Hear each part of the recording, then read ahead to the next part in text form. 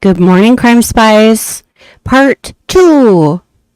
So here I'm thinking, all right, well, he said 45 minutes before the jury gets brought in, and apparently the jury got brought in at 9:15. So Crime Spies can't catch a break today. So there's that. So for those of you who are joining us, I saw TK Phillips was in the chat already. Hi, TK Phillips. How are you? I think I think Taylor is a wackadoo, but I don't think she should get away with murder for it. Anyone that does this cuckoo for Cocoa Puffs, they still deserve to be punished fully. Yeah. I don't know. Did you watch the trial? It was only 3 days worth of trial. We did the first day in real time, and then we did days 2 and 3 on a delay. Yesterday, pretty darn near close to 5 o'clock, both defense and prosecution had done their closing arguments. The jurors were given instructions. Off they went around 5 o'clock. And I thought, well, maybe we'll just leave the live stream open for a little while. So we watched a funny video of Joey Tribbiani with his Ichiban lipstick for men. You know, just for fun. It had popped up in the chat that Patriot Polywog has a IP address in Japan. So anyway, and then I thought, well, let's just watch Dan Bongino. So I went downstairs, opened up the fridge to figure out what to make for dinner, and thought I'd post on Twitter that we're just leaving the live stream open. And, feel free to join us if you'd like, or just, watch the, Twitter feed. And then just out of caution, I typed in TaylorSchabusiness latest, and like 8 seconds prior to me doing that, they said verdict is in. So I ran back upstairs. So we were able to watch. Oh yeah, that 42-minute verdict was awesome. Yeah, and it was interesting because I think it was Monday or Tuesday, someone new in the chat had mentioned, it was an accident maybe, and I'm like, well, I could probably buy that, because first-degree intentional homicide was the first charge, if it was an accident, but clearly that theory was thrown completely out the window when we watched yesterday her interrogation with the detectives, and they'd asked her, well, when he was turning blue and coughing up blood, why did you continue? Why didn't you just stop and think, whoops-a-doodle? So anyway, so ran upstairs. We watched the verdict come in. All 3 counts guilty, guilty, guilty. The judge let the jury go home. Then this morning at 8:30, so 10 minutes or so ago, I went live because I was under the impression we were going to start right away, and they just had a few meandering thoughts, and then the judge is like, well, the jury will be back in like 45 minutes, and so I cut that live stream and deleted it and set up this new one, and just as I'm tuning in, it looks like they started 15 minutes ago. That's fine. All right, so we have closed captioning on. We're just going to put it in 1.25 times speed. So today is going to be phase 2, which is the sentencing phase. And it looks like the prosecuting attorney has some thoughts here before the jury gets brought in. So I told counsel it doesn't seem like there's a large issue, but I just want to make a record of incidental contact that I had with the juror. I was entering the restroom, he was exiting the restroom, and there were reflexive warning comments, and then realized he was a juror. There wasn't any further contact. That was about 8:40 a.m., so I was admittedly a little surprised to see a juror here this early, but I just wanted to make a record of that. Okay. Your Honor, Mr. Saunders told me about this. I don't believe it's really an issue at all. These types of things periodically happen, and usually it's incredibly innocuous. So we give the instruction to the jurors not to talk to the attorneys and parties not to talk to the jurors. You see somebody, you feel like you can tell them to say hi. In this case, Mr. Saunders, it seems like he wasn't even aware there was a juror. He's not even expecting to see a juror. Sometimes the jury's sitting there and you don't study their faces so you know what you're dealing with and satisfy either what he's representing. If there was no intent in what occurred, and the exchange was innocuous and no use to the fact of the case. But I appreciate you letting me know, Mr. Saunders. Anything else before we bring the jury? No, thank you. Mr. Fraley? No, Your Honor, thank you so much. Very good. And then we'll bring the jury. TK Phillips had an interesting question about her name, TaylorSchabusiness. And I was just typing a response, but I might as well just tell you. So her given name is Taylor Denise Coronado. Now it's Taylor Denise Schabusiness. I'm not entirely sure. It's my impression she was married. And it's also my impression, I thought I'd heard she has a son. So I'm not sure if Schabusiness is, like when you change your name legally, you can pretty much change it to whatever you want. Again, channeling the Friends sitcom. Remember when Phoebe and Mike were going to get married and she wanted to change her last name to Banana Hammock? Phoebe Buffet Banana Hammock or something like that. So I'm not sure if she changed it legally just because, or if it was legally changed because that was the name of the person she was married to. I guess I haven't looked, and that's an excellent question, TK Phillips. So anyway, here we go. Ladies and gentlemen, welcome back. I hope you had a good evening. This is the second phase of the trial, and I'm going to give you these instructions. The defendant has been found guilty of first-degree intentional homicide, mutilating a corpse, and third-degree sexual assault. We will now proceed with the second phase of this trial. During the second phase, you will be asked to determine whether the defendant is not responsible by reason of mental disease or defect. Before you may find the defendant is not responsible for the criminal conduct, the defendant must satisfy you to a reasonable certainty by the greater weight of the credible evidence that at the time the crime was committed, the defendant had a mental disease or defect, and as a result lacked substantial capacity either to appreciate the wrongfulness of the conduct or to conform that conduct to the requirements of the law. This issue will be presented to you in the form of two questions.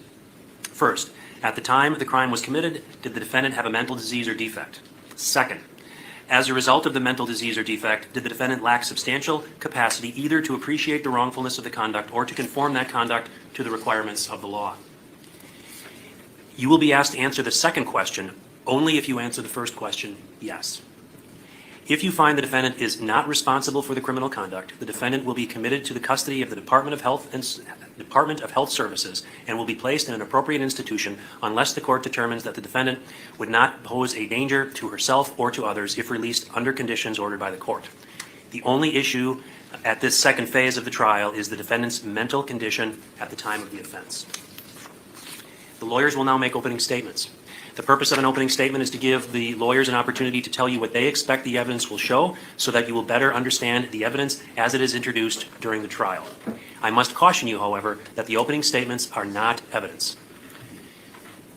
And ladies and gentlemen, because this phase of the trial, the burden of proof shifts to the defense, the order of questioning and presentation will change, and Mr. Freilich will go first. Mr. Freilich, are you prepared to make your opening statement? Yes, I am, Your Honor. Very good. Go ahead. Thank you.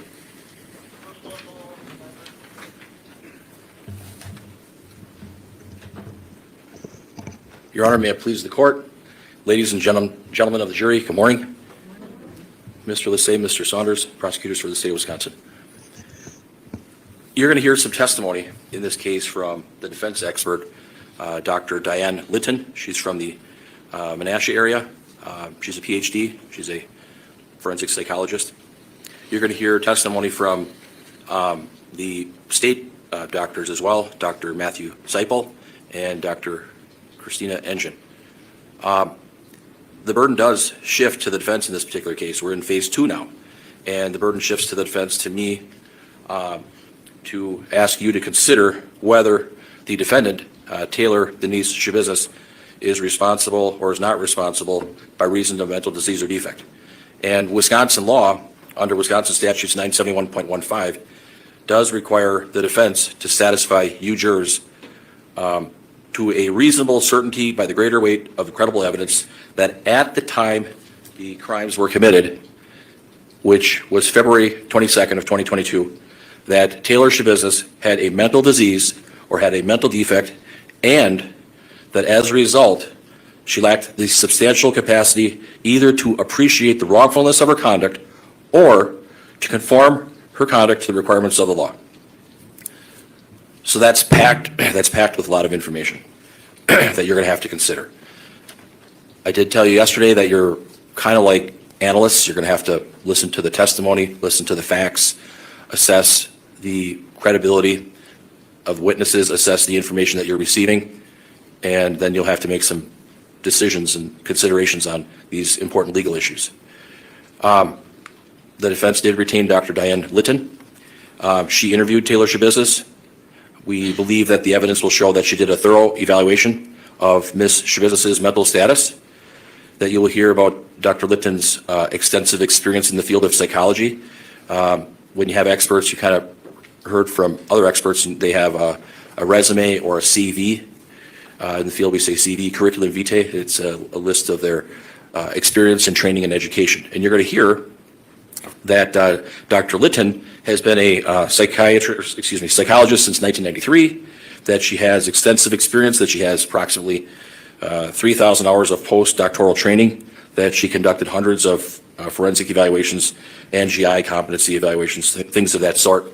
You will hear testimony that she worked at Mendota Mental Health Institution here in Wisconsin, that she looked at many different evaluations performed on TaylorSchabusiness, including from Dr. Tracy Lucetta, Dr. Matthew Seipel, Dr. Christina Engine, Dr.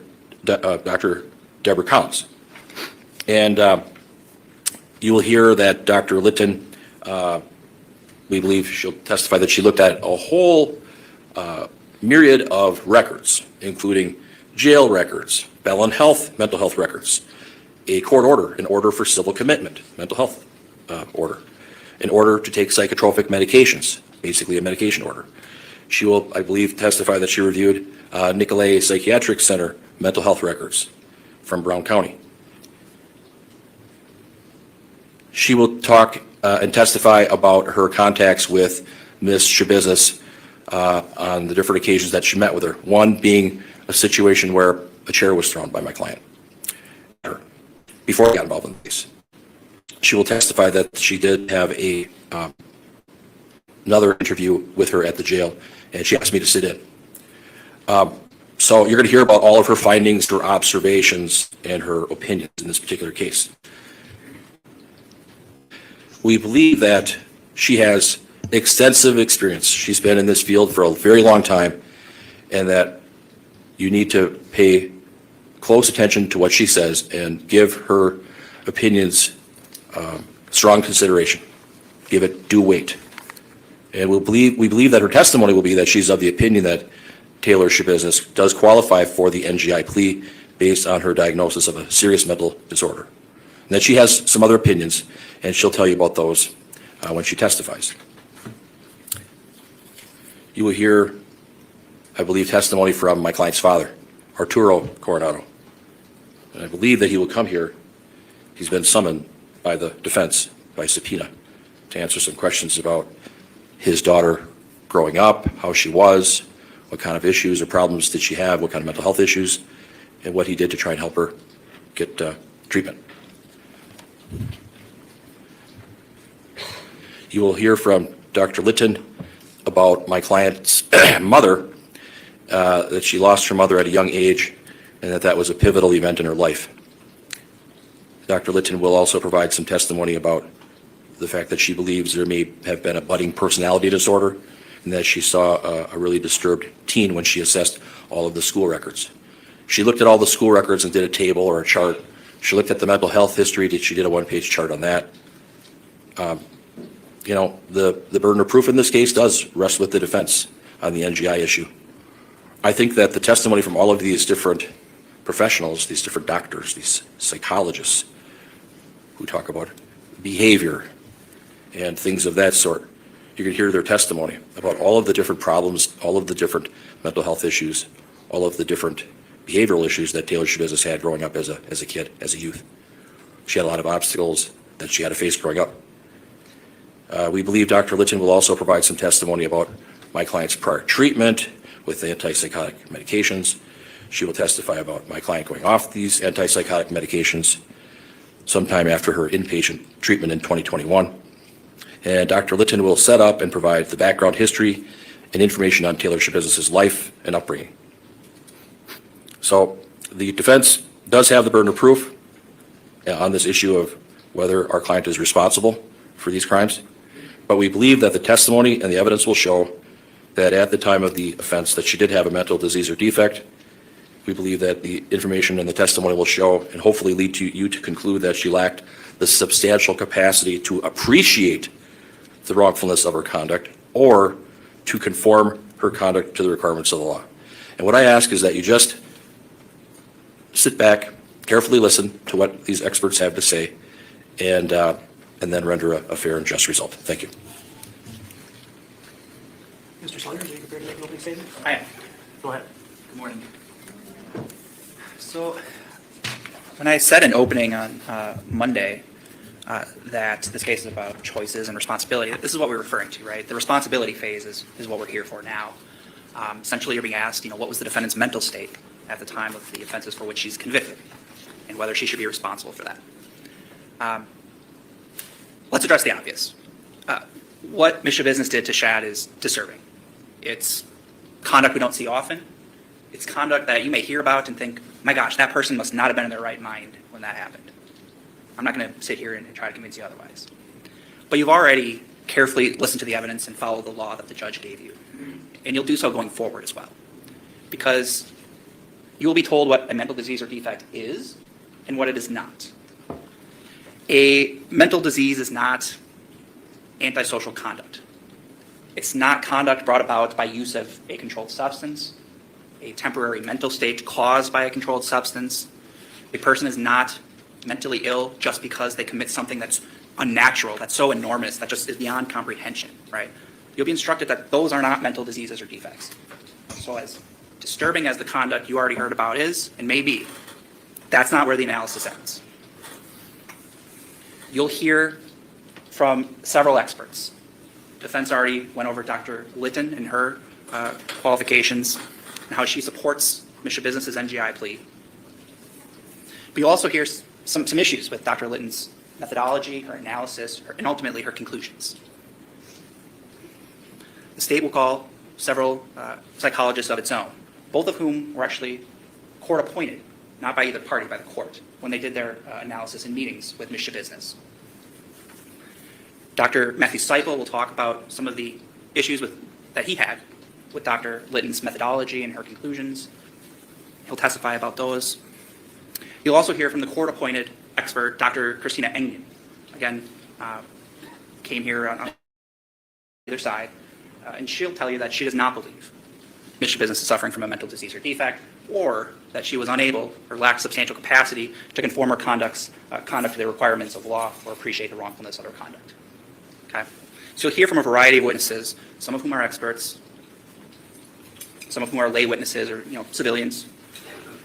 You'll hear about, and you've already heard about, confounding all of this is the defendant's drug use immediately before the offense. We've all heard about that, defendants admitting that and acknowledging that. You'll hear about how methamphetamine has those effects, has effects of psychosis, that has that result in people. And again, it's not a mental disease or defect if you're using controlled substances and it causes that result.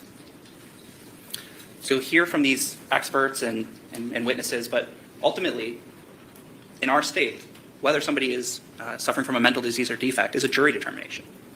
It's up to you based on the facts and opinions that you hear. Certainly the opinions of the experts will be valuable for you, but you've already heard all the evidence. You know more about this case than any of these experts likely do. You heard testimony about Ms. Schabusiness's mental state both before and after in close proximity to the offenses that she's convicted of. You've heard her friends, her roommate, officers who had contact with her, Mr. Hendricks, Ms. Pakinich, describe their interactions in close proximity to this offense and reported nothing out of the ordinary, some of whom are her friends who've known her for quite a while. Mr. Gannon, Mr. Tomes, you've already heard about their observations of the defendant. But more importantly, you saw the defendant's own words. Hours after all of these offenses occurred, really close proximity. You saw her be able to recall be able to talk about it, and more importantly, you saw her mannerisms, how she was talking about it. Did not appear anyone was suffering under some manic episode. She's calmly talking about it with officers, providing information that is consistent with everything they're seeing. What does that indicate? She's aware of what's going on. She remembers everything. This isn't somebody who is not appreciating what happened. So that's why we call all these experts, but ultimately, at the end of the day, it's a jury determination. It's a factual issue for you. And the state believes that when you hear all that evidence and consider the evidence you heard in the first phase, that you'll find the defendant has failed to meet her burden, that she should be held responsible for the conduct that she's convicted of and what she did to Shad. Thank you.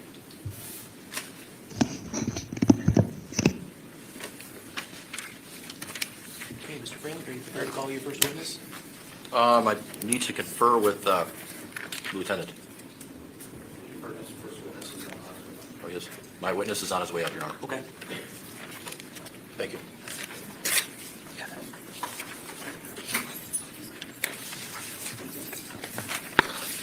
Okay, so some more waiting. I guess it's good that we're... Look at her snickering. Look at her smiling. If I was her, I wouldn't be smiling about a whole lot.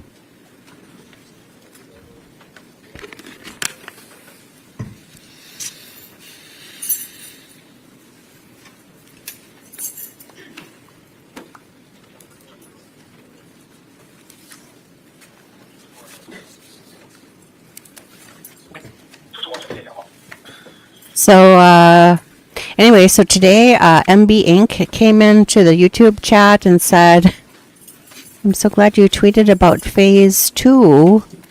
I'm like, yeah, well, we had kind of a rocky start this morning on Crime Spies. We started at 8:30. I thought that was when we were supposed to be starting. And it was just a brief conversation between the attorneys and the judge. And the judge said the jury would be ready, I thought was at 9:30. So I ended the live stream, set up a new one, which takes a little bit of time. And come up here 9:30 and find out that they started at 9:15. But anyway, so we are a little bit behind, not by much. TK Phillips has some really great insight on the Rumble chat. So if you're over on Rumble, please join the chat. We did discuss her last name, and her last name Schabusiness. I wonder if this is her husband. This is, Arturo Coronado. sir, if you just Oh no, this is her dad. and, raise your right hand. Holy cats. Okay, we're going to put it back down to 1.25 times. Okay, so while I have your attention, TK Phillips had asked about her last name, Schabusiness. I'm like, well, I'm not sure. And I gave the banana hammock thing that Phoebe Buffet did on Friends. So I did go on the Googlies, and the Googlies said that her husband's name is Warren Schabusiness. He is currently in jail for burglary, theft, and drug possession. Warren claims that Taylor was suffering from a mental health crisis, and he beat a conspiracy to distribute methamphetamine charge and pleaded to a possession with intent to deliver. Well, that was like the summary, which they should have just, it doesn't matter. They have a son named Mateo, who lives with his paternal grandparents in Texas. Apparently, she had lived in various locations, including San Antonio, Houston, Temple, Cotula. All of those cities are in Texas. And then Suamico, Wisconsin. So that's how she got the last name Schabusiness. That's her married name, and her husband is currently in jail. Now, this guy that's going on the stand, his name is Arturo Coronado. So her maiden name is Coronado. Arturo Coronado looks like he is also in prison. The defense counsel, in his opening statements about this phase 2 regarding whether or not she should be considered not guilty by reason of insanity, they keep referring to an NGI. That's what that is. He had mentioned that her mother died at a young age. The father, Arturo here, will testify, and also the fact that she was on antipsychotic medication, which she stopped taking in 2021. Now remember, this crime happened February 22nd of 2022. So, TK Phillips says, you think she's putting on an act to try and sell this Sandy plea? Is there anyone in the family that hasn't been in jail? Yeah, no kidding. Well, the mom's deceased. Temple, Texas, that's where I'm at. Yikes. Yeah, well, now she's over in Green Bay, Wisconsin. That's like 6 hours from me. I mean, it's far enough away, but still. We have a serial killer, I think, running around here. There's 2 younger girls that went missing like a month and a half ago. One was like Desiree Knapp, and the other one, I forget her name now, Fiona something. And a couple weeks ago, they found one of those 2 girls in some storage locker along with this other lady, and there's evidence that the 2 crimes are committed or connected. Not sure about the other girl that was missing. They're all over the place. I told my girls, head on a swivel, ladies. All right, back to the thing here. The whole truth and nothing but the truth in the matter now before the court, so help you God. Please have a seat and state your name for the record. Arturo Coronado. Okay, Mr. Fairley, the witness is yours. Thank you. Mr. Coronado, good morning. Good morning. Sir, how old are you? 51, What is your date of birth? 524-72. Are you currently married, sir? I am not. You are living in Green Bay, correct? Yeah, you know that, Chris. Okay. And your daughter is Taylor Denise Schabusiness, is that fair? She is. Who is her mother? Marla, Okay. And you were married to Marla for a while, sir? of course. How many years was it? We were married about 10, together about 15, 16. Did you live together in Wisconsin or some other Illinois. state? Illinois. Illinois and Wisconsin. And where was your daughter Taylor Schabusiness born? In Evanston, Illinois. Does Taylor have a sister or brother? She has a brother that passed away last year. Okay. What was his name? AJ, Arturo Drep, Okay. JREP, And why did he pass away? What happened? July 1st, last year. Motorcycle accident. Okay.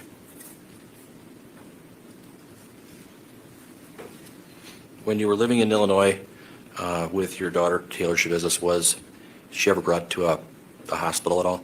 No. Okay. Did she ever receive any mental health treatment when you lived in Illinois? No. Did something happen to Taylor's mother at some point? She passed away. Okay. She passed away May 20th, 2009. In her sleep. Okay. Did that take a toll on your daughter Taylor? Well, of course. Okay. Can you tell me a little bit, Toll sir? on my son as well and me. Okay. Took a toll on everybody, correct? But yeah, And when her mother passed away in May of 2009, how old was Taylor? 11, probably 11 and a half. Okay. My Yeah. son and daughter were, about 9 and a half and 11 and a half years old. Okay. Did Taylor go to school that day that her mother passed away? I tried to get him to go to school, but they knew something was going on. Okay. He came back. Can you describe a little bit how the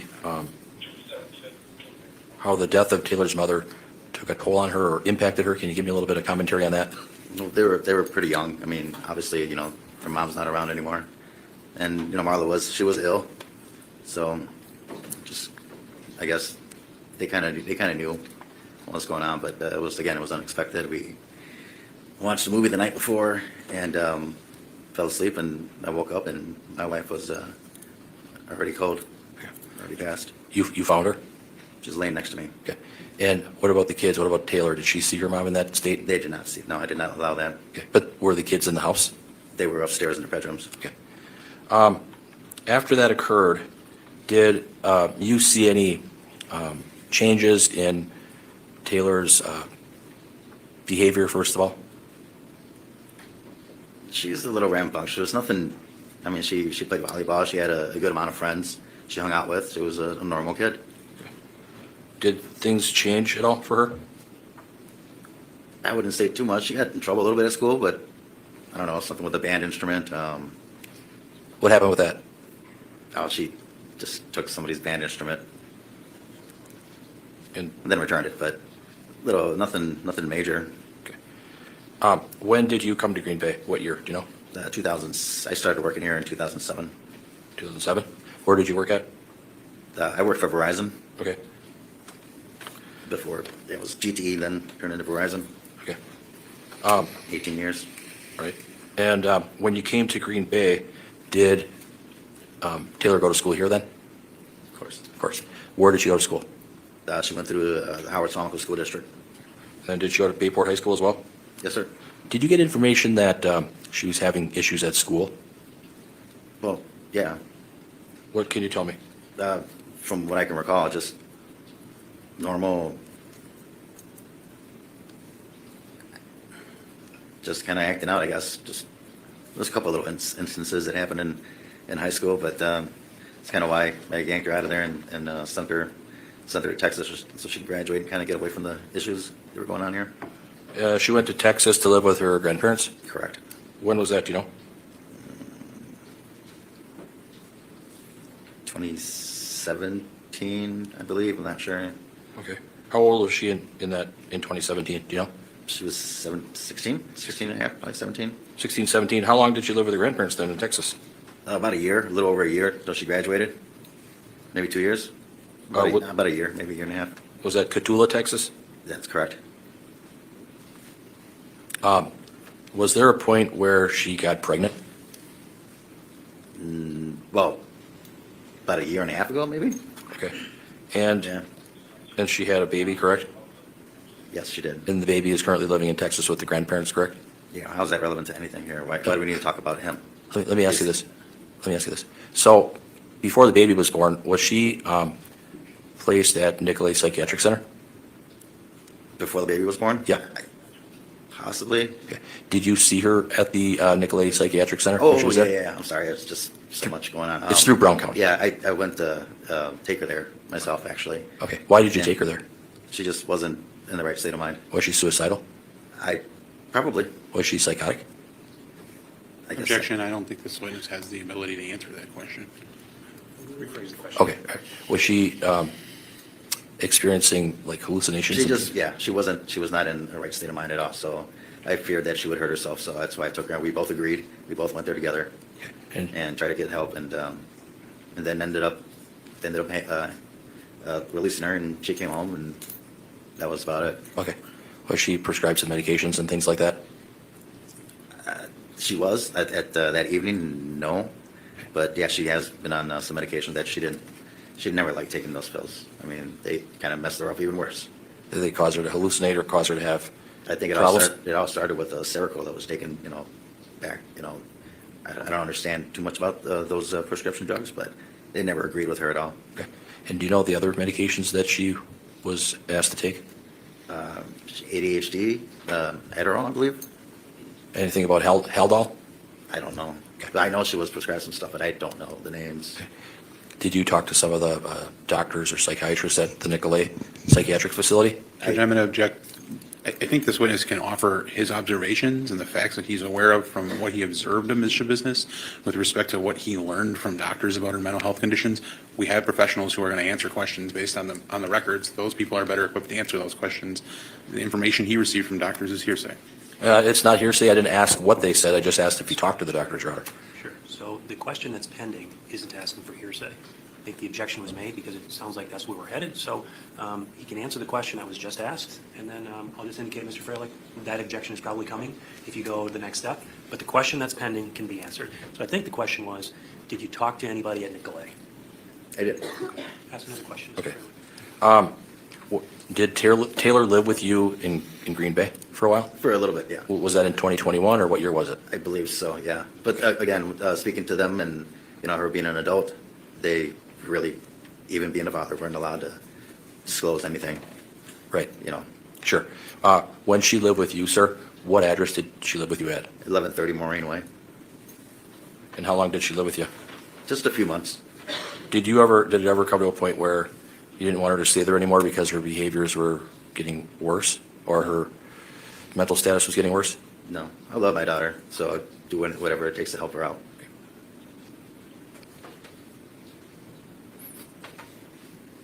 Did you ever review any of her records at all?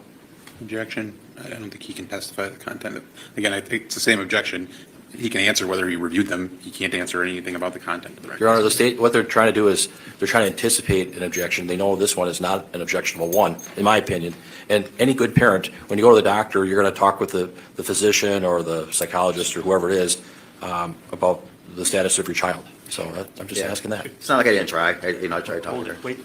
So I'm going to overrule the objection at this point, and the question can be asked. Mr. Freilich, why don't you ask it again so that the witness has it in his mind? Okay, Your Honor.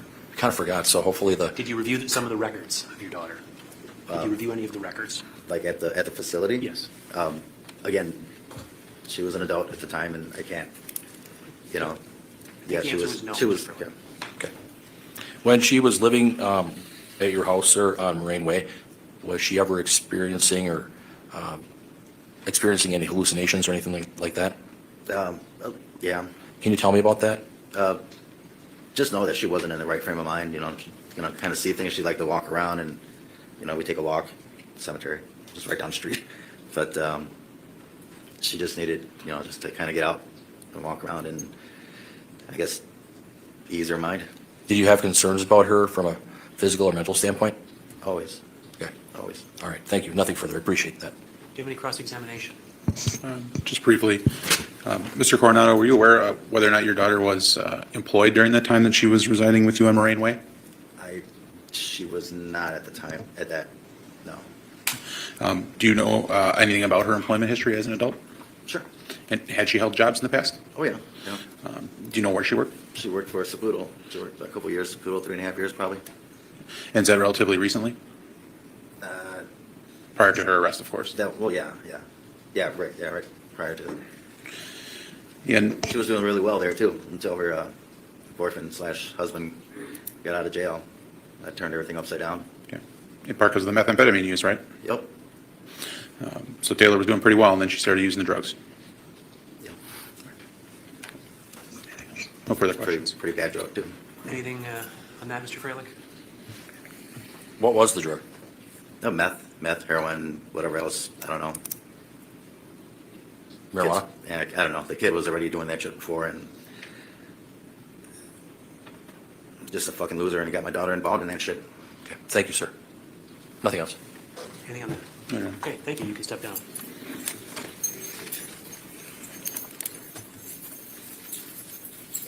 I love you, Joe. Go first. Take care of Next witness, Mr. Freilich. I call Dr. Diane Litton, PhD, Your Honor.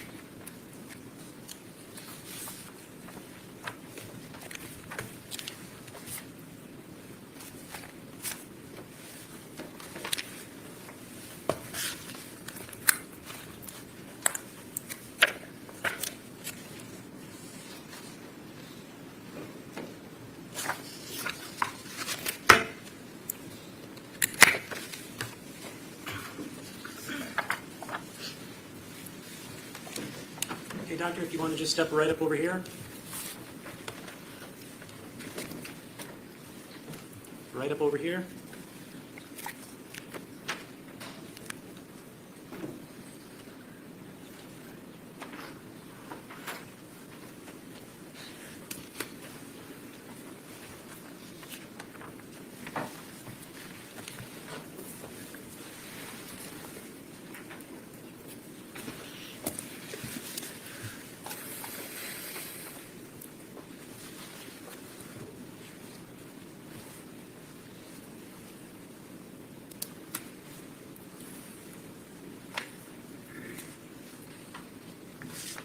Raise your right hand. Do you solemnly swear to tell the truth, the whole truth, and nothing but the truth in the matter, not before the court, so help you God? Yes. Please have a seat and state your name for the record.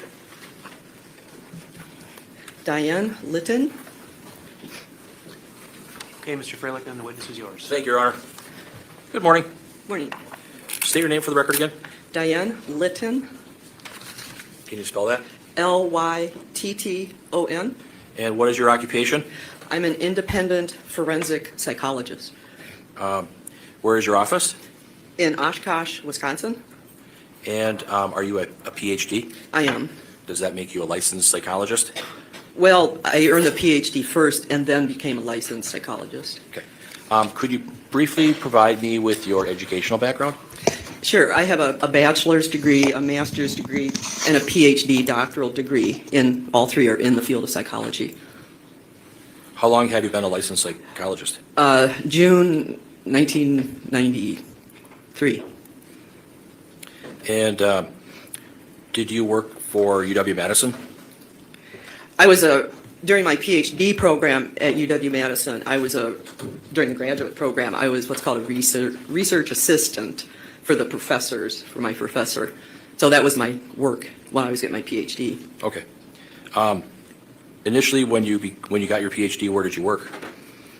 I worked for the University of Wisconsin, initially in an internship, administrative internship through University of Wisconsin system. I did that for a year.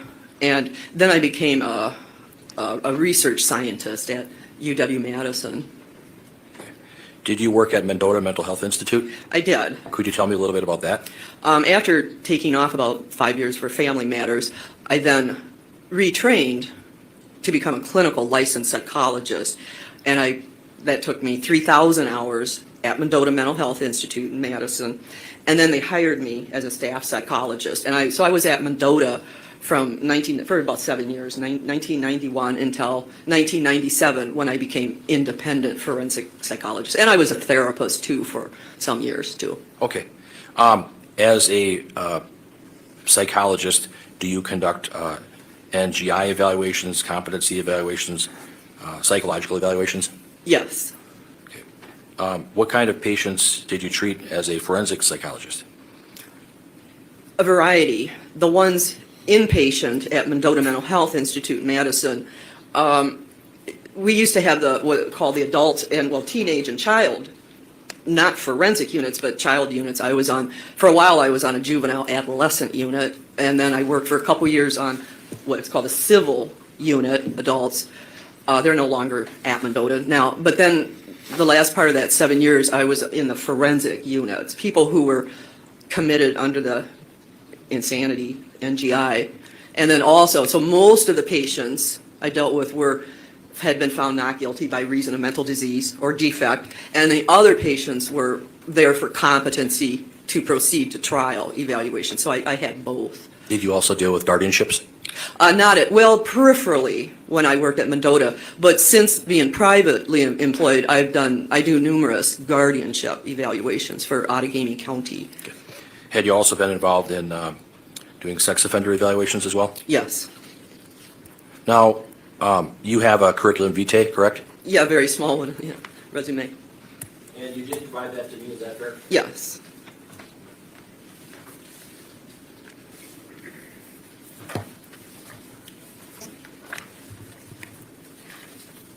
Counsel, just to clarify, we're starting over with numbers. This is Exhibit 1. Okay. Thank you, Judge.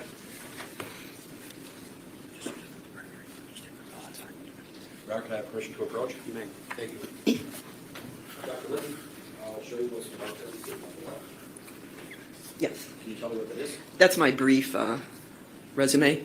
And does your resume or curriculum vitae contain information about your educational background? Yes. Does it contain information about other patients or cases you've worked on? Well, it summarizes my jobs since 1975, so yeah. Okay. And the type of cases that I do for the last 32 years? Okay. And your license is still in effect, correct? Yes. Is everything in that curriculum vitae Exhibit 1 true and accurate as of today? Well, except I wasn't able to do the online renewal of my American Psychological Association membership. I found that out this year, so I had to call them up and do that. So that's the only thing. As far as I know, that's the only thing that's not accurate. But you're licensed in the state of Wisconsin. Correct. Offer Exhibit 1. Any objection? No. One will be received. Thank you. Now, were you provided with some brief background information about this case? Yes. And were you provided information from prior counsel and from me? Yes. What kinds of information did you review in this case? It was voluminous, and I asked for more information too. The records, though, discovery included the criminal complaints for the offense, prior offenses from 2020. That's the police records and the formal criminal complaint. And then inpatient, a 21-day inpatient psychiatric hospitalization at Nicolay. Can I stop you right there? Did you receive those documents? Yes, Did you receive the order for civil commitment? yes, Did you receive an order for psychotropic medications for TaylorShabusiness? yes, And you looked at those legal documents? yes. What year was that? Do you know? Which year? When those orders were entered, the civil commitment order? 2021, I believe, for 6-month order for civil commitment and the order to treat.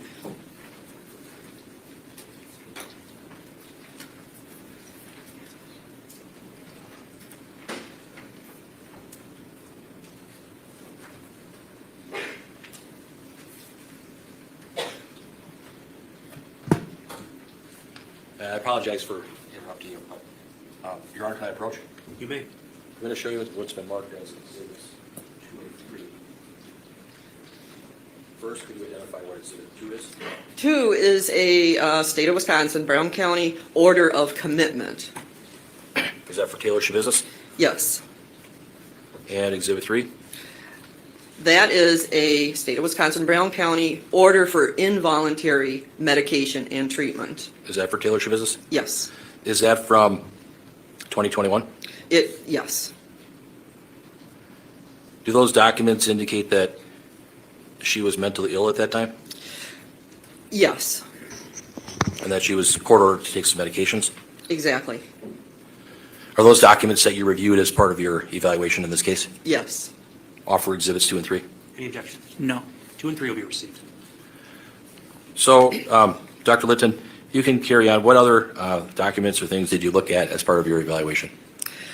I reviewed the other evaluators in this case, their reports, and then the 2 inpatient psychiatric hospitalizations from Bellin here in Green Bay.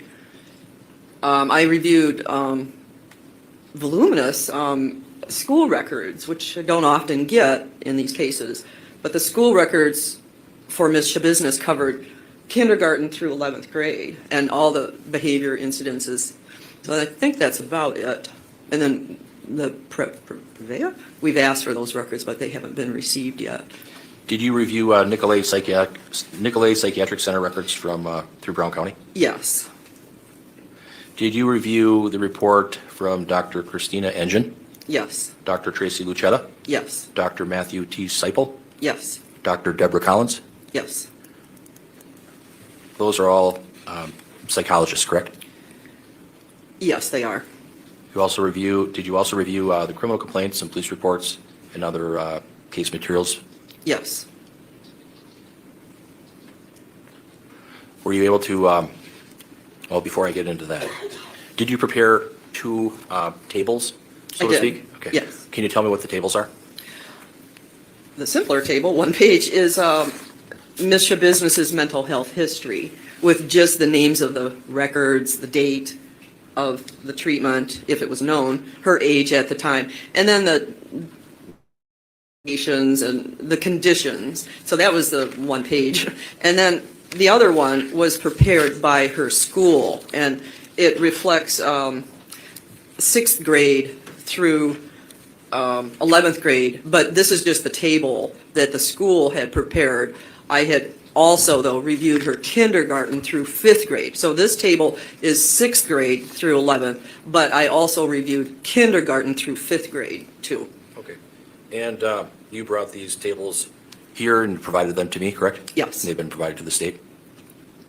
I guess. I don't know. Were they provided to the state? Yes, they were. Okay, yes. You Your Honor? yeah, you told me that. Thank you. Can I approach, Your Honor? You may. Thank you. Exhibit 4 is being presented to you. Exhibit 5 is being presented to you. Could you comment on Exhibit 4 first, please? Exhibit 4 is a one-page table, TaylorSchabusiness mental health history, with the record the information came from, the date, if it's known, of inpatient or jail records, her approximate ages, and then the conditions during that, either psychiatric treatment or in jail, the conditions, if they did make any diagnosis of her, and then medications, if there were medications prescribed. So that's what Exhibit 4 is. Could you take me through that in a little bit more detail as to the treatments she received and the medications? Yes. And from the age of about 7 through 14, she was treated, and again, I can't remember how the Previa, here in Green Bay or this area, probably outpatient, so ages about 7 to 14, and we know the 14 is definite. She was seen for, and she was under psychiatric care, and I believe therapy, counseling, for attention deficit hyperactivity disorder, depression, and she was begun on Zoloft, an antidepressant, 2 to 3 weeks when she was 14, before the admission to Bellin. So that's on the next line. Bellin Health Psychiatric Center Adolescent Unit. She was there for 3 days, 2012, age 14. From the medical records, the conditions that they saw, the psychiatrists, the mental health people at Bellin, a thought disturbance, hallucinations, delusions, suicidal, depression. She was initially diagnosed with bipolar 1, depression, severe, with psychosis. She was put on an antipsychotic medication, Seroquel, and they discontinued the Zoloft that she had been taking 2 to 3 weeks before the admission. And the reason they discontinue the antidepressant medication is sometimes it can trigger worse symptoms in a person with bipolar. When she was discharged after the 3 days, no longer suicidal, she was then diagnosed with a mood disorder, not otherwise specified, without psychosis, but still, the psychiatrist noted there was still some paranoia. You want me to just continue? Sure. Okay. The next admission, psychiatric, was to the same facility, Bellin Health Psychiatric Center Adolescent Unit, inpatient. That was for 3 days, 2 years later, in 2014. She was diagnosed with a mood disorder with prior history of psychosis. She had a history of diagnosis of mood disorder, suicidal, attention deficit hyperactivity disorder, history of hypomania, and marijuana use daily. She was prescribed medications to treat some medications, Lithobid, there to manage bipolar disorder.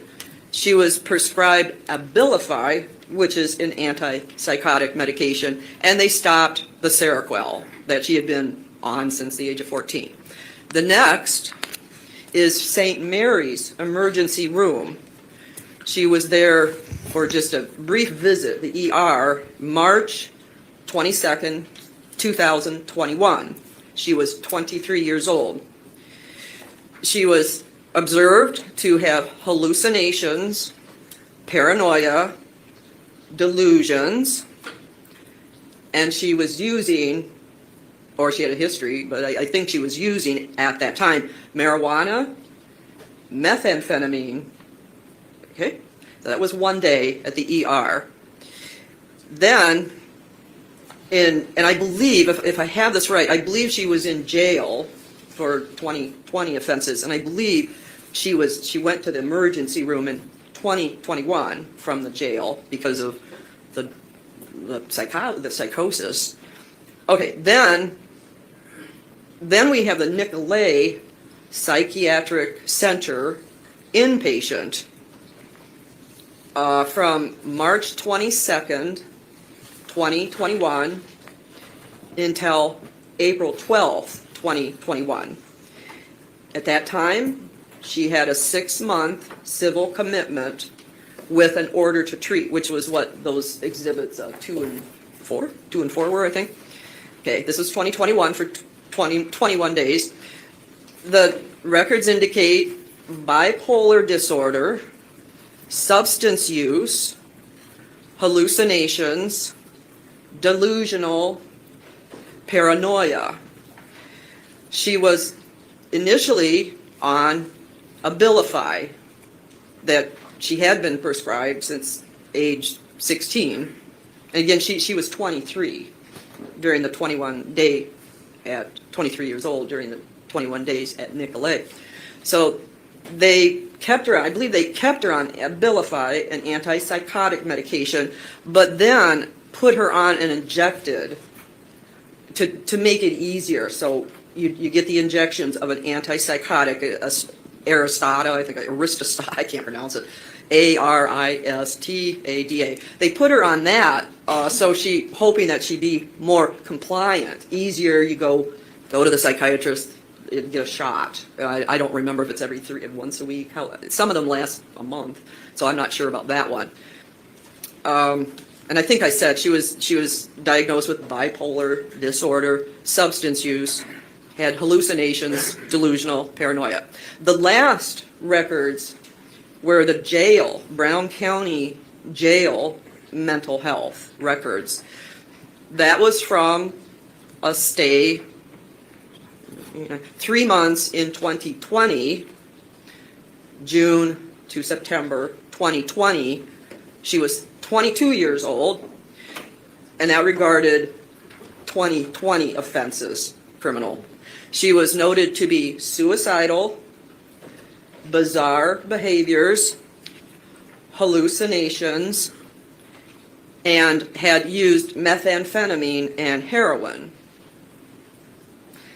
Then, from the ages of 24 to 25, currently, records from the jail were from January 4th, 2022 to July 9th, 2023. She had, and I'm getting these from their mental health records, psychiatrists, mental health people at the jail. They noted she had suicidal ideation, bizarre, self-injurious behaviors, many conduct reports. She was nonverbal and isolative in her cell at times. She smeared and drew on her cell walls with feces and menstrual blood. She was naked at times. She had hallucinations, intense anger at times. She was prescribed Risperdal, an antipsychotic medication for, quote, psychosis and impulse control. But she was usually non-compliant. Then, as far as I know, the antipsychotic olanzapine is currently her medication prescribed at the jail, but she has typically been non-compliant with taking it. And that's it for that exhibit. Did you generate a report in this particular case? Yes.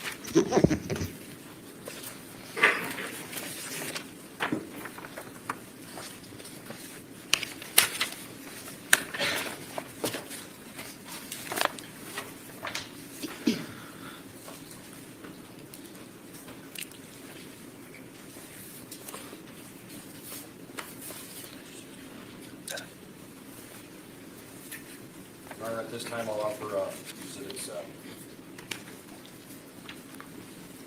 2, 3, and 4.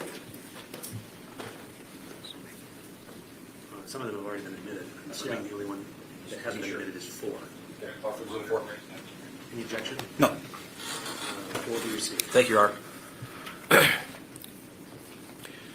Dr. Litton, you prepared a written report, correct? Yes. And was that dated July 3rd of 2023? Yes. Was it 15 pages? About that, yes. Did you sign it? Yes. Oh, 9 pages. You did review her medical and mental health history, correct? Yes. Her background, correct? Yes. Her family and social background, is that fair? Yes. Alcohol, drug abuse, and education? Yes. Sexual, physical abuse history, fair? Yeah. Yes. Jobs, Yes. charges? Yes. Tell me about the first interview that you did with her.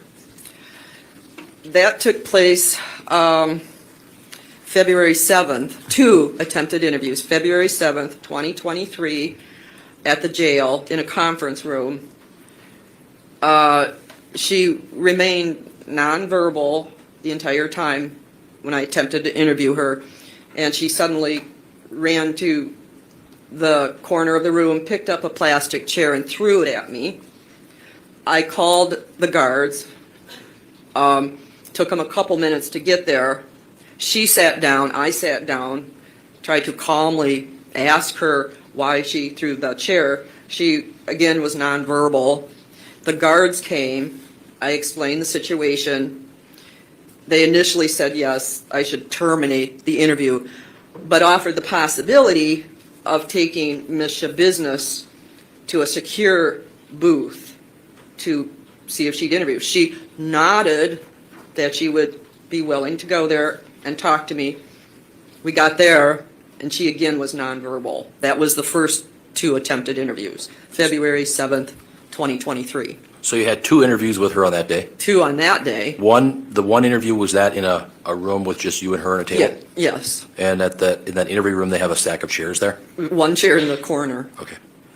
And then later you went to a more secure area where there was glass. Did you talk to her there? I tried to, and she again was nonverbal. That was before I got involved. Is that fair? Exactly. Then did you have the occasion to meet with her on a different date? I did, when the last attorney, the original attorney on the case, after she threw the chair at me, was nonverbal on February 7th, 2023. Her defense attorney went, like the next day, went to discuss things about, why did you throw the chair? She didn't have an explanation. But she agreed, and she was verbal to the defense attorney. She told him, yes, she would then interview with me. He said, I'll come back tomorrow to double check. He returned, I guess, the next day. She again said she was verbal with him and agreed that she'd interview with me. So I returned on February 13th, 2023, and she refused to even come to the interview room. So those were the first 3 attempted interviews. Was there an occasion where you had another interview with her? I did, yes. When was that? On June 19th, 2023, And was that at the Brown County Jail? yes. In the interview room? In the conference room, yes. And what is the conference room? Can you describe the layout there? Not a huge room, but there's a table, a bigger table in the middle, and plastic chairs, thank goodness, plastic chairs. And then there was that the people sit on. And then, 1 plastic chair in the corner, not a huge conference room. From the incident on February 7th where the chair was thrown at you, did you have some safety concerns, precautions? With her or me? Or, Yes. she was handcuffed to a waist belt. But did you have concerns from the incident on February 7th where the chair was thrown at you? Oh, yeah, definitely. Okay. First time in 32 years, a chair's, anybody I've interviewed ever did that. So on June 19th of 2023, you had another interview with her? Yes. Did you make any requests at all? Well, for you to be there, but, you had already met with her several times. She had not been aggressive with you. Ideally, I wanted to meet with her in that conference room as opposed to behind plexiglass in a little tiny booth. So yeah, the June 19th, 2023 interview where she did talk was in that conference room. And you asked me to sit in? Yes, I did. Did I interfere in any way? No. And so tell me a little bit about that interview on June 19th of 2023. We only, I was only with her for 2 hours. She had a great deal of trouble, difficulty with paying attention and concentrating. My impression of her at that 2-hour interview was she was psychotic. She had visual, auditory, hearing, visual hallucinations, auditory hallucinations. She was delusional. She was paranoid. She answered some of my questions. My impression of her was that she was really trying to answer questions, and she was verbal. This time she spoke with me. She was verbal, but my impression was that she was really trying to answer my questions. But her thinking was very, what we call disorganized, very delusional. She was actively hallucinating, hearing things, a train, a loud train whistle that she screaming, which she told me she hears in the courtroom too. As the 2 hours went on, she became so distracted and very, afraid. You could see it on her face, fear, because of the delusions she was experiencing right then. And she got more and more scared about what she thought she saw, a train, and of this louder whistle. So after 2 hours, that was it. She was so, in my impression was that she was so distressed. I didn't want to continue the interview. Then I felt I would be inflicting more harm on her if I continued the interview. So she gave me some information about her bipolar condition, her mental health history, family. Yeah, that was. Dr. Litton, thank you. Do you have an opinion on whether or not Ms. Schabusiness's memory for remote or recent events was impaired when you met with her? Yes. Tell me about that a little bit. Not only did I see that memory issues, impairment in the 2-hour interview, but I see it in her records too.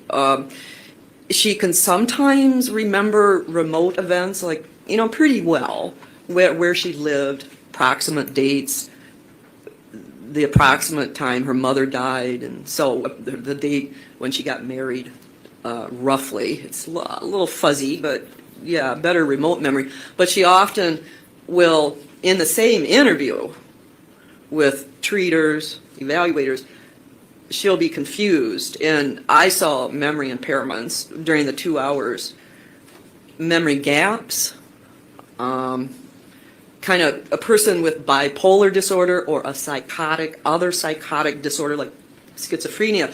When they're actively psychotic, we sometimes see memory gaps for the time they were very psychotic, or with bipolar 1 disorder, when they're in a manic state, they can often forget what's going on. Then when they come out of the psychosis, sometimes they'll have a spotty memory. Sometimes the whole memory will come back of what they were doing, what happened during the psychotic episode. But sometimes it's totally blank. Sometimes it comes partially back. And sometimes they try to reconstruct what happened, and you get a kind of a funny reconstruction. How do they explain their behavior when they were manic with bipolar or psychotic from schizophrenia, for example? They'll do a funny, not funny, haha, but bizarre reconstruction. Well, let's see, if I did that, if I got married while I was psychotic, well, let's see, I must have liked the guy. Or I've heard some really odd memory issues. What about her speech? Can you give me any commentary on her speech from the observations you made? Her speech is generally, I could understand her. She generally speaks in what we call connected sentences. So you can understand her speech. She's not, there's another term, word salad, for somebody who's psychotic, who just, blah, blah, you can't understand. It's called word salad. I've never, in her records, And when I interviewed her, she's never been like that. So you can understand her speech. And she'll speak in brief, what we call connected sentences. Sometimes they're logical, lucid, but other times not. They don't make sense. They're going off track. They're, whatever we're talking about, poof, she goes off track and says something totally different. Are you saying that she goes off on tangents? Very much so, yes. Not always, but yes, I observe that in the records too. When you discuss certain topics, is she connected or disconnected? Sometimes, like in the 2-hour interview, sometimes she, and again, my impression was that she tried really hard to answer my questions. Sometimes she was connected to what I was saying and to reality. Other times, no, definitely not connected, in my impression. During the 2-hour interview that you had with her on June 19th, was she distracted by any internal or external stimuli? Yes. Tell me a little bit more about that. She was distracted by a clock on the, and this is one of these tangents, a clock on the conference room wall. She was distracted by a cord. We had just been talking about past suicide attempts, and she had tried apparently to hang herself, so when she was a teenager or younger, and she was distracted by a cord and a voice telling her to hang herself with that cord, but she said, I'm controlling it though. She had a train. She thought she saw a train and a whistle that got louder and louder and louder. She was delusional in her thinking. So those are just some examples. Did you ask her about her mood on a scale of 1 to 10? I did. And what was the response you got? 007, which was bizarre. And I think a reference to James Bond.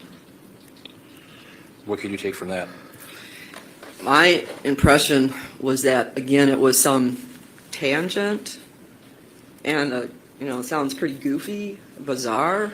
I asked her to clarify that, and she really didn't. It led into a discussion of mania, bipolar 1 mania, and we discussed that, her impressions of bipolar, and has she ever had a manic episode. Is obsessive compulsive disorder a mental disorder or issue? Is it for her or just in general? Just in general. Yes, it's a mental disorder. Did you talk to her about any compulsive behaviors or any issues like that? We're still just a few minutes behind the live stream, but if you're joining us over on the Rumble, we've got some really great chats going on between TK Phillips, Patriot Polywog, and myself. Regarding, okay, so the first person so this is phase 2 of of TaylorSchabusiness's trial. Phase 1 concluded yesterday, finding her guilty of all 3 charges. Phase 2 is the sentencing phase. And so the questioning going on in the chat is, why aren't we here? So for those of you who watched part of the Letitia Stelk trial, remember Dr. What's-Her-Face that testified? She was like the last witness for the defense. She testified for like a day and a half or something. But that was like part of the trial. But then the charges for Letitia, I think were like, first degree murder, guilty or not guilty by reason of mental disease. You know what I mean? So I don't know. I'm not an attorney, but it's my gut feeling, I should say, that perhaps some states like the state of Wisconsin, because this is considered like phase 2, that they determine whether or not she's guilty in phase 1, and then in phase 2 is when they determine whether or not she qualifies for not guilty by reason of insanity. Because remember, Letitia was the same thing. Like they admitted she killed Gannon, but then the whole trial was about whether or not she was guilty by reason of insanity, not guilty by reason of insanity. So I just wanted to pause for a moment. If any of you are attorneys in the audience, let us know, because Letitia was in Colorado, And, now that I think about it, Letitia Stoke trial, that went on forever. She had already pled, or she had already acknowledged the fact that she had killed him. Well, in this case, she acknowledged the fact that she killed him too. Well, never mind. So, like I said, the jurors were brought back in today, and I don't know if this is going to last all day. I don't know. I had planned on doing some subcommittee hearing things this afternoon, or after this was done. So, we're just all in this together. Oh, yeah. 10 Senate seats may flip in 2024. It would be awesome if we get control of both House and Senate. Yeah, Dan Bongino said the other day we might lose the House. That would really suck. Well, like I said, everybody needs to get out and vote. Even if you think, like, and bring 10 friends with you. All right, back to the trial. TK Phillips, we watched, let's see, who was it in the chat yesterday? You wrong, who was in the chat yesterday, sent us a clip of McConnell going blank during, he was up at the podium. He looks like he's lost at least 50 pounds. And he was talking, and all of a sudden he started staring. That COVID, like, they stare, and kind of look around a little bit, and then they spin around. Well, he didn't do that, but he kind of like looked off in the distance and stared. And then they, scooted him away for a little bit, but it sounds like he finished his little thing. I don't know what that was about, but he does. He looks like, he's lost like 50 pounds. Him and Feinstein make quite a Senate couple. I'm not sure. So you look awful. It was like a stroke or seizure. Oh, and you know what? When you wrong sent the link and it first started, I was like looking at it, and it looked like the side of his face was kind of immobile. Which, if you've had, you wrong said that they had had a stroke, and yeah, that happens. Like one whole side of your body. Sometimes, like it, takes a while to come back. I'm not sure. I've heard of people that, it does come back after like physical therapy and stuff, but I don't know, maybe sometimes it doesn't come back. Take your omega-3 fatty acids, people, and keep them in the freezer so you don't get that weird fish burp thing after you take them. They're like one of the most important things you should take every single day for your heart, your blood circulation. Anyway, all right, let's get back to this. Yes. Tell me about that. I brought up the issue of hypersexuality, also just obsessive compulsive symptoms, traits. And she said sometimes she's will touch her hair a lot. She'll wash her hands 30 to 40 times with germs. But then I asked her about hypersexuality, which is sometimes seen in a person with bipolar 1 disorder, when they're in a manic psychotic state, this hyper, too much interest, arousal regarding something sexual. And she was very surprised. She had never heard of that. But she clicked on it. It was interesting. She clicked on it like, oh. And then she described some past obsessiveness in, I think she said in 2020, for about a year, when she and her husband viewed a lot, and she called it, obsessive, adult pornography.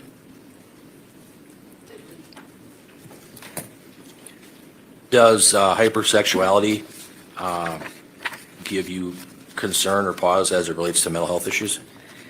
It does, because, and this wasn't the additional evidence about it, that she has likely, well, in my opinion, she has had hypersexuality during the bipolar disorder, when she was diagnosed at least age 14, but probably before that.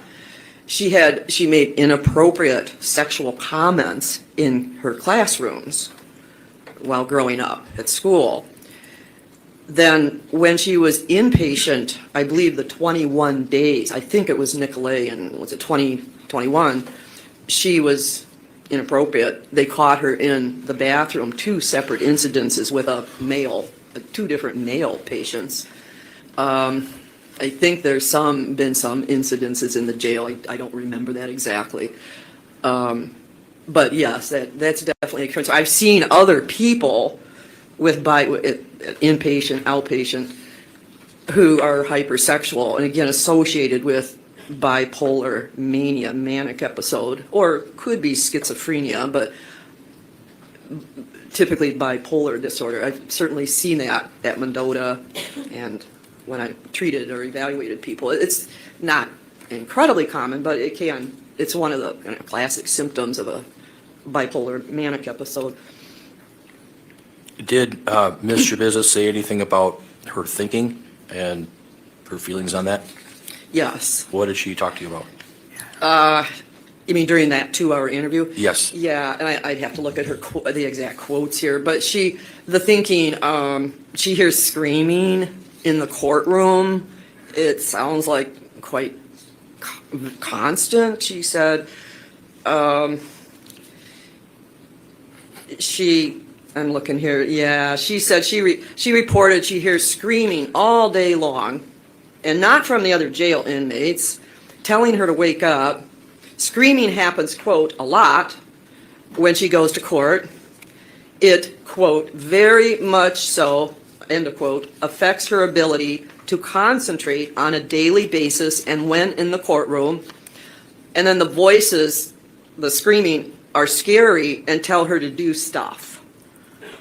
So her thinking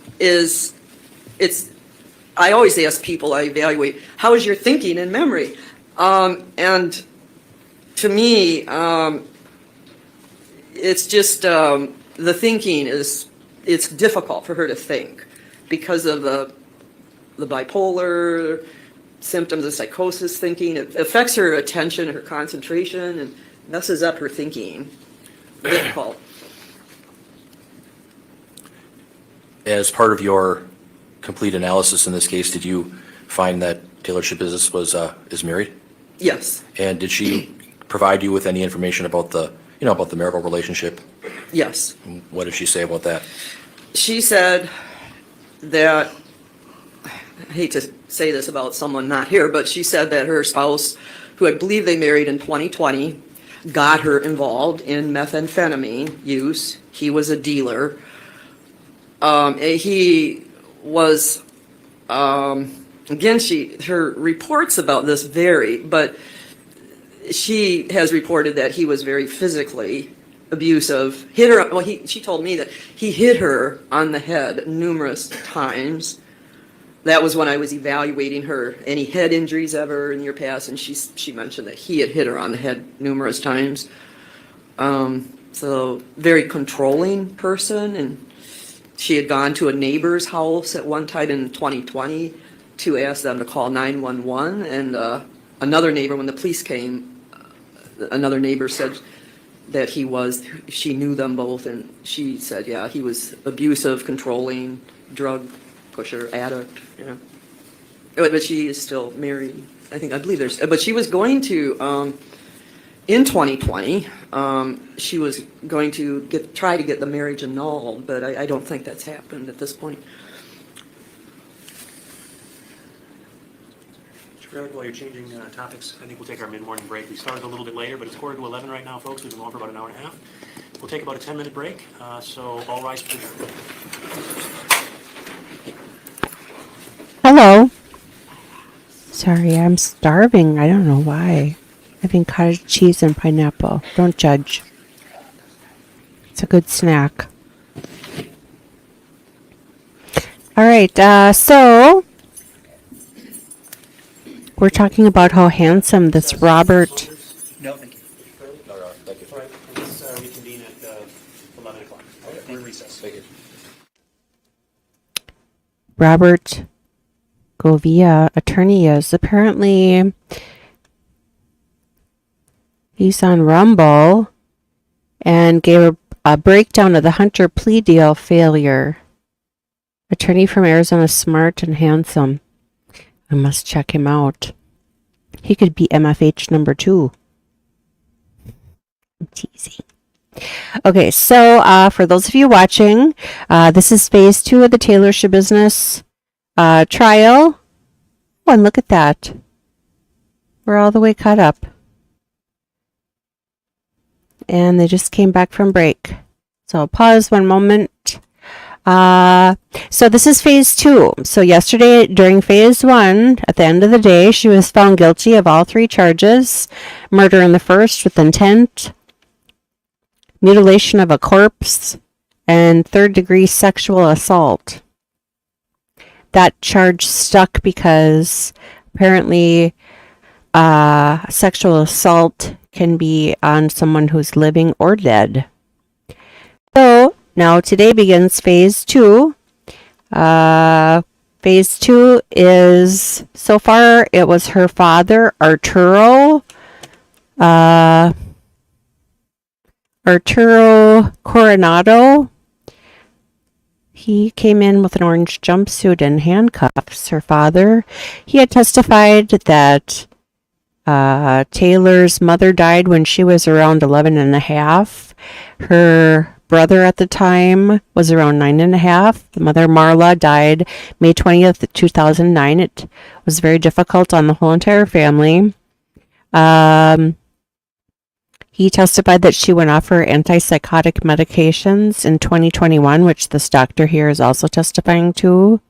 Her brother AJ actually died last year, July 1st, 2022, from a motorcycle accident. He was about 2 years younger than her. This doctor here, so he just testified a little bit, but towards the end, Taylor is married to this guy named Warren Schabusiness. So her maiden name is Coronado. Schabusiness is her married name. They have a son, Mateo, who I'm guessing is around 2, because this crime happened almost a year and a half ago. So he wasn't born after that, but it sounds like her son Mateo, I think was his name, lives with the paternal grandparents, so Warren's parents down in Texas. Apparently they're still married. So this doctor is going through quite the laundry list of her history. She's reviewed her school records. She's reviewed multiple hospitalizations, both just when she was, and she's been imprisoned a few times. So she's got records from the prisons. She's also got records of when she went into the hospital, just because her parents sent her. She's got just some of the things: hypomania, hallucinations, paranoia, delusions. She uses marijuana, methamphetamine. She's hypersexual, bipolar. Some of the same things. It sounds like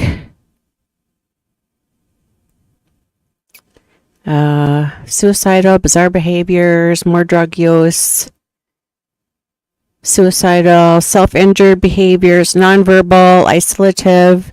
She has smeared and drew on her cell walls with her excrement and monthly blood. So there's records of that. Hallucinations, anger. She believes that she's on something called olanzapine. And then this doctor had a couple times she tried to interview her in February. The first time she threw a chair at the doctor. She's nonverbal. I think it was like the 3rd session that she, after her first attorney she attacked in the courtroom. And then now this guy she must trust. So this guy, after he was in charge of Taylor's trial, he accompanied Taylor with this doctor that's been testifying, and apparently she was able to at least carry on a conversation. She told the doctor that Warren, her husband, was the one that got her involved in meth he was a dealer. Oh yeah, and the dad said, like one of the very last things the dad Arturo said is that Warren was a fucking loser, or something along that line. So, and there are records that this Warren was physically abusive to her, including hitting her in the head numerous times. In 2020, she actually went to the neighbor and asked them to call 911 on the husband. Apparently, several neighbors corroborated the fact that he used to beat the crap out of her, and then they broke for lunch.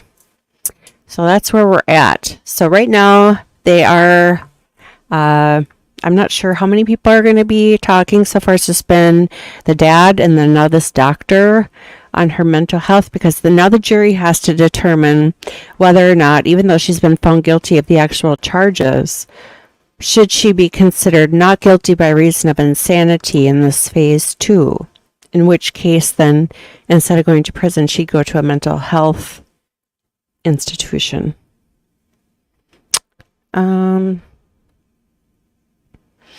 Oh, and apparently she does have all kinds of hallucinations. She hears things. And I think I had said something like, oh, she hears like screaming. And I said, I wonder if the screaming she hears is why her face changes randomly. We talked about Mr. Hottie. And then PJ Pollywog said, remember yesterday I was commenting, wonder what she's thinking during her testimony. Now I kind of get it, hearing voices and such. Interesting. All right, so like I said, we're pretty much caught up. And they just took a little quick break. So now back at it.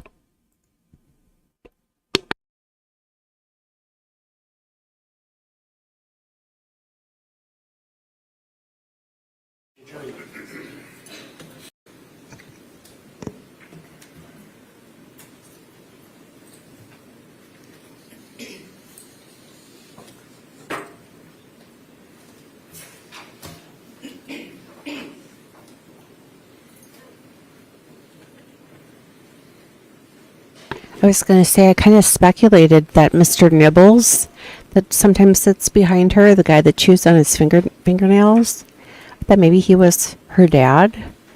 So it's not her dad, and it's not her husband, because both her dad and her husband are in jail. Wonder who Mr. Nibbles is.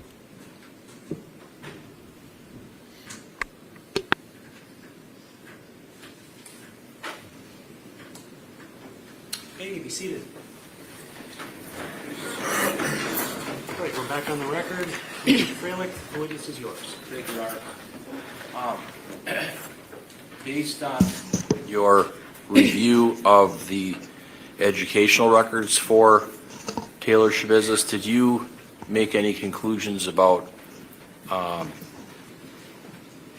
whether she had a budding personality disorder? No, I did not. No. Did you see in the records that she was a really disturbed teen? Yes, that was my impression. And did you indicate that you felt that it even went beyond that? Yes. Which was later confirmed when we later received the Bellin inpatient records from when she was 12 and then again at 14, and was diagnosed with a thought disturbance, bipolar 1, depression, severe with psychosis by age 14. Did you have a chance to review a colleague's evaluation, Dr. Tracy Lucetta? Yes, Is she a PhD? she is PhD. And she reviewed or examined TaylorSchabusiness in the past, correct? Yes, So you had a chance to consider her report, correct? yes, Did you also review Dr. Matthew Seipel's report? yes, And he's a forensic psychologist from the Wisconsin Forensic Unit, correct? yes, And then did you also have the opportunity to review Dr. Christina Engine's report? yes, And these are reports that were conducted based off evaluations of TaylorSchabusiness, correct? yes. Before I ask you about whether you agree with their opinions or not, I'm going to ask you about what is your opinion as it relates to your evaluation an assessment of TaylorSchabusiness? My opinion is that she qualifies for the not guilty by reason of mental disease or defect. My opinions are that she was not responsible because of a mental disease. She wasn't responsible for the criminal conduct because at the time of the event, she had the mental disease, and it both affected, she lacked substantial capacity to both appreciate the wrongfulness of her conduct at the time the homicide occurred, but also she could not conduct, she couldn't conform. She lacked volitional control. She couldn't conform her conduct to the requirements of law. She was lacking in her ability to control herself. The volitional control both was lacking. That's my opinion. You said that she lacked the ability to control herself? Yes, at the time of the event. And do you opine that she has a mental disease or a mental defect or both? Yes. Both?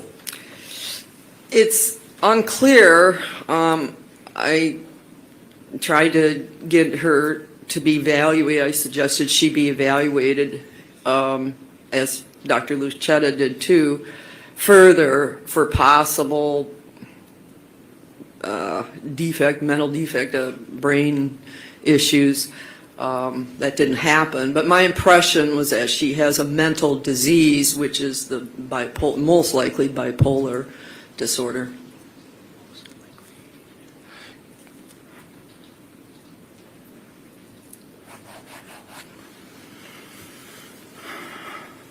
Based on your training and experience, can chemicals exacerbate? They can, yes. Did you draw any conclusions on whether TaylorSchabusiness has any kind of chronic brain damage? I couldn't, because that has to be done. For the first step is what we call neuropsychological testing by a neuropsychologist. Pretty elaborate testing. That's the process. And then if those test results are abnormal, then the next step would be a referral to a neurologist and medical doctor who would assess her and then decide whether or not there was enough information from the testing to explore the possibility of some brain defect, brain damage, maybe, yeah. Okay.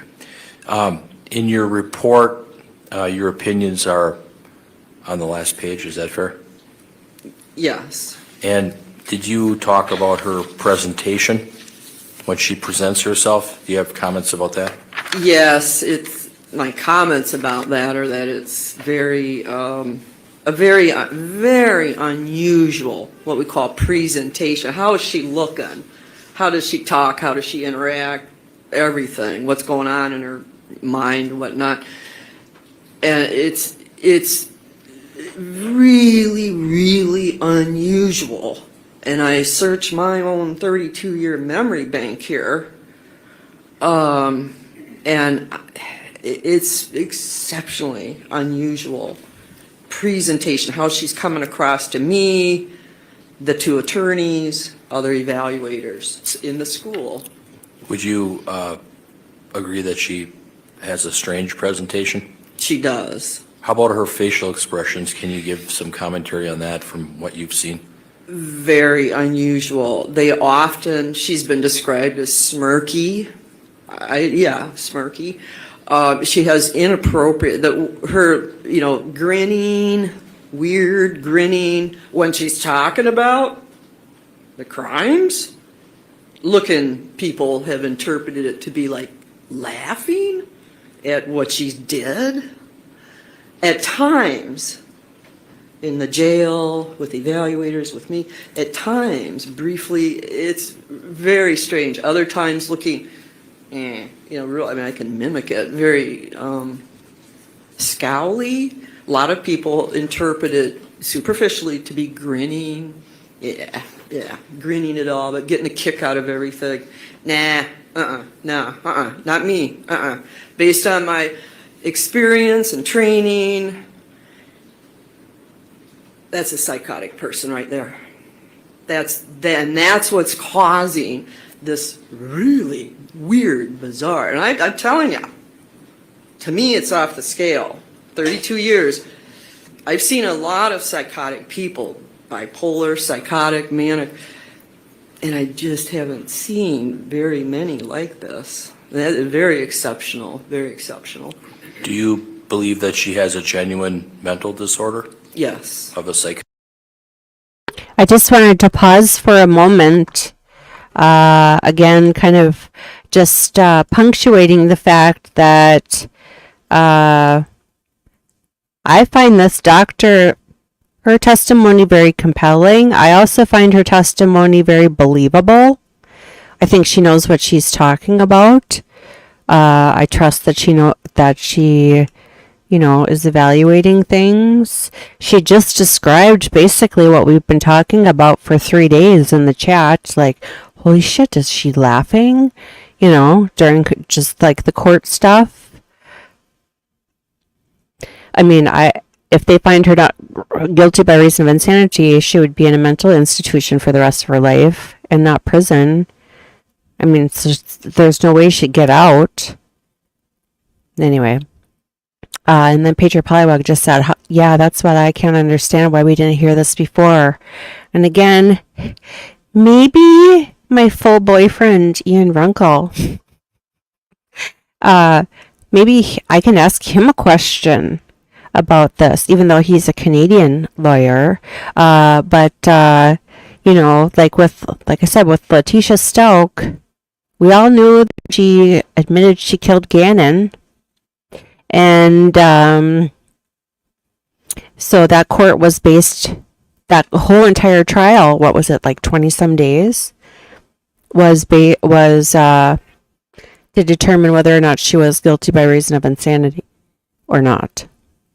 Where this one, she's already been found guilty, but this is considered phase 2, which is now the testimony of the dad and this doctor.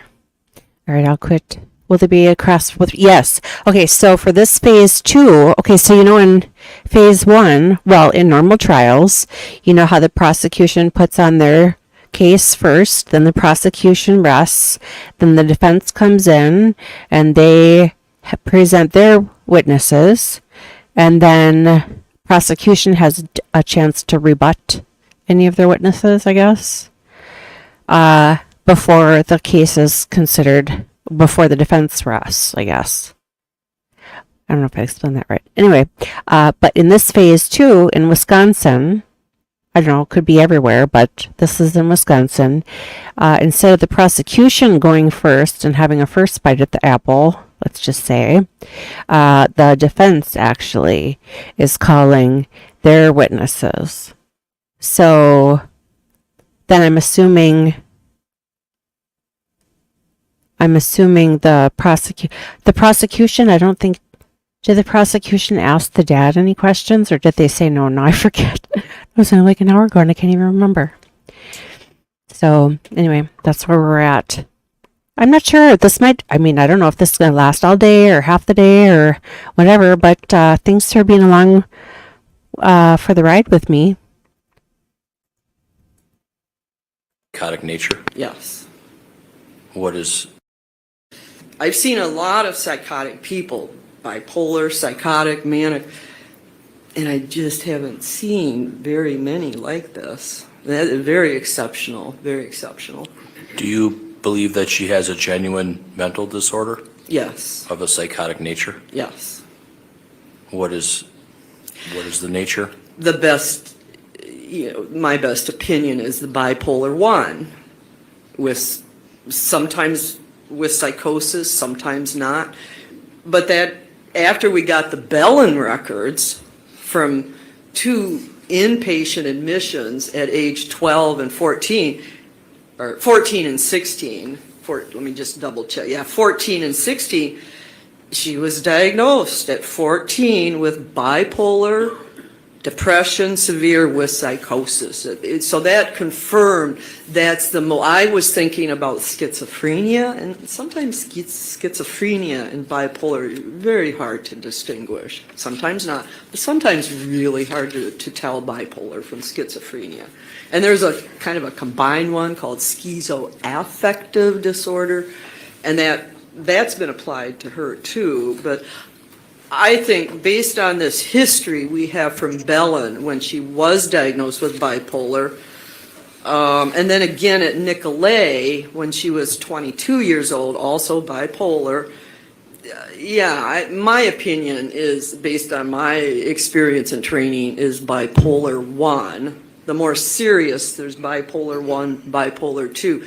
But bipolar 1 can have psychosis, psychotic episodes, so that's my opinion.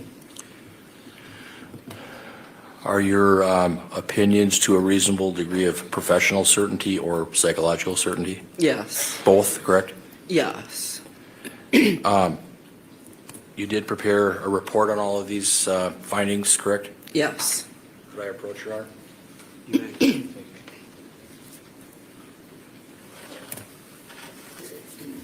Did you identify what that is? That is my report, July 3rd, 2023. Does that report contain all of your findings and evaluations based on TaylorSchabusiness? It's a brief summary, yes. Everything in there is accurate, correct? I hope so, yes, I think so. Okay. And the report is dated July 3rd of 2023, correct? Yes. Offer Exhibit 6. Any objection? No. 6 is received. Doctor, you did review Dr. Matthew Seipel's report, correct? I did, two reports, Okay. You read through both of them? yes, You're aware of the opinions and findings that he rendered, correct? yes. Do you agree or disagree? Disagree. Tell me why. Contrary to how Dr. Seipel, his opinion, which I respect all professionals' opinions. I don't criticize the professional. I can support my own opinion. But in contrast, I believe that my opinion is that she has a genuine mental disorder. And then Dr. Christina Engine, did you review her evaluation? Yes, And do you agree or disagree with hers? disagree. Tell me why. Similar to Dr. Seipel, if I remember her report well enough, I disagree. My opinion is that Ms. Schabusiness has a genuine mental disorder of a psychotic nature. Okay, I have no other questions. Thank you. Cross-examination. Good morning, doctor. Hi.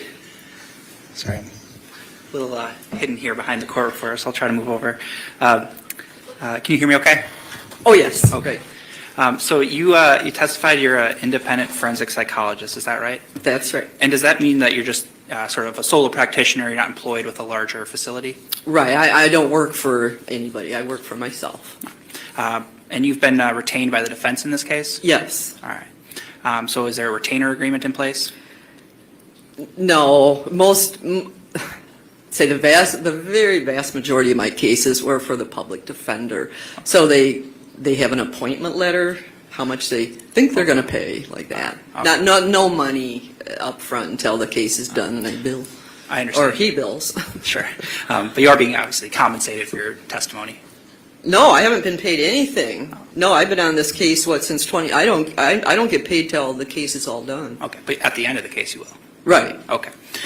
You were asked questions about having previously conducted NGI evaluations in the past. Right. How many? Hundreds? I don't know. Maybe, a lot. All right. And how many in the last 10 years? Many. And I have several right now. Many. Okay, so like dozens? Oh, yes, at least, yes. And your CV, do you still have that in front of you? I believe it's Exhibit No. 1. You outlined some, on page 2, publications and presentations that you've completed, is that right? Yes. And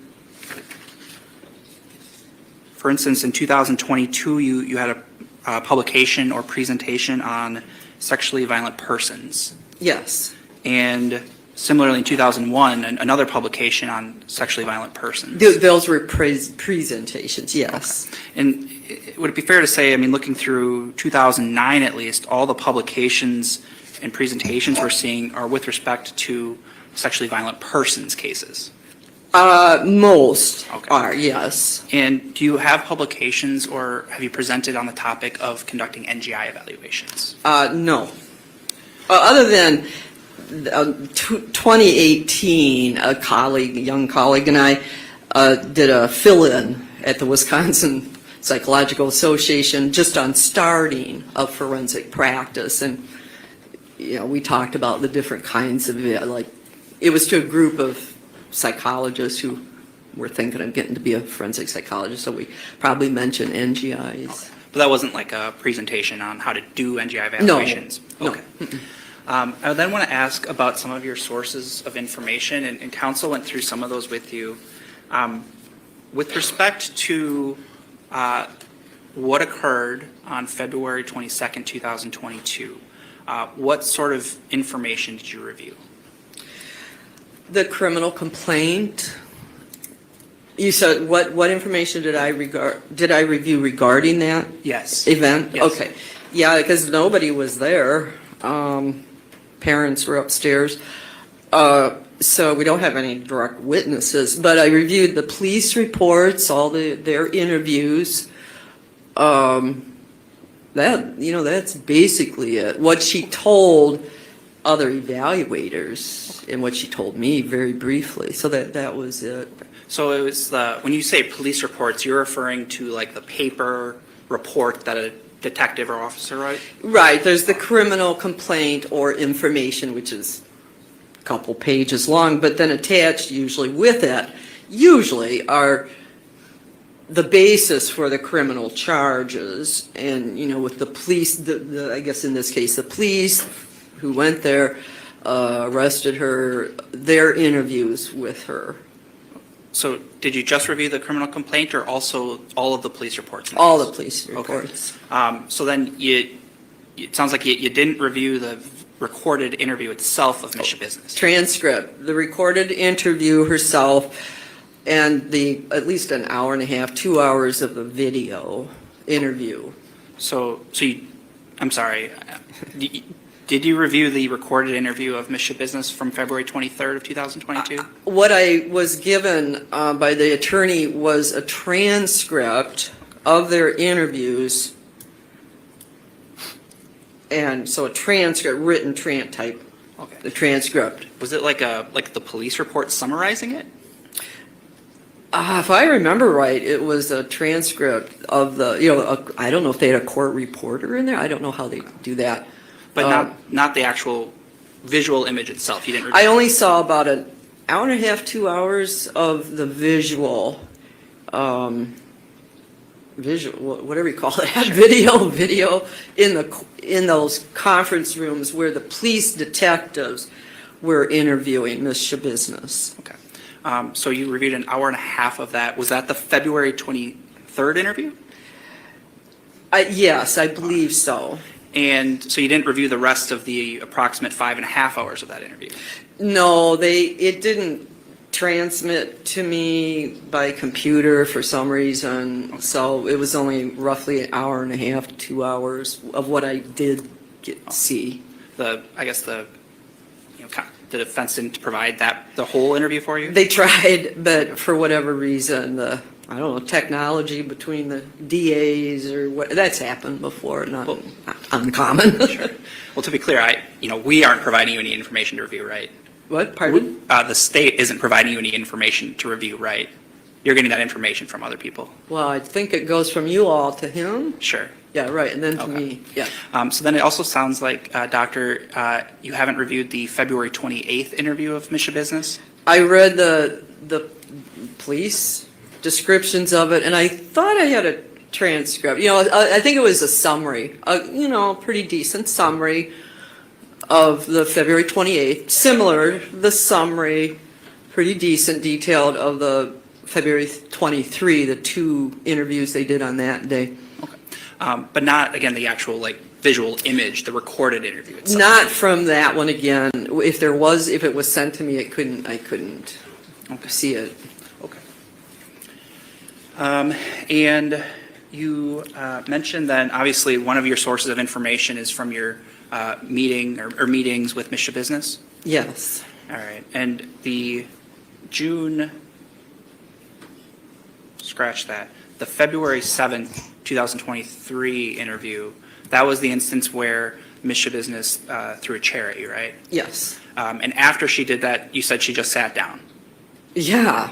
And was calm after that point? Very. And I looked at her, as I'm subject to doing, I used that time before the guards came in. Maybe it took a while, 3 minutes or so. And it was weird, bizarre, whatever you want to call it, because she immediately, very calmly, came back, sat down across from me, and I looked at her physiological responses, just totally blank. And again, I've seen violent patients. I got attacked once, beat up at Mendota, got slapped. But I saw very many aggressions on the unit I was on at Mendota for the 14 most aggressive patients, males, in the whole state. And we'd have between 3 to 7 aggressions. And usually after a person does something like that, they have a red face, angry, yelling, swearing, breathing heavily, nothing. So, those prior instances you talked about, those were with people who were at Mendota, you said? Yeah. So those were people who were actually found to have a mental illness? No, not all of them. We were the overflow unit. We mostly had, our patients were from around the state, jails, prisons, Winnebago mental health. They were most of them had been found not guilty, legally insane, but we were the overflow unit for the admission unit for competency evaluation. So they were not all necessarily mentally ill, but most were with a psychotic illness. And those were the people who you made a gesture, like a red face, Yeah, things like but that after? I've dealt with many aggressive people in the outpatient setting too. And yeah, it was unusual. I just don't, searching my memory banks, had a hard time coming up with somebody. I've seen it before, but it's unusual for a person to not be aroused, when they're feeling so angry. It was unusual. And then I want to ask about the June 19th, 2023 interview with Ms. Schabusiness. And that was at a conference room area? Yes. And her attorney was present for that, right? Yes. And is it common for you to have those sort of evaluations with an interested party in the room? I always ask attorneys, going back to when I was at Mendota, I learned this at Mendota, I always ask attorneys, if they have the time, to sit in at least during the initial part, like for a competency evaluation, so I can see the attorney and the client interacting. And so it gives me more information about whether the defendant is understanding what's going on, if they're able to work with their attorney. So I always ask attorneys to do that. Sometimes they do, sometimes they don't have time, whatever. It was unusual, though, in this case, that the defense attorney sat in through the whole thing. I did it for a particular reason, though. Okay. And then you talked about exhibit number 4. Do you still have that in front of you, Doctor? It's the chart you prepared. Oh, sure. Yeah, right. Okay. I know there's a number of exhibits here. So you kind of listed the age of Ms. Schabusiness at the time of various admissions. Is that right? Right, approximate age. So it looks like ages 14, there was a Bellin Health Psychiatric Center. Yes. age 16 from Bellin Health Psychiatric. Yes, And then there was nothing that was reviewed until Schabusiness was 23. right. So you reviewed no mental health history, and you're aware of no mental health history from ages 16 through 23. Well, 2020, she was in the jail, or no, I guess that was 2020, when she was 22. So, yeah, no, there's a gap. Yeah, So there wasn't anything, I guess, from 16 to 22 then? not that I know of. And when you were kind of summarizing the chart in Exhibit 4, I noticed a few times that when you were describing hallucinations, there was also sometimes then concurrently reports of methamphetamine use. Is that fair? Yes, And in your experience, methamphetamine can produce psychosis as a side effect. yes, it can in some cases. And that was actually reported in quite a few of these records, wasn't it? It was. All right. So then I want to ask about the Bellin stay in 2012. You reviewed those records, right? Yes, Okay. And in particular, did you review the discharge summary? yes. And I guess the discharge summary, that's kind of like the exit interview, so to speak. Right? Exactly, All right. So you would recognize that if you were to see it? maybe. But I have it on the chart. I believe at the discharge, she was diagnosed with mood disorder, not otherwise specified, without psychosis by the 3 days. Okay. And that's exactly right, Doctor. So I'm going to show you Exhibit 7. Does that appear to be the discharge summary we're talking about? Yes, And in discharge diagnoses, you mentioned a mood disorder without psychosis. yes, Nowhere in the discharge diagnosis is there a bipolar diagnosis, is there? yes, that's true. And in fact, if you could flip to the last page of that, it says page 118 on the bottom, but it's the last page of that stapled packet, Doctor. Do you see the portion that says condition on discharge? Yes, Okay, and it says, quote, on exam, Taylor denied hallucinations or thoughts of harm toward herself or others, a wish to be dead, or that she would be better off dead. Did I state that accurately? yes, And that was the Bellin Health records from 2012. yes. I then want to ask about the Bellin Health records from 2014. You reviewed those as well? Yes, And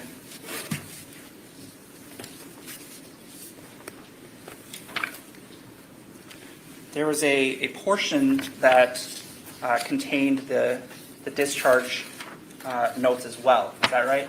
yes. All right.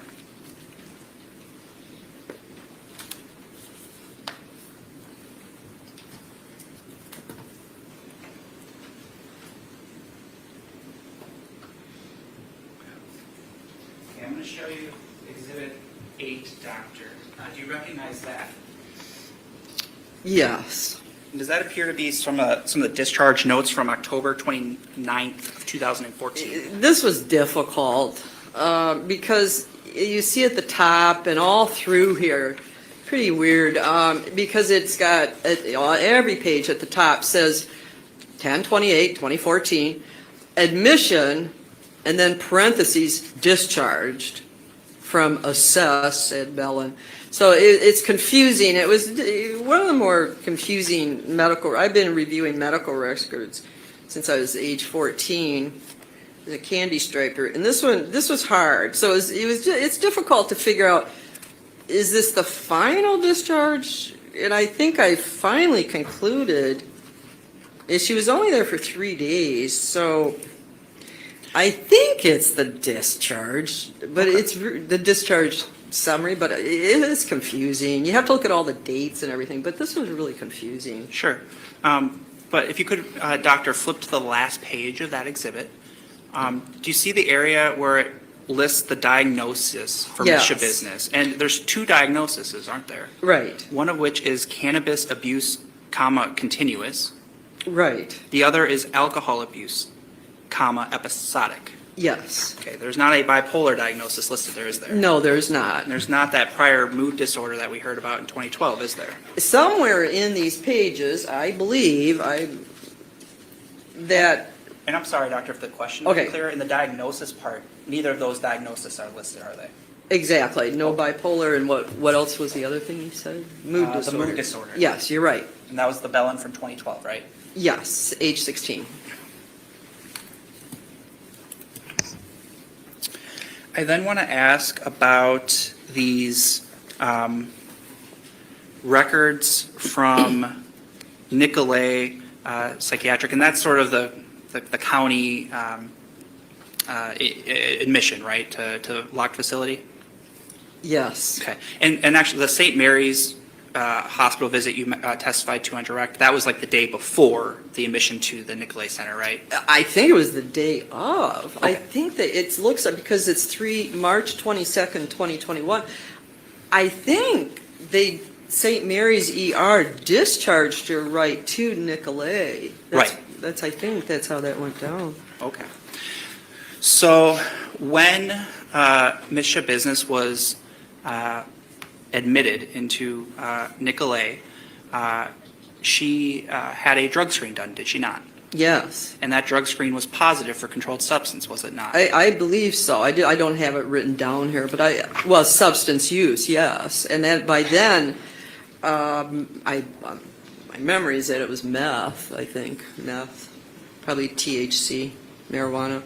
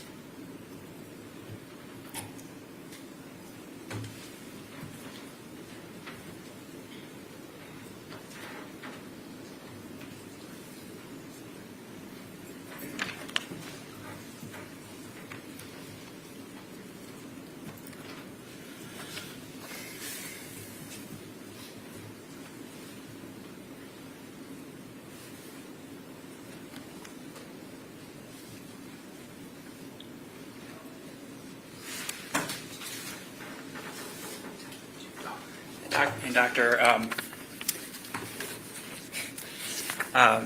you had reviewed those records from Nicolay Psychiatric, right? Yes. And those helped you reach your conclusion? Yes. All right. So I'm going to show you Exhibit 9. Now I didn't mean to test your memory. I know you review a lot of records. So does that appear to be the notes from Ms. Schabusiness's admission into Nicolay Psychiatric? Yes. And that's dated March 22nd of 2021. Did you say 27? It's 23rd. March 20, you're correct. The admission date is March 22nd. Yes. Okay, and the date of service that's listed here is March 23rd. Right. And then in the history of present illness, it states in the second line, she has been using methamphetamine. She would not tell me how often and how much she has been using it, but drug screen was positive for methamphetamine, amphetamine, and THC. Did I state that accurately? Yes. All right. And then Nicolay Psychiatric, that's a sort of locked facility, right? That's my understanding is it is. I don't think I've ever been there, but my understanding is it's probably locked, I would guess. Is it a facility that's sort of closely monitored? And Yes. I think they do. I think I did read that they lock their units, I believe. I guess the purpose of all that staff presumably is to watch after patients. Well, right, because she was there on a mental health commitment, so she either had to have been dangerous to herself or to somebody else, and those are usually locked units. So presumably, people who are in that facility aren't, using controlled substances anymore? Usually. Usually. So then I'm going to show you exhibit number 10. Does that appear to be the discharge notes from Nicolay Psychiatric. Yes, this one we know because it says final summary on the top. And that date is April 12th of 2021. Yes, And there still is for the discharge diagnosis, as you mentioned, a bipolar diagnosis, right? yes, Can you flip to the second page? On condition on discharge, it states the patient has a bright affect. Is that right? yes, That she is forward-looking. yes, That she showed some motivation regarding remaining clean and sober. yes, That she denies any delusional beliefs. yes, That she, I guess it notes, there's still some degree of paranoia is present, but denies any thoughts of self-harm. yes. And that was after being in that facility for that time. And she was just she was on oral antipsychotic, but she just was started on the injected medicine, the longer acting injected antipsychotic, it's called atypical antipsychotic medication, which then she didn't stay on. After the 6-month order to treat, But also on April 12th, she presumably would have been free from methamphetamine, amphetamine, and THC. from 21 days, usually in general, it would have been out of her system, but it could be still possibly affecting her thought processes. You just don't know, because the testing wasn't done. Sure. But no, but totally, yeah, she still had some paranoia. It says some degree of paranoia was still there. However, she wasn't, no delusional beliefs, so she wasn't super psychotic, wasn't psychotic. And actually, I glossed over two discharge diagnoses. One was the bipolar, right? Yes, Well, there was a second one, wasn't there? yes, substance use disorder, i.e., in other words, THC, marijuana, and methamphetamine.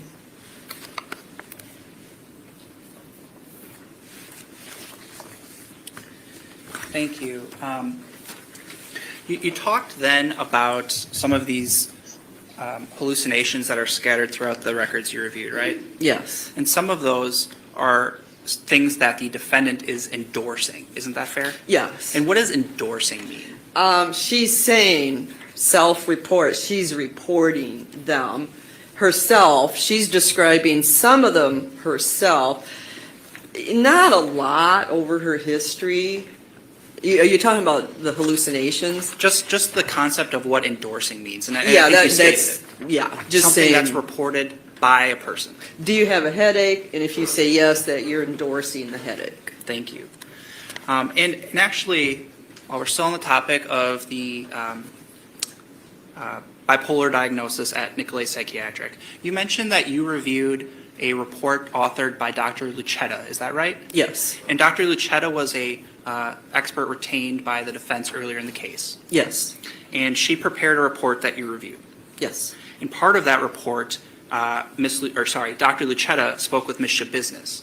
yes. And do you recall a portion where they were discussing that bipolar diagnosis? I don't remember that exactly. Would it I'd have assist to look at it. Would it assist to review Sure. Dr. Lucetta's report?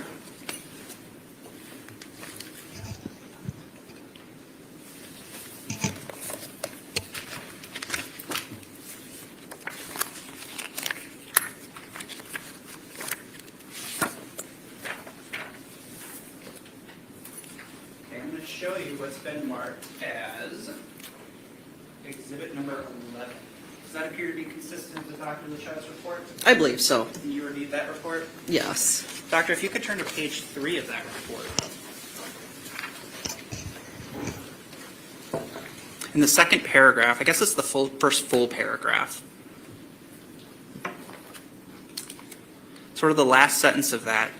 And it says, quote, she, and that refers to Ms. Schabusiness, questioned the bipolar diagnosis, hypothesizing that her symptoms were attributable to methamphetamine abuse, explaining that prior to admission, she had been administering the drug intravenously up to 9 times per day for 5 to 8 months prior to her admission. Did I read that right? Yes, And that's referencing the Nicolay records that we just talked about, right?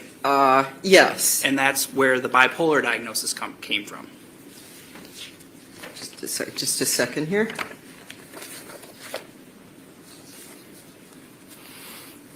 She seems to be, when at the right beginning it says Ms. Schabusiness reported that she was previously admitted, blah, blah, blah, blah, blah. And it seems like that's what she's telling to Dr. Lucetta. But then at the point where that last sentence, she questioned the bipolar, that's, and I had difficulty. I remember reading this, and I couldn't quite figure it out. I think you're right that when she's questioning, she questioned the bipolar diagnosis, attributing it maybe to methamphetamine abuse.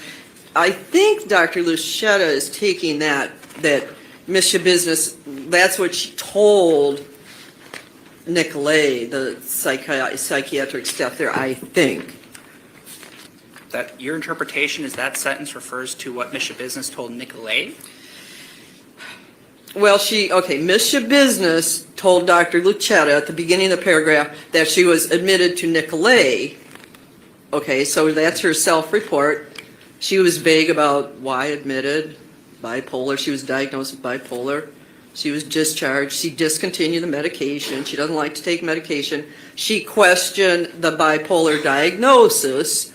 So I'm not sure if that reflects when she was at Nicolay or what she's telling Dr. Lucetta. I'll go, and you think it was Dr. Lucetta, so that's okay, because she's done that. Sometimes she will say, this is Ms. Schabusiness, yeah, I've been diagnosed with bipolar. Other times she will say, I don't think I've got it. I don't like to take medications. It varies. It does vary. So but let's just agree that this is what she's telling Dr. Lucetta, but it's a little hazy there. And I guess the point, Doctor, in any event, the sentence I read, those were the statements of Ms. Schabusiness regarding the bipolar diagnosis. Right, regardless if she's telling Dr. Lucetta or the treaters at Nicolay. She questioned it. Not unusual. Sure.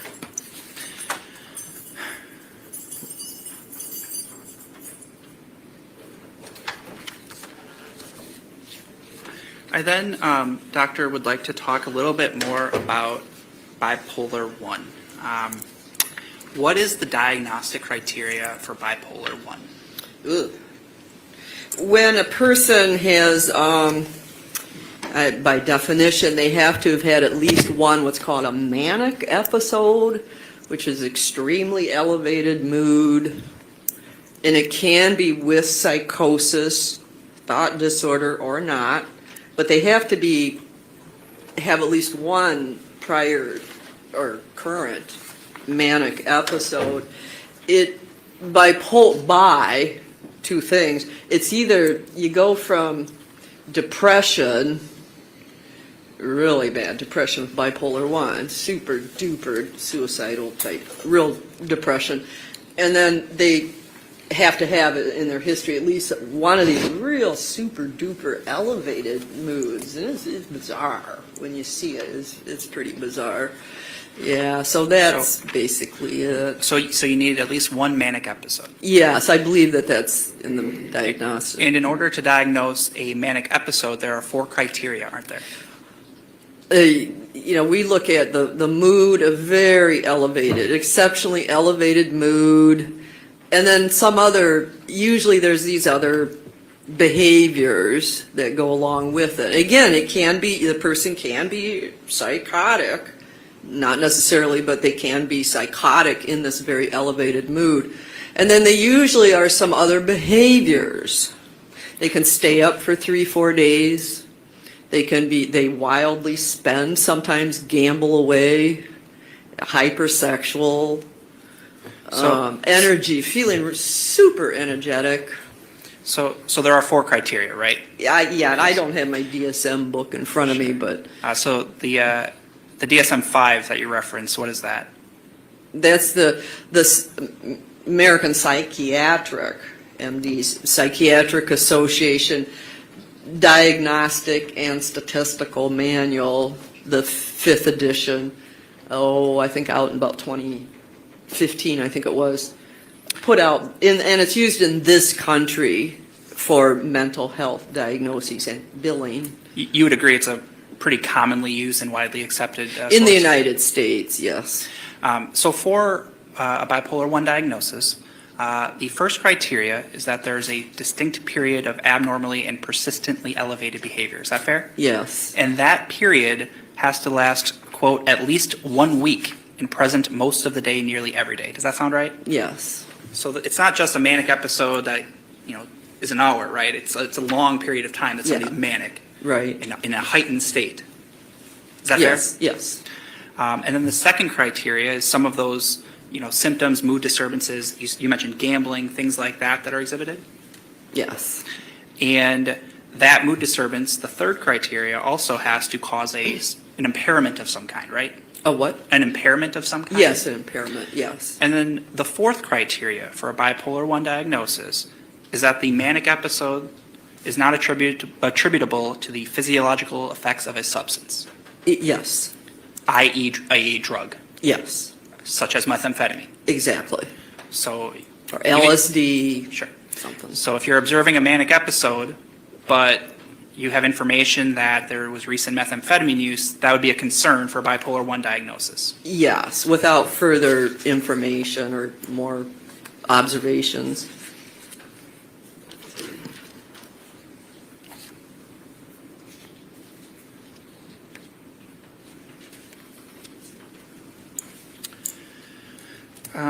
Doctor, I then want to ask some questions about your report. I believe it's Exhibit 6. Is that still in front of you? Yes. Okay. Is that Exhibit 6? Yes, that's the most recent Okay. exhibit. So your report and your opinions that you're testifying to today regarding NGI rely in part based on your observations of Ms. Schabusiness on June 19th, right? Correct, yes. And actually, as a result of that interview, based on your observations, you had a concern about her present competency in that moment, didn't you? Yes. And in fact, your report that you're referencing in Exhibit 6 is sort of a combination NGI report and competency. Yes, that's what I was asked to do. And those legally are different concepts, right? They are. Competency is sort of in the moment. Yes, And NGI obviously refers to the date of the offense. the time of the offense. Okay, so during your interview with Ms. Schabusiness, you had a concern about her competency. Yes. Objection, Yeah. relevance. Move to strike. Yet you're using her statements to form your NGI opinion. Her statements, my observations, but not just that 2-hour interview. It was the entire information I had about the case. But yes, you're right. During the interview, it helped me to form my opinions because I submitted a mini report months before that where I couldn't make an opinion because I hadn't been able to interview her. That was both competency and NGI. Thank you. So then I want to ask about malingering. What does that mean to you? Malingering is intentional faking of symptoms. Could be about anything, any symptoms, but in the psychiatric profession, malingering is intentional faking of mental health system. Is that sort of a synonym for feigning or something like that? Yeah, that's a malingering, feigning, faking. I simplify it, faking. Sure. Intentional faking. Right. And you would agree that's been a concern for evaluators who have met with Ms. Schabusiness. Yes. Dr. Seipel had that concern, did he not? I think he concluded, if my memory's right, I think he concluded that's it, yes. I think you're right. Dr. Seipel concluded she was faking, right? Yeah, I believe so. And it was a concern raised by Dr. Lucetta, was it not? Yes, definitely. And again, she was an expert retained by the defendant. Yes, And that she suggested these potential for feigning should be explored further. exactly. And in fact... Impatient. And in fact, in your field, there are tools that can be used to help determine if somebody is accurately providing you information, right? Yes, One of those is the MMPI. yes. And those, have you used those before? Oh, yeah. And they're helpful for you to know if a patient is providing you accurate information. But. I'm sorry. Yes, but you have to take that, it's one part of the clinical evaluation, but you got to evaluate it with other information to decide if it's an accurate test result. Sure. But you need that information to then know if it's accurate, right? You need what information? You need to perform the test. You don't have to perform, I don't have to perform fancy 500, 300, I don't have to do that. That's not a requirement. Psychiatrists don't do psychological testing. So sometimes I might do it, but I've done many evaluations without that when I have enough other information that you're not required. There's nothing that says, you're a psychologist, you got to do MMPI. No, you don't have to do that. But I've done it many times. And Doctor, I wasn't suggesting that. What I was suggesting is you mentioned that you need to take that test into account and see if it's accurate, essentially, right? If you've done the test, Yes. sure. Or if somebody else, like in this case, it had been done by all these other people, so I consider that information. And that they found that, yes, she had, the other thing, she had over-presented, we call it the test, can detect. When you're over-presenting a symptom, like, oh my God, I really got a bad headache, really super, like that, you over-present it. It basically, again, it could be faking, but it's just an exaggeration. That's another term we use.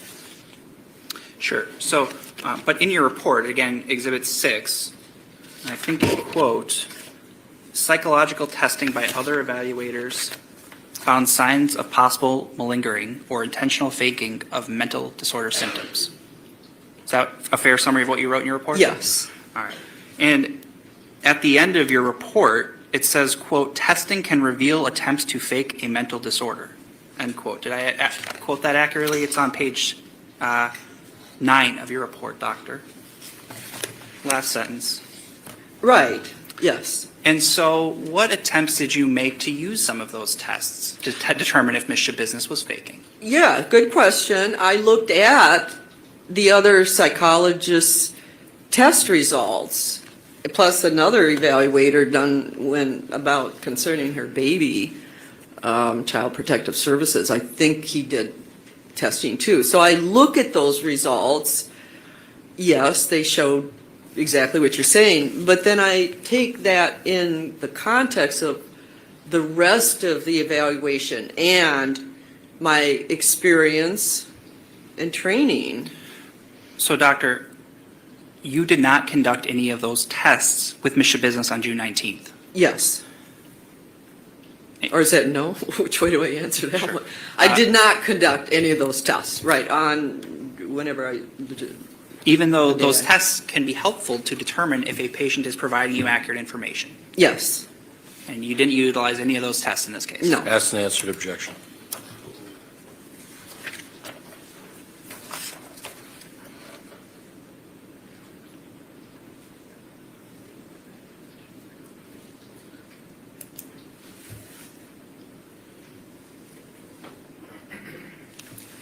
Thank you, Doctor. I have nothing further. Redirect? It's going to be a bit, Your Honor. Do you want to take a break or should I ask some questions? Okay. With regards to your report and evaluation of my client, did you get a sense that she was feigning or faking?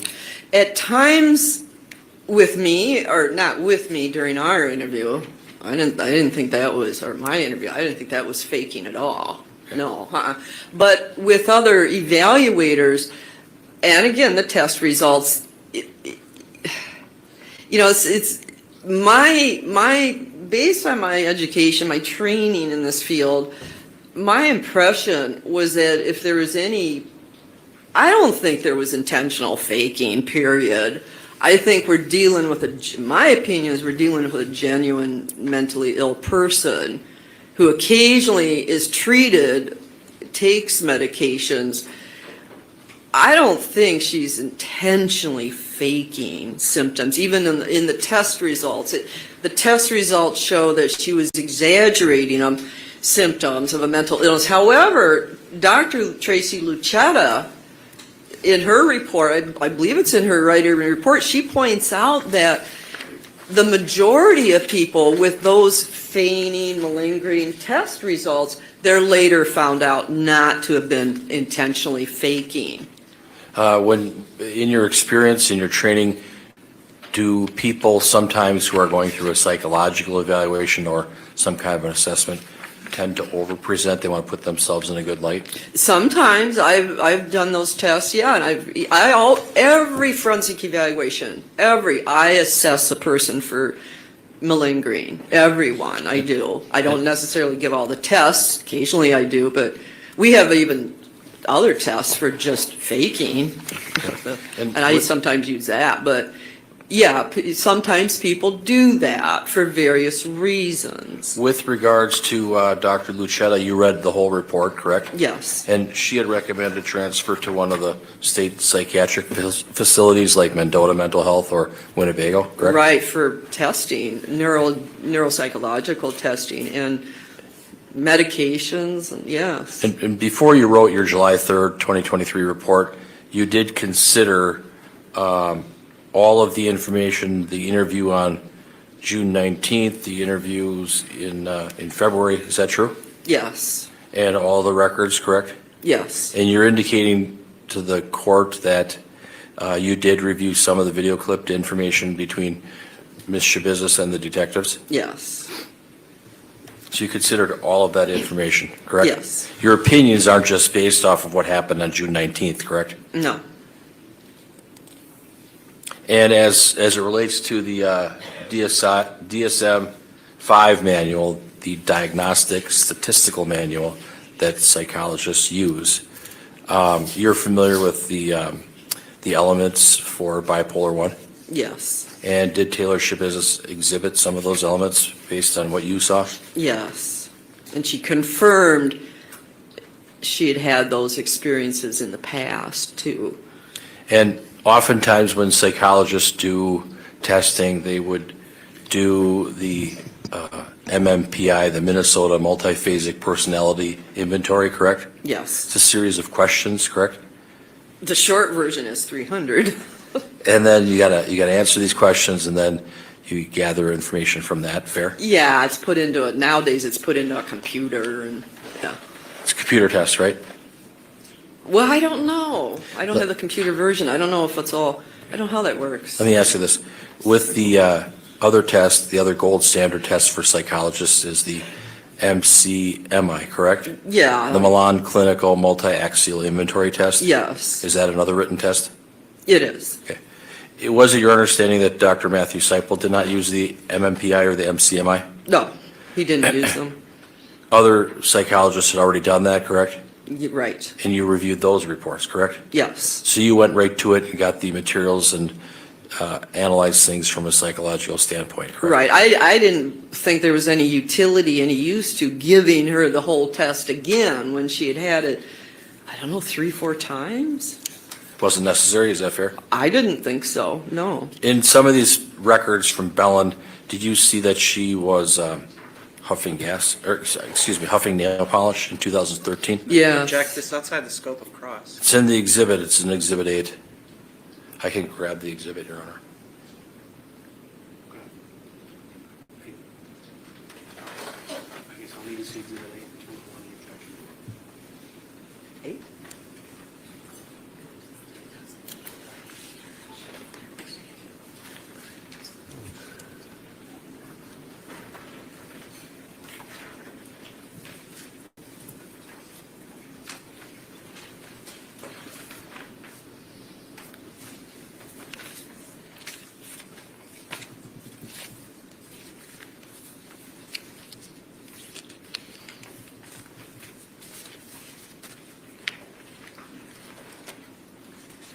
Right, I'll overrule the objection. Go ahead and answer, Doctor.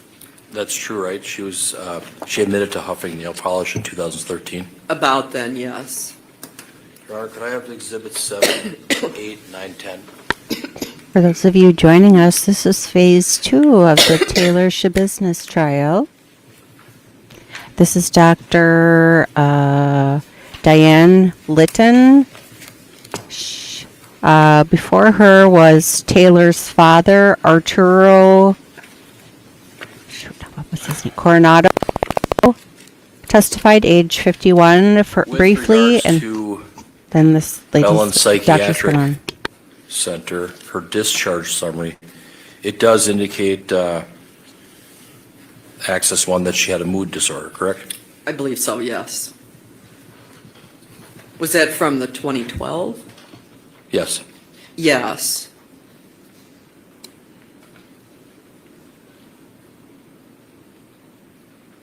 And at least at that time, it did talk about hallucinations, correct? Yes, and when she came in, they, Doctor, if you oh, just yes. focus on his question, he asked if it referenced it, okay? yes. It did, okay.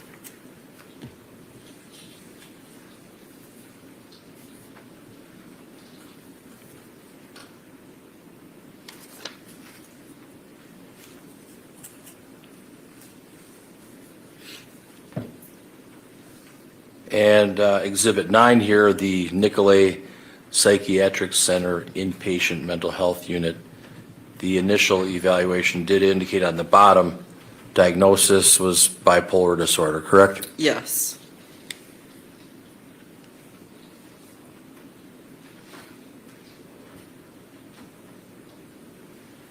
And on the Exhibit 10, fair to say that the final summary for Nicolay Psychiatric Center for TaylorSchabusiness, she was admitted 3/22 of 2021, admitted with a diagnosis of bipolar disorder, correct? That was one of them? Yes. And then she was discharged April 12th of 2021, again with bipolar disorder as one of the discharge diagnoses, correct? Yes.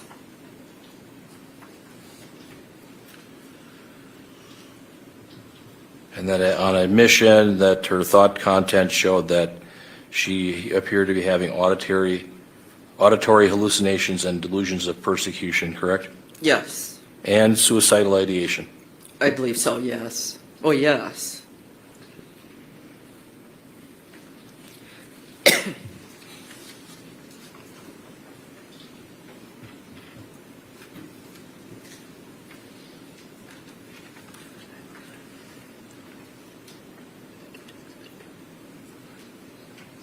And is it fair to say that based on what you understood, that Ms. Schabusiness did not take her medications after she was released from Nicolay Psychiatric Center in April of 2021? Yes, she did. That's my understanding. And that, at least according to that document, her affect was flat? Yes. What does that mean, her affect was flat? Oh, I'm going to get a little cough drop here. That means that, facial expression is just emotionless, flat emotions.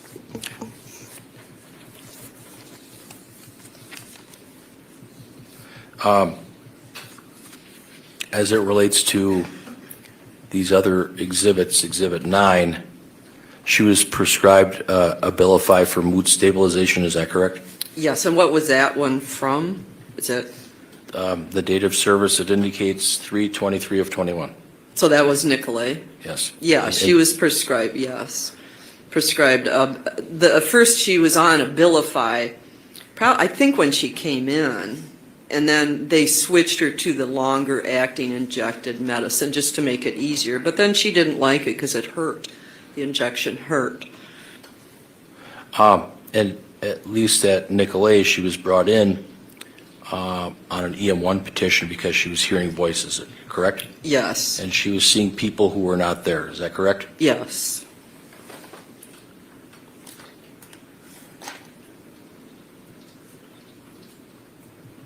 Okay, no other questions, thank you. Mr. Saunders, any further questions? Just very briefly, the question about having a flat affect, about the reported hallucinations, about being brought in on a Chapter 51, that was upon admission into Nicolay, right? Yes, When she was testing positive for methamphetamine and other substances. right, substance use. Thank you, Doctor. Anything on those topics? No, Your Honor, thank you. Thank you, Doctor. You're excused. I think I did forget to move 7, 8, 9, and 10. Any objection to 7, 8, 9, and 10? No objection. Those will be received. Thank you. Your Honor, can I just make sure, a lot of things are going on in my head. Were all my exhibits offered and accepted? Yes. Okay. Exhibit 5, if it's not, I'll offer it. Any objection to 5? Mr. Saunders? No. 5 is received. Thank you, Judge. Okay. Ladies and gentlemen, we're going to take our lunch break now. It is 5 after 12. I'm gonna Okay, well, this is going on a little longer than, have 15. I'd like to get underway right at that time. I really wasn't sure what to expect. They're going on lunch break.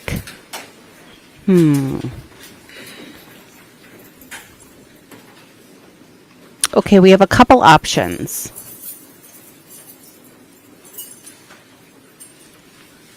Let's just speed this up, see if there's anything interesting.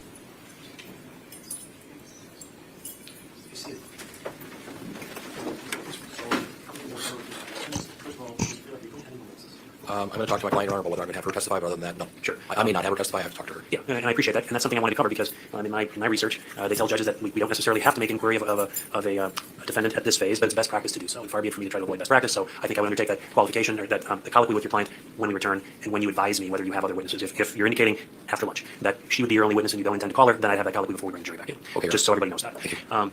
Then the other thing I want the parties to take a look at, I'm going to provide you after the lunch break, is the proposed jury instructions, and I want you to give some thought to how you want that laid out. My suggestion is that, and I'm open-minded on this, so I just want you to think about it, and you can certainly push back a little bit if you want, that I would give the, at the conclusion of evidence, I would give the instruction 160 regarding closings, then I would have you close, then I would give a modified version of 100. That's the preliminary instruction indicating to the jurors that I'll instruct them upon the principles of the law, that they shouldn't use any impression that they may have of my thoughts in any way, and that they're to follow the instructions that I give them. So I propose to give a modified 100. I'll modify it over the lunch hour, give it to you. You can take a look at it, and your response might be, I don't want you to give that at all, or I want you to modify it differently, but I would give 100. I might give 315, Mr. Freilich. That is the instruction that if your client chooses not to testify, I could certainly give that instruction again. Although this is a civil matter, and I'm not sure that's really necessary, but that is a possibility. Then I would give 640, which is mental disease or defect expert opinion testimony, and 605, which is the instruction, the base instruction on this proceeding, and then the jury would go into deliberations. That's what I would propose. I'll give you my draft of those instructions after lunch. You can think about it. We can have further conversation then. Anything else before we break, Mr. Saunders? No. Mr. Freilich? No, Your Honor, thank you. Okay. Then I'd ask you to be back in about an hour. That'll be 1:05. The jury will be back at 1:15. We can take up anything then. All right, we're in recess. Thank you. Okay, so 1:15 my time. It is now 12:19 my time. So we have an hour. I think I know what I'm going to do. Well, for starters, we got to get back to our we got to start being professional here. Let me put my professional podcast face on. Okay. Welcome back. I can't do it. I just can't. This is just me. So let's just go over what we just watched. Well, we need Pitbull to say fireball. Okay, so welcome back to day 4 of the TaylorSchabusiness trial. Days 1, 2, and 3 were phase 1 of the trial, which was to determine if she was guilty or not guilty of 3 charges. First charge was first-degree murder with intent. Second was mutilation of a corpse. Third was third-degree sexual assault, which they determined was that charge would stick because the assault didn't need to happen if someone was alive. It could happen if was alive or dead. So yesterday, 5 o'clock, the jury went out, and we had a little fun here on Crime Spies. Watched Ichiban, Joey Tribbiani's commercial, Lipstick for Men, and then turned on Dan Bongino, and then poof, the jury came back, guilty, guilty, guilty. So that's how yesterday ended. Now, in Wisconsin, okay, so if anybody is watching who is an attorney, tell me, with Letitia Stout, which was a couple months ago out of Colorado, She was like Taylor, admitted that she killed Letitia admitted she killed Gannon, but her whole trial was to determine if she was not guilty by reason of insanity. Now, this trial is in Wisconsin. So day 4 now has been, it's called phase 2. So even though she's been found guilty of all 3 charges, now instead of the prosecution having a first bite at the apple, bringing their witnesses like in a normal trial, the defense is bringing their witnesses, saying, well, here, first witness was the dad, and the dad testified to the fact that she had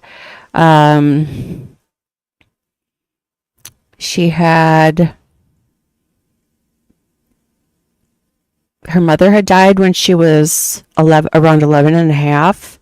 Her younger brother was 9 and a half at the time. Incidentally, her younger brother died last summer, a couple months after Shad's murder. He died of a motorcycle accident. Anyway, so mother died at a young age. She went off of her antipsychotic medications in 2021.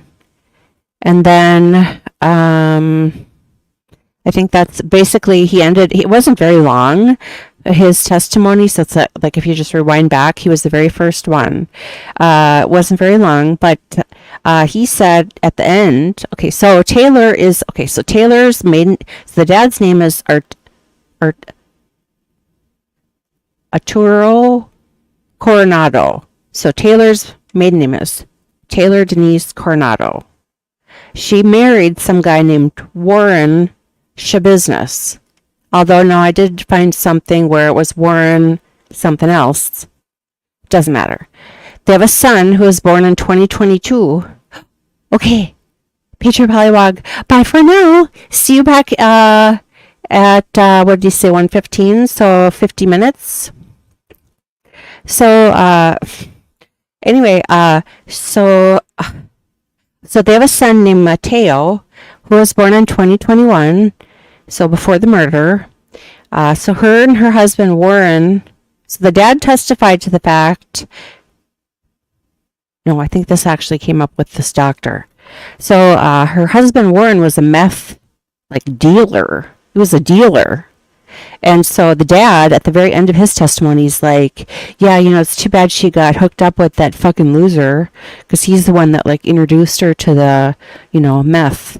Kind of blamed him. But if you go backwards now in her history, so then after he was done, this doctor here, Dr.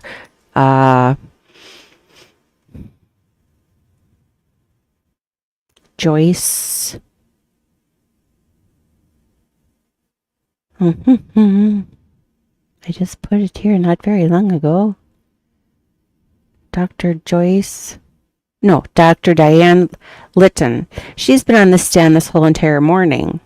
Now, she has reviewed all of her school records, all of her prison records, all of her, she was institutionalized, but her dad brought her somewhere. And so, she kind of went through a list of each mental health facility, whether it was at a doctor's office through the state or whatever, or if she was in prison. She must have been in prison for drug possession or something like that, but at certain points she was in prison. And so then there's prison records, there's records from the school. She has, and then one of our new chatters, Nanya Beeswax 60. Thank you for joining us today over on Crime Spies in the chat. They had asked what kind of medication she was on, so let's go over that too. I've been trying to take notes. They're a little not great. I do know she mentioned the fact that she was on Seroquel, which is for bipolar. She was on, okay, now the lady just talked again about Abilify. when she was 16 years old. Well, let's see, 14, 16. When she was 16 years old, they prescribed her Abilify. She was on that until like 2023, where she was, no, not 2023, 2021. So she was in a 21-day treatment program from March 22nd, 2021 till April 12th, 2021. So about a year before Shad was murdered. It was called Nicola, some Nicola facility. She was ordered to be treated for 21 days. They caught her in the bathroom with some other man patient, so they diagnosed her with being hypersexual, bipolar, substance abuse, hallucinations, delusional, and paranoia. And then that kind of like repeats through her whole history. School, same shit. Couple different prison stays, same stuff. So during that visit, March 22nd to April 12th, that 21-day visit, she was still continuing on that Abilify that she'd been on since she was 16. She was 23, so what's that, 7 years? And they switched her to an injectable, thinking, well, maybe it'll be easier for her if she could just comes in periodically for like an injectable. I'm not sure if it's like once a week or once a month or whatever. I think the doctor had mentioned she thought maybe it was like once a month. Well, apparently she didn't comply, which that marries up to what the dad said about, she stopped taking her antipsychotic medication in 2021. So that's same time. Wonder if I can put together some type of little legend. Okay, then prior to that, she was in Brown County Jail. They switched her from the jail to the mental hospital part of it for 3 months, June to September 2020. So that was the year before when she was 22. She, again, suicidal, bizarre behaviors, hallucinations, meth and heroin usage. I don't know, she's sneaking it in or something. And then from this I thought was interesting, and I have to clarify, but I could have sworn she said from January 4th, 2022 to July 2023, which is now, from jail mental health records, suicidal, self-injurious behaviors, nonverbal, isolative. She smeared and drew on cell falls with her bodily fluids and solids, hallucinations, anger, prescribed Resveratrol. I don't know if I spell this right because I'm not a pharmacist. I'm an accountant.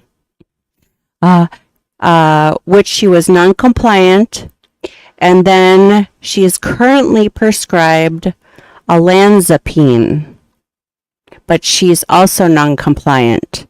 So there's 4 that has been mentioned.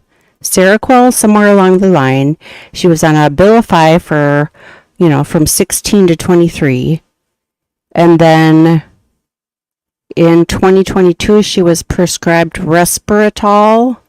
And I don't know when that stopped being taken, but currently, like right now, she's supposedly taking olanzapine. That makes sense? All right.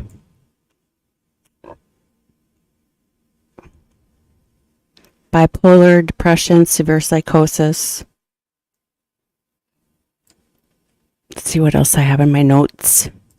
Oh, and she also said, apparently she had like 3 different visits with with Taylor. The first visit, Taylor walked in the room, threw a chair at the doctor. Doctor left, came back later that same exact day, tried again, and she was non-responsive, nonverbal. And then shortly after that, apparently, is when she attacked her former attorney. And then this guy that's representing her now accompanied her with this Dr. Diane What's-Her-Face for another meeting. And then Taylor actually talked to this Dr. Diane Litton. So apparently Taylor trusts this particular attorney. I don't know. But through speaking with her, she found out that Taylor's ex-husband or husband, I'm under the impression that they are still married. So the dad's in prison, the mom is deceased, the husband is in prison for meth, and the son is living with the paternal grandparents. But Taylor told this Dr. Diane Litton that Warren got her involved in meth. He was a dealer, which that syncs up with the dad. Like his very last comment was, I wish you wouldn't have ever got hooked up with this fucking loser. And then apparently Warren was physically abusive, hit her in the head numerous times. She went to a neighbor in 2020 and asked to call 911. And apparently when 911 showed up, and then subsequently after that, several neighbors corroborated the fact that this Warren used to beat her. So, I mean, she's got records going back, I wrote down Bellin records, ages 14 and 16. So she was diagnosed with bipolar way back then. So here's the ultimate question. Who in the world in January 2022 let her out of wherever it was that she was? I'm going to have to do some digging during this little 45-minute break. Because that's exactly what the doctor said from January, I thought it was 4th, I must find it again, January 4th, 2022 to July 2023 from a jail mental health facility. The murder happened on 2/22/22. He is pronounced dead 2/23/22. January 4th till then, where was she? That's what I want to know. Who's responsible? Who's responsible for continuing to continuing to report she's got suicidal, self-injurious behaviors, nonverbal, meth, heroin. She hears weird sounds. She's suicidal. She's got bizarre behaviors. That's why she laughs all the time when we're like, what, is she freaking laughing? So I don't know. That's what I'm going to say. I don't know. All right. So we have about 41 minutes or so. So I think what I'm going to do, just to keep this live stream on the court perspective, the trial I covered before this one, like a month or so ago, was Megan Iberwitz. Megan was like 2 or 3 days after her 18th birthday. She had her birthday party. Her dad fell asleep drunk, naked on the couch. She got mad and started chucking like bread on him and just started grabbing stuff out of the cupboards and started throwing it on him. And then, took off, went to her birthday party because he was supposed to drive her to get her hair done or something. I don't know. And turns out that there was what she threw on him was like powdered lye, which you use to mix with water to clean a drain. You know how you like stick drain cleaner down and then you let it sit and percolate for a while and then you throw water on it and it gets rid of all the junk. Okay, so she threw that on him, and because he was drunk, apparently he would go to the bathroom on himself. So those two things kind of happened together when he, went to the bathroom after she'd poured that on him, which subsequently burned his legs, which then he went to the hospital and had, burns all over the place, and then ended up having, then he had congestive heart failure, he had liver issues, but subsequently they had to amputate both of his legs, and then he died. So she went on trial for his murder. She had the mom and dad were divorced, and she was adopted, I found out yesterday. The older brother and her were adopted, and then the parents had her younger sister and younger brother, like, whatever their fertility problems had been resolved. So, sometime Tuesday was her sentencing, and it's like 45 minutes, so that'll fill up this time thing. I watched it yesterday morning, and so the jury found, about like 6 weeks or so ago, the jury found her guilty. She faced life in prison. She's now 19 years old, and the sentencing was on Tuesday. So I'm going to put that on while we wait for this court to come back. And I'll put up like a little banner or something. So if people are coming in and go, well, what? I don't understand. This isn't the Taylor thing. But I think this will give you a little bit of faith back in the judicial system, in my opinion. And if you didn't watch the trial, maybe that doesn't make any sense. But we watched it. It was also a fairly short trial, and the verdict came back very quickly.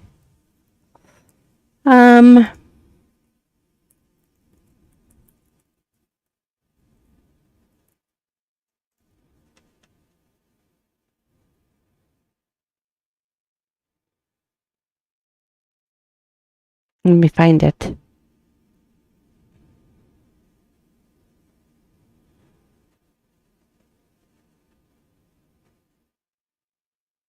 Oh, I know where I sent it.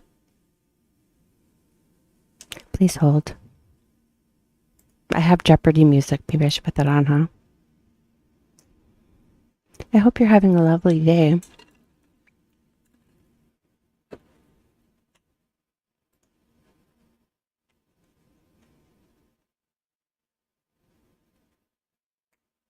Found it.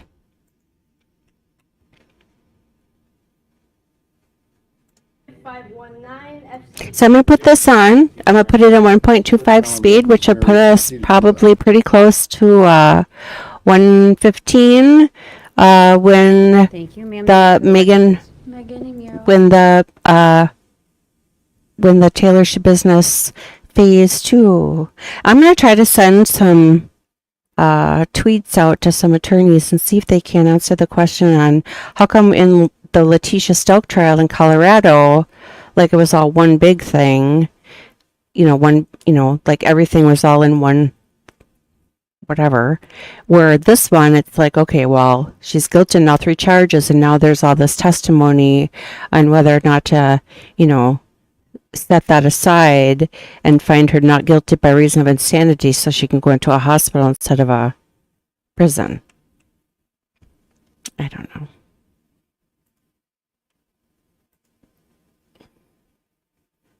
All right, so I hope this works for everyone.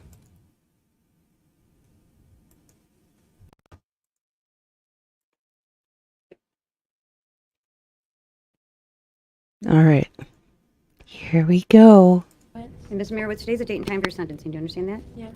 Okay. Mr. Sands, have you had an opportunity to review the PSI? I have, Judge. I do have corrections I'd like to make, and I included in my sentencing memorandum as pertains to the OVs. I believe that OV 10 should be scored at 5 points, and that OV 5 should be scored at 15 points. I did state the reason for that in the memorandum. It would not change the overall guidelines, but I believe those are correct. Okay. Mr. Miller? Your Honor, I've discussed it, and I believe that that is correct. Okay. Those are correct, I should say. Okay, so with regard to the OV, there's a stipulation. Correct. Okay. Court will accept the stipulation. And again, the overall OV guidelines would not 5 change. at 15 points. Thank you, Judge. And OV 10 at 5 points. Is there a stipulation with regard to the second OV? Yes, Your Honor. Okay. Court will take the stipulation.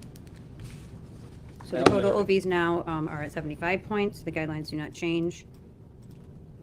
Anything further with regard to any additions, deletions, corrections? I'm sorry, Your Anything addition with regard to additions, deletions, corrections? Honor. No, Your Honor. Thank you. Mr. Miller? I did, no, Your Honor, although I do have a letter from her younger sister and younger brother. Technically, they're victims. They would prefer you to read these. If I can approach, I'll hand them to you. I have seen. Okay. Go ahead, please. Thank you. Okay. Mr. DeSantis, any allocution? Yes, Your Honor. The first thing I'd like to say is I have been in conversation, of course, with Austin Amirowitz, Mr. Conrad Amirowitz, next of kin son, as well as Thomas Amirowitz, his brother. They did submit a letter as a family, which I also attached my sentencing memorandum for your review. They were not going to be present today because it was extremely difficult for Mr. Amirowitz to sit through the trial, and they're going to take the opportunity afforded to them to watch remotely on YouTube afterwards. But they wanted you to know that they were here, they were watching. Of course, they did submit the letter. So that's going to suffice for their statement, Judge. Thank you. And are you going to be reading that into the record? It's attached to the sentencing memorandum, which we did e-file, Judge, so it's already in the record. So I didn't need to, unless Your Honor has not read it. I assume you have. I have read it. I figured. So I wasn't going to read it today, Judge. As to anything else, Judge, I don't have a ton to add, if I may. The guidelines in this case are 51 to 85. That's 4.25 years, 7 years on the low end. I believe you should sentence her to the full 7 years on the low end. Lots of people do make mistakes, or they do things without intending them, or without fully understanding the harm. In the vast majority of circumstances, when it does happen, the harm is minimal and can only be minimal. That's not the case here. This is the only reason you're going to cover someone with a chemical substance that we use to clean metal, porcelain, ceramic is to hurt them. And that's not the case of someone like throwing a punch and the victim falls and hurts themselves. If she had done something like that or gotten on top of her father and struck him over and over and over and over and over, the harm still would have been less in this case. She chose to do this particular method. So I think that's something that should be taken into account in your decision. The other thing I would say is that, of course, when she committed this crime, she didn't just deny, didn't take his life alone. She also denied the family, a father, a son, and a brother, and also she took herself away from her family too. Her actions took away Thomas's niece, Austin's sister, Morgan and Ian's sister.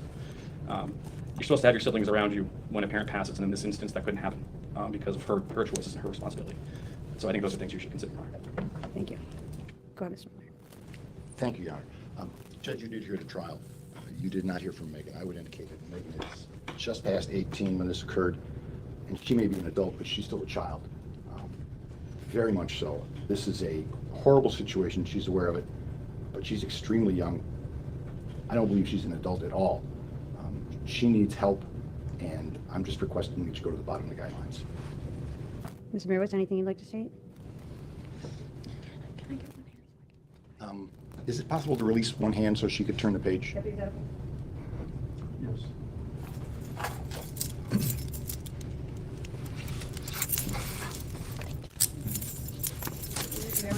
Either proceed from the table or you can go to the podium.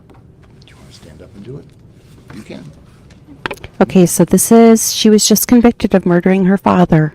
I put it on regular speed. Sometimes in life, we are faced with trouble.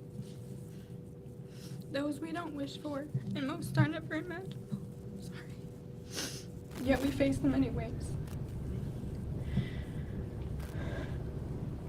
19 years ago, I was placed into the arms of the first man to ever love me. The man I'm lucky enough to call my dad. Growing up, he became so much more. He was a storyteller, a tooth fairy, a friend and hero. But through it all, the one thing that never changed was that he was mine. One of the biggest things overlooked in this case is that me and my siblings lost our dad too. That loss has severely broken us. My little brother was diagnosed with severe depression, and at his age that will probably take over most of his life. He wasn't allowed to say goodbye to my dad. He's 15 and not only has to live with that scar, but at the same time has to watch his big sister wait to come home. My little sister is still traumatized from having her car surrounded and her sister taken away. And worst of all, until the police blurted out our dad was gone, we had no idea. She too was kept from saying goodbye and is also struggling as she watches me go through this. My mom lost him too. Nobody sees that, but that's true. They were in love once. She mothered his kids and she lost him. And then there's me. It's almost been 2 years and I haven't been able to mourn. I refuse to think he's gone because no part of me can handle losing him. Those first few days when I moved back in with my mom, I couldn't sleep. Some nights she'd wake up and find me crying on the bathroom floor. And every night I slept with a picture of him and I. Losing him has taken every belief of love, hope, and happiness and destroyed it. I am the best parts of him. I'm his daughter.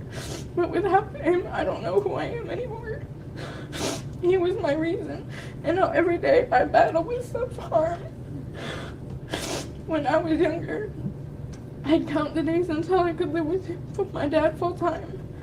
And when that day finally came, for the first time in my life, I could finally exhale. He was my best friend and the person I talked to about boys, the one who knew every single thing about me, and my favorite person to laugh with. My dad has always been the one constant in my life. That alone, and that created an unbreakable bond between us, and no one, not especially Mr. DeSantis, can take that away from me. I never got to say goodbye, and that's a scar I'll never be able to lose.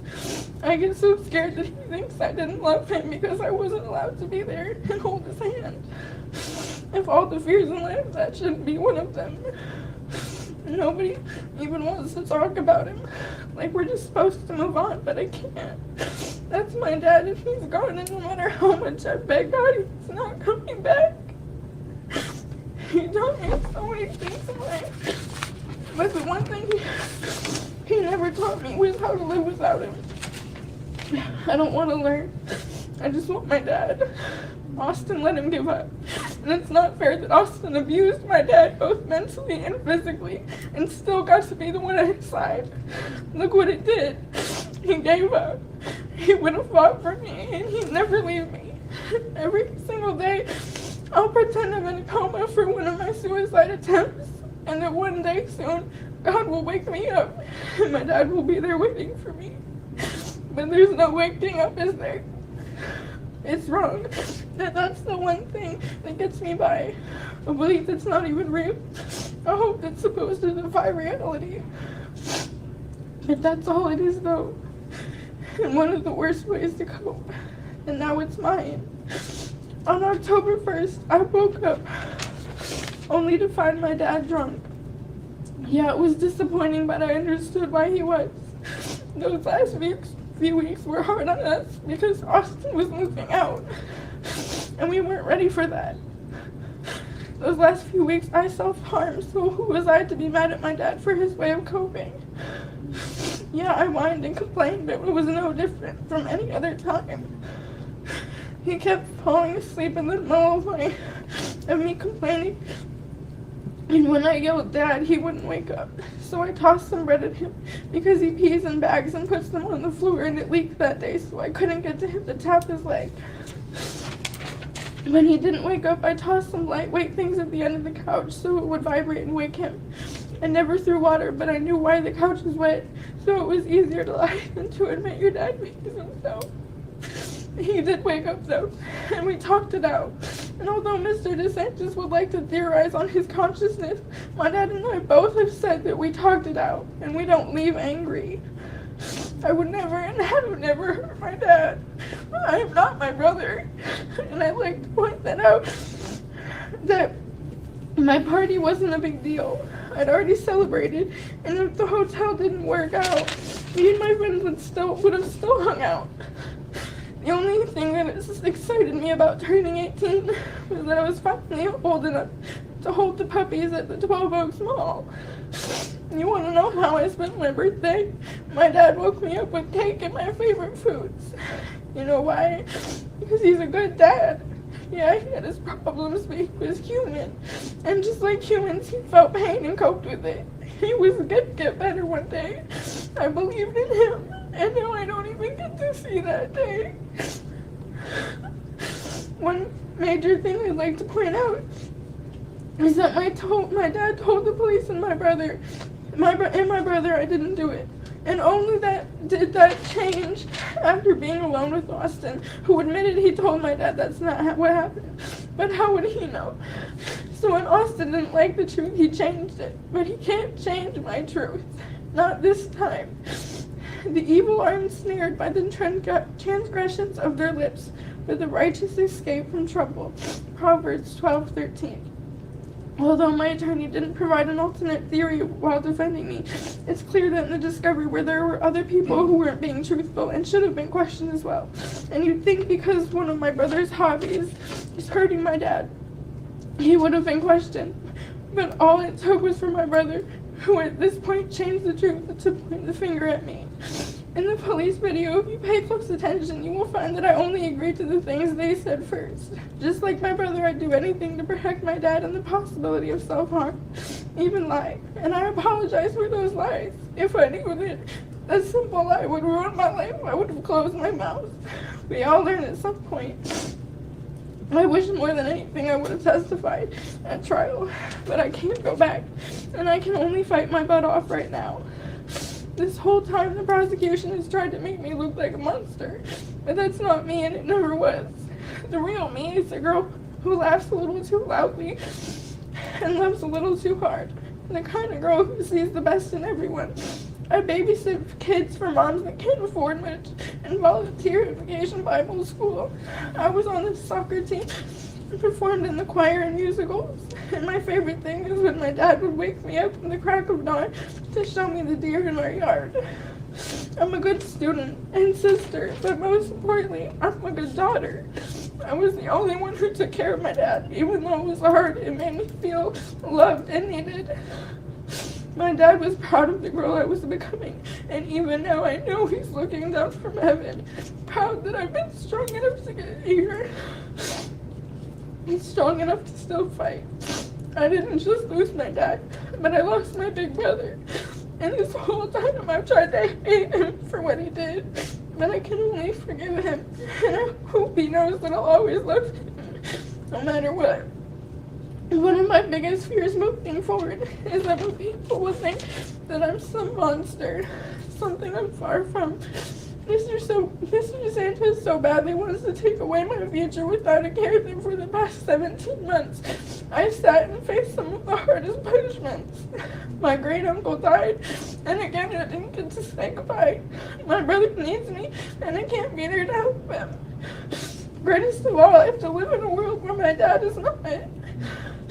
I have to live with the fact that I didn't even get to say goodbye or I love you. That alone is a lifelong punishment. And no matter how Mr. DeSantis tries, he can't make me something I'm not. My one question is what gives anyone the right to judge without knowing what's in the heart? As I stand here, I'm being judged without being known.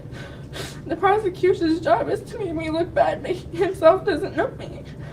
What part of me makes me a monster? Is it the kids who teaches kids? Is it the girl who teaches kids about God? Is it the girl who every year for her brother's birthday threw him a surprise birthday party just so he'd remember I loved him? Or is it the girl who quit her job to take care of her dad? We as humans spend our whole lives judging others without knowing anything about them except what others say. But when will it stop? What gives us the right? You know how many people stand up and get persecuted only to be found guilty, yet years and years later are actually found innocent? Those mistakes ruin lives. I want to be the change. Since I've been in jail, I've taken the time to mature and find my strength. I've learned a lot. I've met people with stories like mine and others who are given second chances. I spent the past 17 months in the crazy people pod because my close friend can't move for security reasons and I refuse to leave her side. She's been my rock and the only person who keeps my dad's memory alive for me. One of my most memorable accomplishments is that I read the whole Bible front to back. It's crazy what someone can accomplish when you put your mind to it.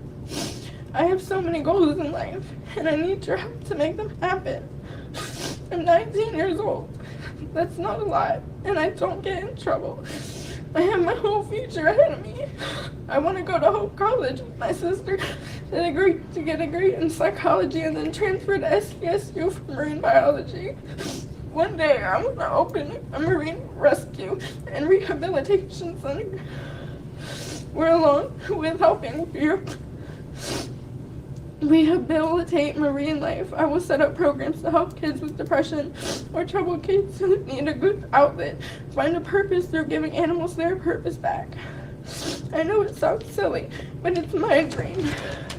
I want to change the world. My future isn't just about me, though. It's about my family. It's about the little boy at home who needs his sister. I want to watch him grow up and have his first girlfriend and to make Eagle Scout. It's about my sister who I've already missed milestones of ours. And more than anything, I want to be by her side again.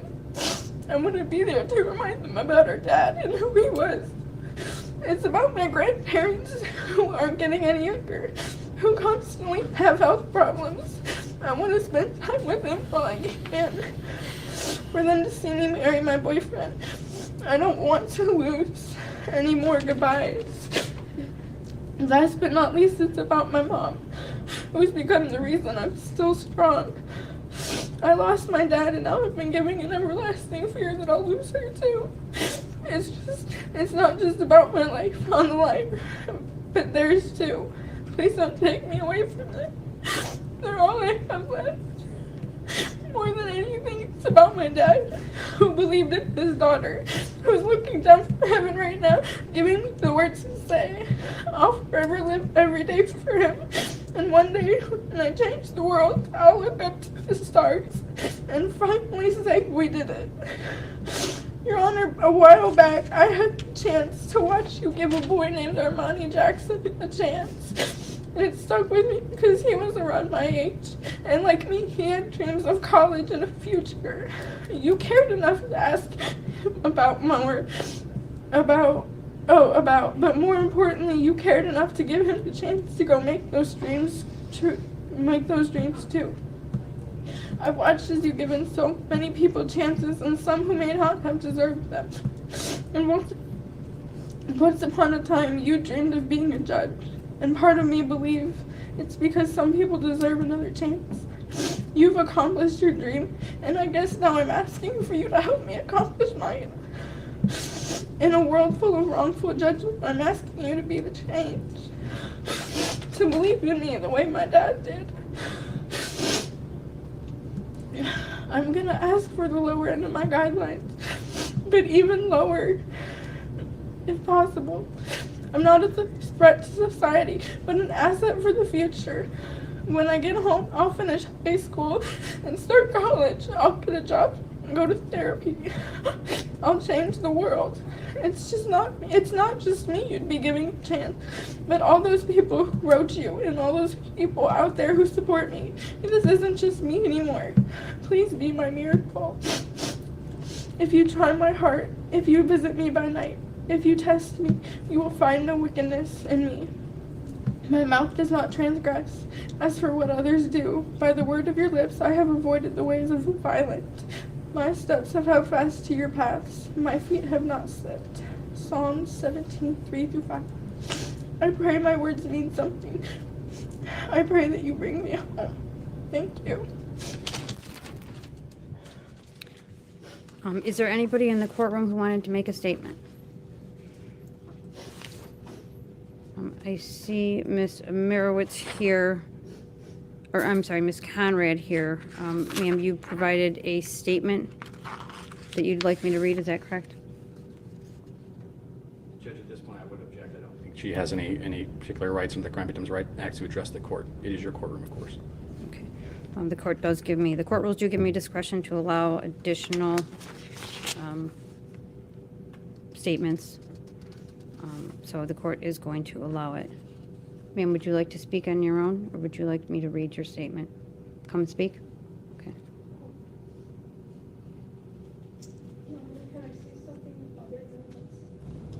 Absolutely.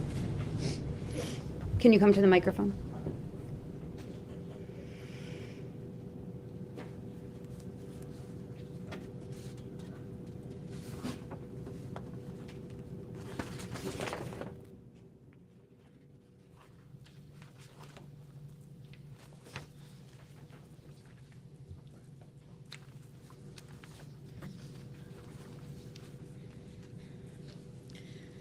Just your name for the record, please. Julie Conrad.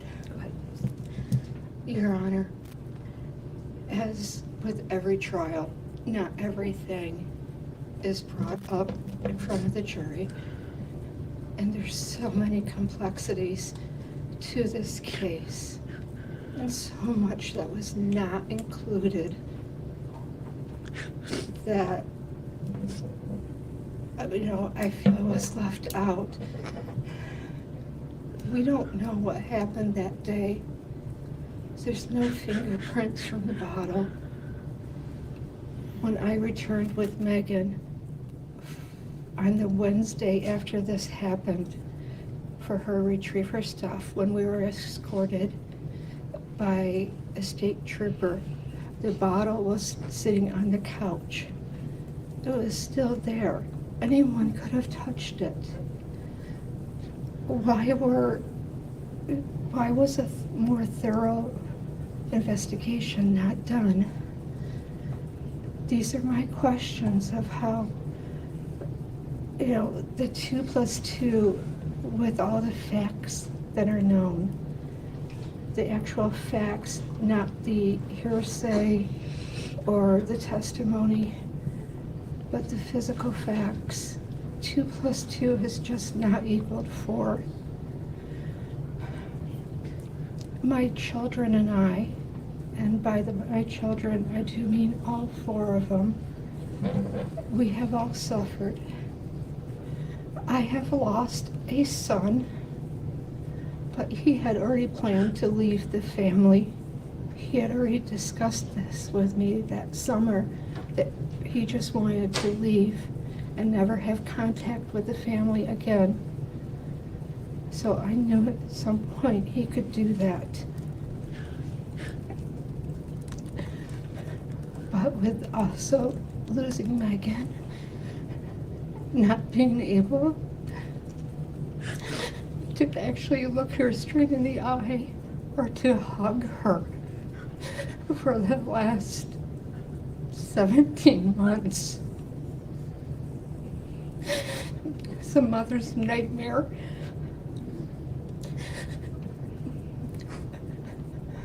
The way we found out about Conrad's death is when Megan and Morgan were pulled over. No one notified us that he was in hospice care and at home. The minor children, Morgan and Ian, were both minors at the time, and they were prevented by their brother from having any contact whatsoever with their father. They were not allowed to go to the hospital. They were not allowed to have any phone contact. Anything sent to Conrad would have been shredded. Morgan tried multiple times to reach out to her father and was prevented.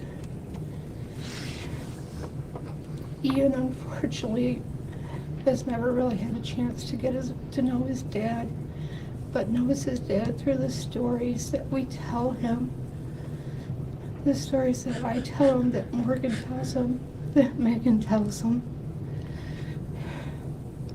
We were a broken family before this began, and now we're even more broken.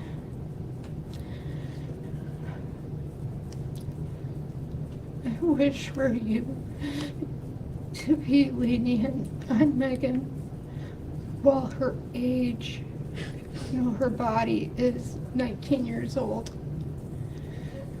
Her maturity level, her emotional level is not that of an adult. She was never prepared for adulthood. She could not even make a doctor's appointment for herself right now. She does not have the knowledge. She was not taught that. But thank you for reading all the letters that you've received, on both sides. Thank you for taking your time with all of this.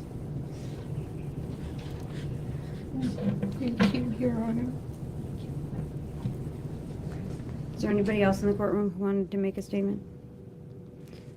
And with regard to the letters that I have a letter from Julie Conrad, a letter from Morgan, and a letter from Ian, correct? Those are the ones I've seen, Judge. Those are the ones that you want me to read. There was a letter from the clergy member at the That's- jail. That's not being requested to be read into the record? Not to be written into the record, no, Your Honor. Okay. But you can read it. Okay, Your Honor, can I say one thing before you go? Absolutely. I want to address some of the statements that have been made about Austin today. And I just, because there's been some factual allegations and such, I think it should be noted for the court, or reminded for everyone, that Austin was 19 years old when this happened. He was suddenly thrust in the role of next of kin, caregiver, manager of the estate, and was suddenly without his father, without his mother, because his mother was helping the person that he believed had killed his father, and was trying to manage all this all at the same time while 19 years old. And so I think if we're going to be talking and casting aspersions about that today, I think that should also be something that's taken into note. Did you have a statement that you wanted me to read as well? The letter from Thomas is also from Austin, is my understanding. That's a joint family statement. Okay. With regard to the letter, I have a letter, Dear Judge Valentine. I am Julie Conrad, mother of Austin, Megan, Morgan, and Ian, and former wife of Conrad Amerowitz. I first apologize for making a joke and laughing during my testimony. People have different ways of dealing with stress, and my way of joking to relieve stress and anxiety is not always done in a proper time or location. Conrad and I adopted Austin when he was 27 days old. 14 months later, we adopted Megan when she was 3 days old. She had a tough start to life and went through 4 months of withdrawal from whatever her birth mother was on. To our surprise, I found out I was pregnant with Morgan. While the girls are supposed to be just over a year apart in age due to complications, the girls are 11 months apart in age. 3 years later, another surprise in the form of Ian arrived. Megan has had issues with abandonment and with her birth mother gave her up and had been in therapy to help her. As with all children, there are disagreements. When these disagreements occurred, I would immediately separate the children, go to speak individually and privately with each one so that I could put together what happened and if anyone needed time out. Without being at Conrad's home on Friday, October 1st, 2021, I have no idea what happened. After listening to what people did know or say they knew, 2 + 2 was not anywhere close to equaling 4. I am an assistant scoutmaster in Ian's troop. I take the Scout oath and law very seriously and my best to live as a scout should. I have only wanted the truth to come out. Given the sad state of our family dynamics, I know the truth will never be revealed. There will always be doubt and question in my mind as to what happened. Megan, to me, is a typical teenager. She is concerned about boys, makeup, hair, and clothing.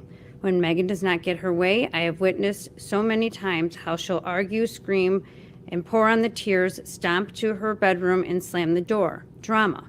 To me, drama belongs on a TV or a stage. I am a numbers person, and the numbers are factual. I have heard Conrad state... I'm sorry, I don't mean to interrupt. But at this point, I do want to object to the remainder of the letter being read because these are simply unsubstantiated allegations of facts about other instances in this case and other people and witnesses, and I don't think it's appropriate for them to be read in the record, especially by someone who doesn't have a right to address the court and is now getting to do so twice. Okay, so Mr. DeSantis, my understanding was that you were provided that these letters before the sentencing and that there was not an objection and you requested that I read them into the record. I did not request that they be read into the record. I said I was provided with the letters, and I'm fine with some of it being read, but some of it is not. But you didn't make that objection before I started, so what are you requesting that I not read into the record? From that point on, Judge. The rest of it's simply about other instances that were not, pertains to the case. And it's just factual aspersions about witnesses and other people. Okay. And I'll also note that Ms. Conrad also addressed the court, which I didn't know she was going to get to do as well. Okay. I have no objections to anything contained in Morgan's letter or Ian's letter. Okay, so you just don't want the rest of Ms. Conrad's letter read into the record. Anything you'd like to state, sir?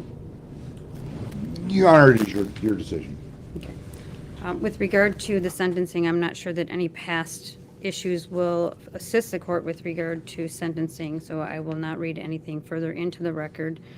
But I will read Morgan's statement as well as Ian's statement.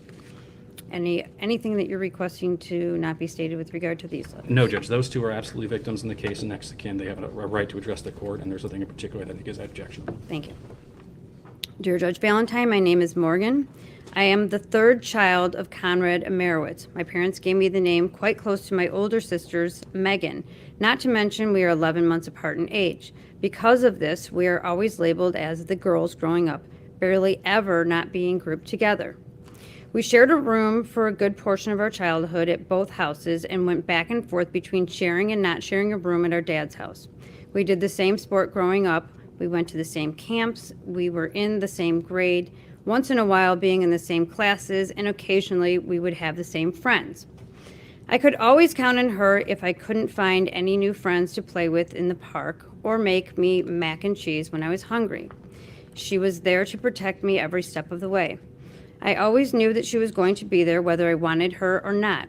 She was my best friend and my other half. Well, Megan was my best friend, but I was not hers. My position belongs to my dad. That position belonged to my dad. He was her other half. I have never seen someone love another as much as Megan loved my dad. She was always his little girl. They stuck together. She supported him through everything and always wanted the best for him. She continued to try to help him even when he refused. It's hard to get someone help when they do not want it, but still she tried. During late 2021 and early 22, Megan stayed with us. She never talked ill of our father in her bedroom. She has pictures hung up of two of them and had her screensaver on her phone set to a picture of him and her as a baby. Megan loved my dad with all her heart, and knowing that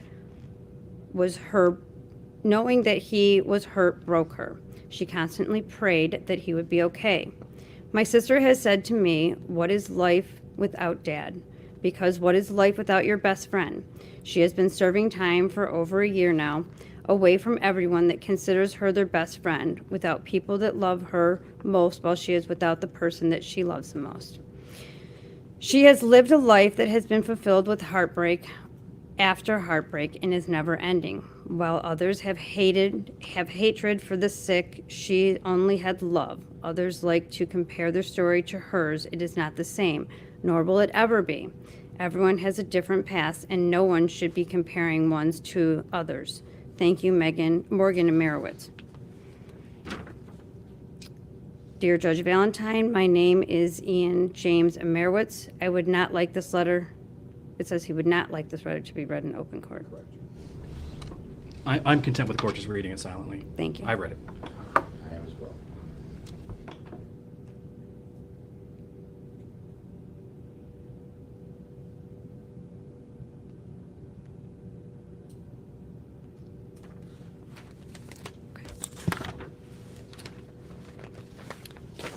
With regard to Austin's letter and the uncle's letter, did you want to read that into the record, Mr. I think at Costanza? this point I should, Judge, as other letters Right. have been read.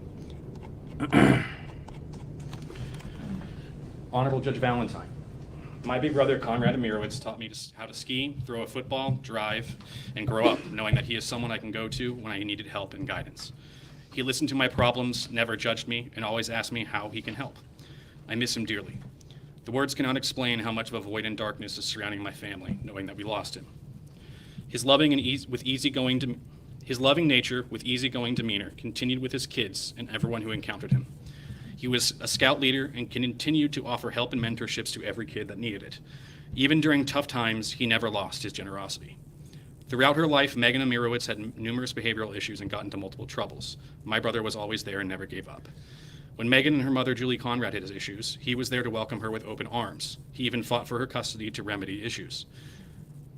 When Megan stole his car and crashed it, my brother was there to support her. He did not tell us exactly what happened. It was unusual for him not to visit my parents, and we had no idea that he did not have a car because he protected Megan from any negative comment and encounter. After some time, we got to learn about it from others. He would take my parents' car to continue driving her around. When Megan pulled a knife in school and threatened a teacher, he was there to pick her up and enroll her in homeschool. He always had an open arm for her, always wanted her to be happy, and continuously tried to work around her behavioral issues. As always, with his calm nature, he never lost his temper and unconditionally loved her. Then, on the morning of October 1, 2021, Megan poured lye powder on her dad, Conrad Amirowitz, and left him to die because he could not drive her to the appointment. Megan left my brother with horrendous suffering, dreadful pain, and in horrific condition. There is no way I can describe how my father and my family felt when they saw the pictures. Until now, I have not let my wife and mother see those pictures. Every time I'm reminded of a great memory with my brother, I also remember the dreadful pictures. I cannot think or remember my brother without horrible recollection of how he died. All that got worse when we found out Megan had proceeded to go to a hotel for her birthday party and had the audacity to ask for Conrad's credit card info to pay for her party. At times, I think this senseless act was the only reason that Conrad was found alive and taken to the hospital. I am grateful that he got treatments and strong drugs at the end so that he did not die in total suffering without help. Conrad spent 6 months in the burn unit. Every day he had complications. Every day we had hope. My family prayed every day for him to be with us. My nephew, Austin, was there constantly to see his father, even when we heard that they had to amputate his feet and part of his leg. We started thinking about his care after the hospital. We talked multiple times every day to plan for his care. We prayed every day. But he could not recover from his injuries and left us. He died at home, as was his wish, with my nephew Austin by his side.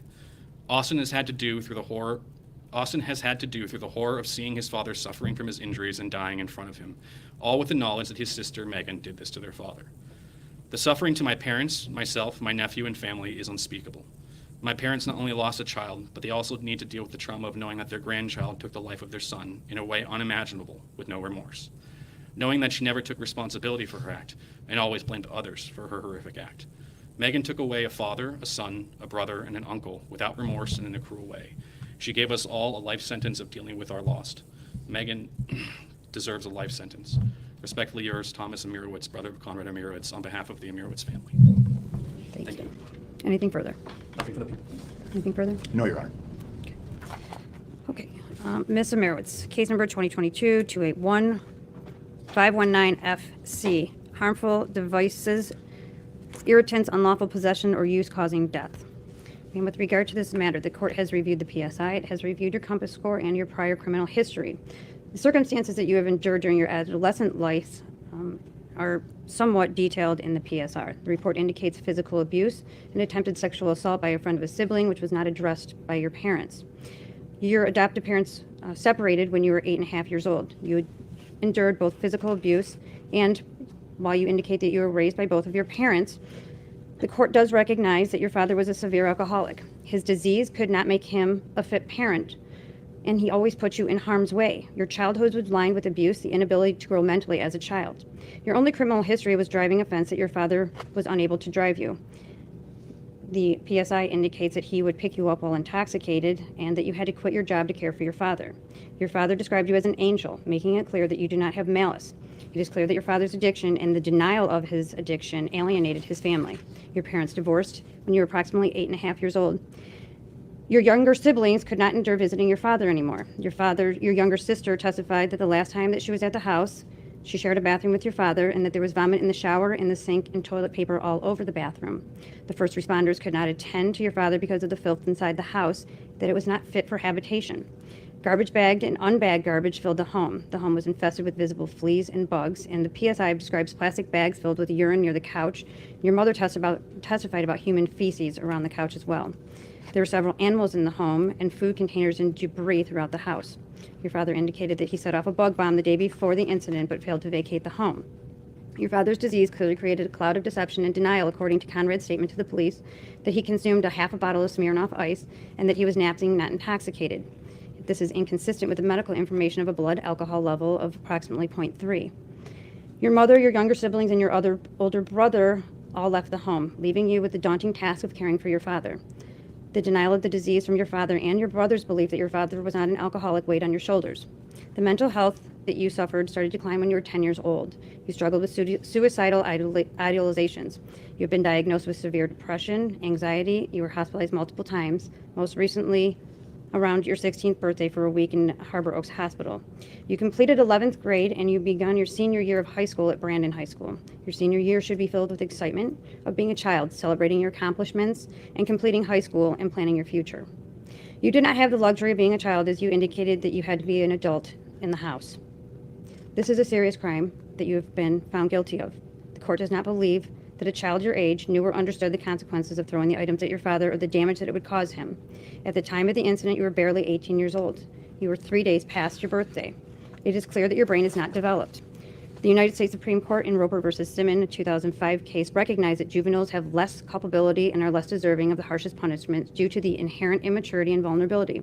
Graham v. Florida, a 2010 United States Supreme Court case, recognizes the difference between juvenile adults in terms of the capacity for rehabilitation and change.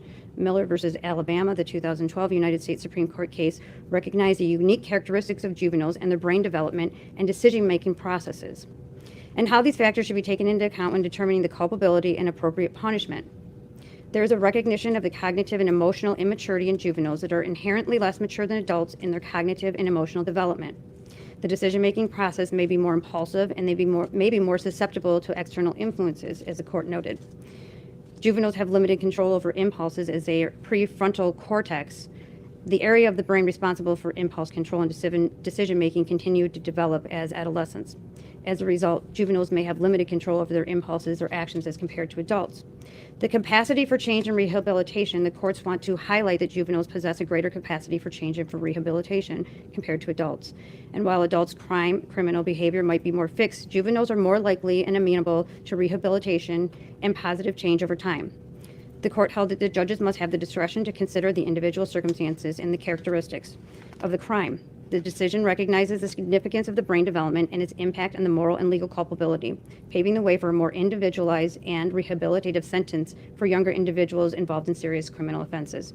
This court is satisfied that you are unlikely to engage in offense or criminal course of conduct again, and that the public good does not require that the defendant suffer the penalty imposed by law. The court finds that the sentence must be proportionate to the seriousness of the crime surrounding the offense and the offender.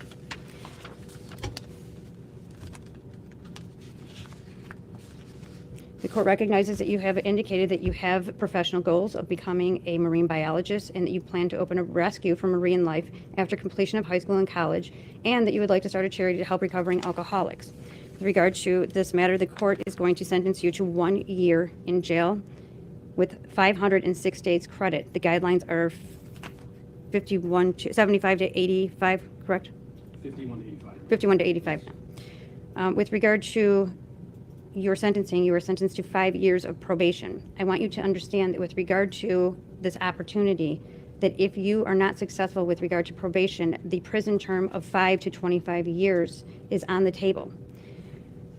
The state costs are $68. The Crime Victim Right Fund is $130. Supervision fees are $30 a month or $60 a month while on an electronic monitoring system. You're to participate in the outpatient cognitive behavior program. You're not to use, purchase, or possess any alcoholic beverages or enter into any establishments that dispense them. You're to submit to alcohol and drug testing as directed by your probation officer. You're not to use any controlled substances without a prescription. You're to participate in outpatient or residential substance abuse treatment as directed by your probation officer.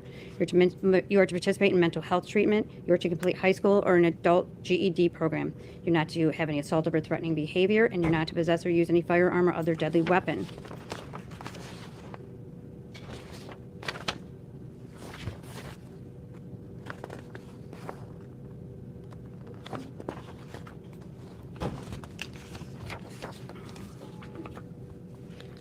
The court is going to put you on an intensive probation program. With regard to the probation, there to be no violations with regard to this matter. The court recognizes that you have already served 506 days in the jail, but I do not take the charge lightly, and I want to ensure that what you're doing with your time, that you're using to help better things for yourself and for other people. Do you understand? Mr. Stannis? Your Honor, I do of course have to object. I do not believe that that sentence is proportional, which is the measure here, or reasonable. It believes from your statements that you consider things like your employment or desire to have employment, a lack of criminal history and minimum culpability based on some of the factors in Miller v. Alabama, which I understand, but in People v. Daniel, 207, Ms. Shep 47, 1994, those three things, employment, lack of criminal responsibility, and minimum culpability, are not unusual circumstances that overcome the presumption of a proportional sentence within the guidelines. And with regard to the proportional sentence, thank you. I do note your objection with regard to the proportional sentence. The court is satisfied that this child has not had the upbringing that she does have the capacity with regard to change and with regard to being able to reform, and that her mind is able to do good things. And I have indicated for the record that with regard to the sentencing, that I have considered whether or not she has a criminal culpability or crimes that would continue to be committed. I have reviewed the pre-sentence investigation report. I have looked at everything in this case. I sat through the trial, and I am satisfied based upon the information that I cited that she is not a threat to society, although I am going to have the intensive probation. But I'm going to allow her to get on track and get back some of the years that she has lost as with her history. The court is satisfied with regard to the proportionality. May I request a Okay, so that was the sentencing of Megan Imerwitz, which was the last trial that Crime Spies covered. That was, like 6 weeks or so ago. She was 3 days past her 18th birthday. Her dad was naked, drunk, passed out on the couch. She started throwing a bunch of shit on the couch, including a bottle of powdered lye that when mixed with water has a thermonuclear reaction and caused burns on his legs. And he subsequently had to have both of his legs amputated and then died. So you wrong in the chat, and I do not agree on the judge's lenient sentence. You wrong says the justice system, unfair bias. She threw chemicals on her dad and she died. If she was an 18-year-old man, that judge would have thrown the book at him. I know, because similar cases, men always get life. Then I asked if he watched the trial, to which he said no. The jury found her guilty. I don't care how much she cries and plays victim. She killed her father and got a slap on the wrist, because courts will always go harder on men. And then look at the judge is stumbling with excuses of why she's not going to prison for murder. Disgusting. Well, we appreciate your thoughts, you wrong. In my opinion, I watched the whole entire trial, and there was... Hi, Patriot Polywog. Patriot Polywog watched the trial, too. In my opinion, I thought the investigation was super sloppy. I thought the brother was super suspect. They had no fingerprints on the bottle. In fact, the mother just said in here kind of the same thing. Like, that bottle was never fingerprinted. You know, the police asked her outside the car, do you remember throwing like a white powdery substance on them? And she's like, yeah, maybe. I think so. You know, she was, honest. A lot of people in the chat when we watched the trial in real time didn't know what lye is. And didn't know that when it gets mixed with water, it has that thermonuclear reaction. I know what lye is because that's what Norwegians used to soak their lutefisk in to preserve it. I had the pleasure of eating that for the first 18 years of my life. This gelatinous, snot-like textured fish, perfectly good cod fish, soaked in lye, and soaked out and baked, and it's disgusting, and it stinks, and the smell lingers with you long after Grandma's kisses. So this was sometime on Tuesday. I'm not sure what time it was. I watched it actually yesterday morning because we were covering the TaylorSchabusiness trial.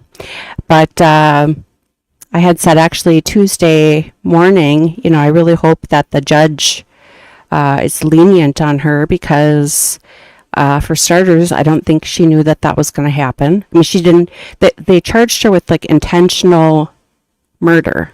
Okay, well, for starters, I don't even think she knew what it was. She had a temper tantrum. She was 18, 3 days past her 18th birthday. Her dad was a raging alcoholic with congestive heart failure. How do we know that, the burns didn't heal because he had congestive heart failure, that it wasn't a circulatory issue that caused him to not heal? I mean, I don't know. But, so she was basically sentenced to 1 year in prison, but since she served 509 days, I think they said, that was basically time served. And then she's done a very, very strict 5-year probation. And if she violates any part of her probation, back to the big house she goes. The judge is going to rescind that fairly lenient sentence. You're welcome, PJ Pollywog, for posting that. I was trying to think what could I put in here to fill up the time. And so I thought that would probably be the best one. Then this whole entire live stream can just be trial-ish stuff. And we already covered the Megan one. So, alrighty. The court did come back. I have it on pause. Move my water. Share this tab instead. Put you back where you belong. Here. And close. Page Polywog. I went outside. I don't know. Where's the camera? I can never find where this stupid camera is. Oh, there. Look what I cut. Flowers. They're daisies and black-eyed Susan and blooming yarrow. They're just like dumped in there. It is hotter than Satan's lair outside right now. In Minnesota, we have a temperature of 93. I'm all sweaty. And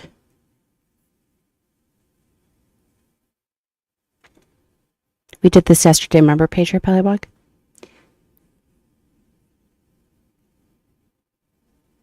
What's the real field temperature?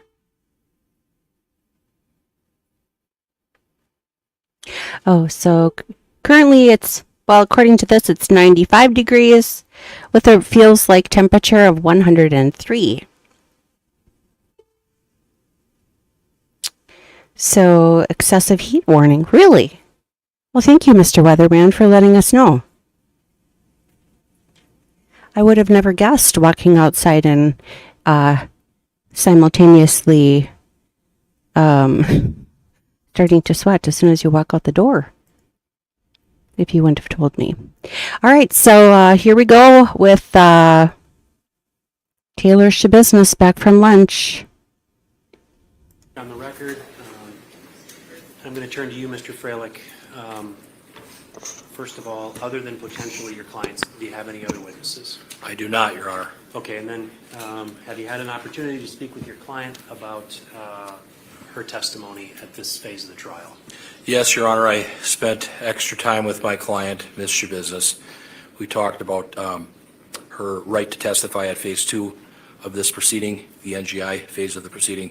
She understands what that means. She understands that she could take the witness stand and answer questions and testify about various topics. I've also explained to her that she has a right not to testify, that she doesn't have to get up on the witness stand, that she can stay at counsel table and remain silent. That's her right. That's her choice. I gave her time to think about it, to reflect on it. She had questions. I answered those questions. We had a good dialogue and conversation on this particular topic.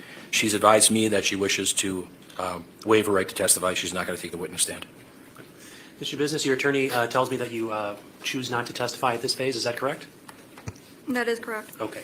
You understand that you have a right to testify, and you also have a right not to testify. And if you don't testify, your choosing not to testify can't be used against you. Do you understand that? Yes, I do. Okay. You understand those rights belong not to Mr. Freilich. They don't belong to me. They don't belong to the state. Those rights are yours and yours alone. Do you understand that? I do. Do you feel you need any more time to talk to Mr. Freilich about this decision? No, I don't. And it's your decision not to testify here today. Is that correct? Correct. Okay. Any further inquiry the state would like me to make regarding that? No, thank you. Mr. Freilich, any further inquiry you'd like me to make regarding that issue? Only if the court would inquire as to whether she felt any pressure or coercion in order to make this decision. Mr. Business, do you feel you've had any pressure by anybody or coercion to make this choice? No. Okay. Thank you, Judge. I'm satisfied that Mr. Business understands her rights. She's had a full opportunity to speak with her attorney about it. And she's made a choice here today, freely and voluntarily, not to testify at this phase of the trial. And I'm going to accept that, and we are going to move forward. So I think how the matter would unfold then is when the jury comes back in, I'll ask Mr. Freilich if he has any further witnesses to call. Based upon what I've heard, the answer will be no, the defense rests, and then we would move to the state. And I'm presuming the state is ready to call its first witness. Yeah. Okay. And then I did want to place on the record, because I was advised that when we excused Dr. Layton, we weren't on the record, but there was no objection to Dr. Layton. It's too late now. Both parties indicated there was no objection to her being excused, and that's what I did. Is that correct, Mr. Freilich? That's accurate. And Mr. Saunders? Yes. Okay, and then I just want to confirm, we don't need to go over these now. The jury has already been waiting a little longer than I told them they'd have to. But I did place on the on council table copies of proposed jury instructions, and then also just recently copies of what comes in the form of jury instruction 605B, but it's not a jury instruction, it's a proposed verdict form. Did both parties get a copy of those, Mr. Freilich? Yes. And Mr. Saunders? Yes. Okay, we can discuss those at the conclusion of evidence, but at this time then, I'm going to bring the jury in. All rise to the jury. Bring the jury. Bring in the jury.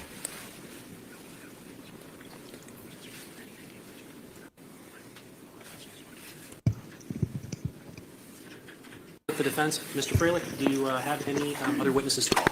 Your Honor, the defense rests at this time. No other witnesses. All right, then the matter turns to the state. I don't know, Mr. Lizet or Mr. Saunders, who's going to be questioning the first witness. So, Mr. Lizet, your first witness? Your Honor, the state calls Dr. Matthew Seipel. Okay. Dr. Seipel, if you want to step forward here. Okay, so just to recap what's going on. TaylorSchabusiness, after 3 days of trial, was found guilty on all 3 charges. First-degree intentional homicide. The second charge was mutilation of a corpse. And the third charge was third-degree sexual assault. Today is phase 2. Well, actually, I forgot to go on Twitter and ask any attorneys if they can explain what's the difference between this and Letitia, where like everything was all rolled into one. So today started phase 2 of the trial, which is the defense got first bite of the apple, putting on 2 witnesses. One was her father, Arturo Coronado, and second was the doctor, Diane something or other, Dr. Diane, who watched watched 2 of the 5 hours of her interrogation, read through all of her medical records, going through school, going through different kinds of imprisonment. We kind of did a summation of that about an hour ago, if you want to rewind and just watch that. Different medications she's been on. Diane Litton. So then they broke for lunch. They've just returned from lunch break. We're 12 minutes behind. So the defense just put on those 2 witnesses then for this phase 2 to determine if even though she was found guilty, if the jury will decide that she's not guilty by reason of insanity, meaning that she would go to a state-run hospital or, a prison hospital instead of a prison. Urong has something to say before. Oh, here. I hope she realizes that the mental ward in max lockup is some of the hardest time you can do. You get nothing because you can hurt yourself. You see no one because you can hurt them, and you are always watched. So it's not going to be like a cakewalk, definitely, if they do in phase 2 determine that she was insane. Again, like I mentioned before, in my opinion, I want to know who was responsible in this January 4th, 2022 report from some type of judicial system. Who was responsible for letting her out? Because what? 7 weeks or so later, she killed him. I don't know. It's weird. So the defense, those are the only 2. So now the state is going to say, the state is presenting witnesses saying, nah, not so fast. She wasn't insane at the time that she murdered Shad. Matthew Seipel. My last name is spelled Seipel. Okay, then the witness is yours, Mr. Lizet. Good afternoon, Dr. Seipel. Good afternoon. How are you currently employed? I am employed as a licensed psychologist with Behavioral Consultants Incorporated and the Wisconsin Forensic Unit, where I perform forensic mental health assessments on a full-time basis. How long have you been with the Wisconsin Forensic Unit? I began with the Behavioral Consultants and the Forensic Unit in September of 2020 as a postdoctoral forensic psychology fellow, and I've continued with those organizations since February 2022 when I obtained psychology licensure in the state of Wisconsin. And you indicated that your full-time duties is to perform forensic evaluations, is that right? Yes. What types of evaluations do you typically perform? I complete competency to proceed examinations, mental responsibility or NGI evaluations, evaluations of people who are petitioning for conditional release from the state mental health institutes, as well as legal guardianship, and several types of juvenile evaluations. You indicated that is your full-time employment. Do you know about how many of each of those evaluations you might perform in a calendar year? And so I would say in total, I've completed over the past 3 years, roughly 1,000 across those types of evaluations. So in a calendar year, it would break down to typically at least 300 evaluations. About 3/4 of those would be competency evaluations. And then roughly, I would say another 10 to 20% would be NGI evaluations. You indicated that you are a licensed psychologist in the state of Wisconsin? Yes. What does that process entail? And so to become a licensed psychologist, one needs to complete a doctorate in psychology from an institution that is either accredited by the American Psychological Association or determined to meet equivalency of those accreditation standards. And then at the time that I obtained licensure, 1 year of full-time postdoctoral supervised practice was required. I believe that standard has changed, but that was the standard for licensure at the time that I gained my license. And you indicated that you must have that doctoral degree. Where did you obtain that degree? That was from Iowa State University. And do you have, can you just go through briefly your education prior to that degree? I completed a bachelor's degree in psychology from Cardinal Stritch University, as well as a Master of Science in Clinical Mental Health Counseling from Marquette University before completing my doctorate at Iowa State. And Doctor, through your professional work at the Wisconsin Forensic Unit, did you have an opportunity to work on the present case, State of Wisconsin versus TaylorSchabusiness? Yes, I did. How did you become involved in that case? And so I was requested to complete 2 court-ordered competency evaluations in this matter. When you say court-ordered, does that mean that the court is the party that retained you rather than either the state or the defense? Correct. And when was that first evaluation, when was the first report filed? That was in November of 2022. And when was the second report filed? That was earlier this month, in July of 2023.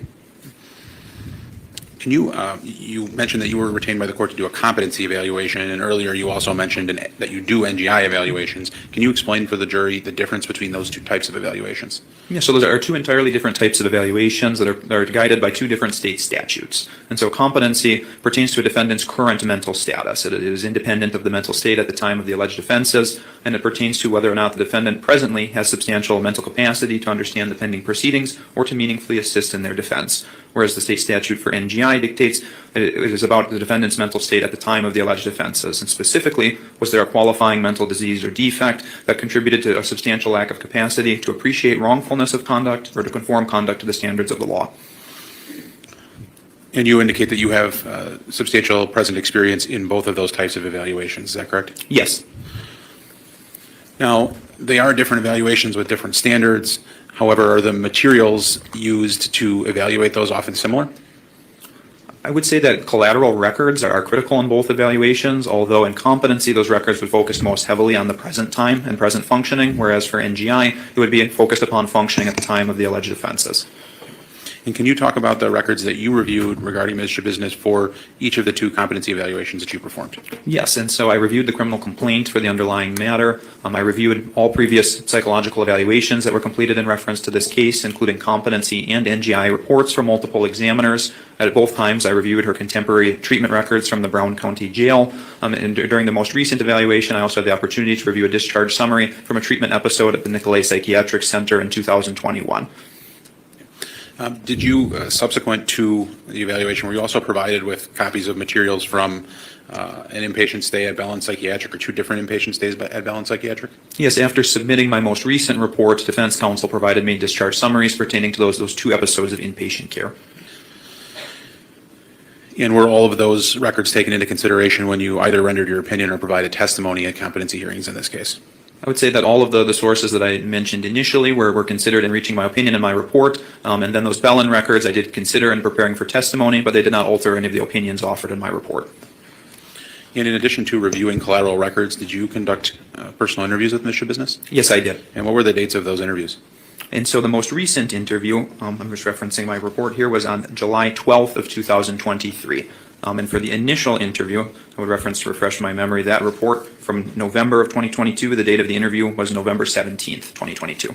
And were both of those in-person interviews? Yes. And can you estimate approximately how long you met with Ms. Schabusiness in those interviews? On both occasions, it was roughly 90 minutes, perhaps give or take a few minutes.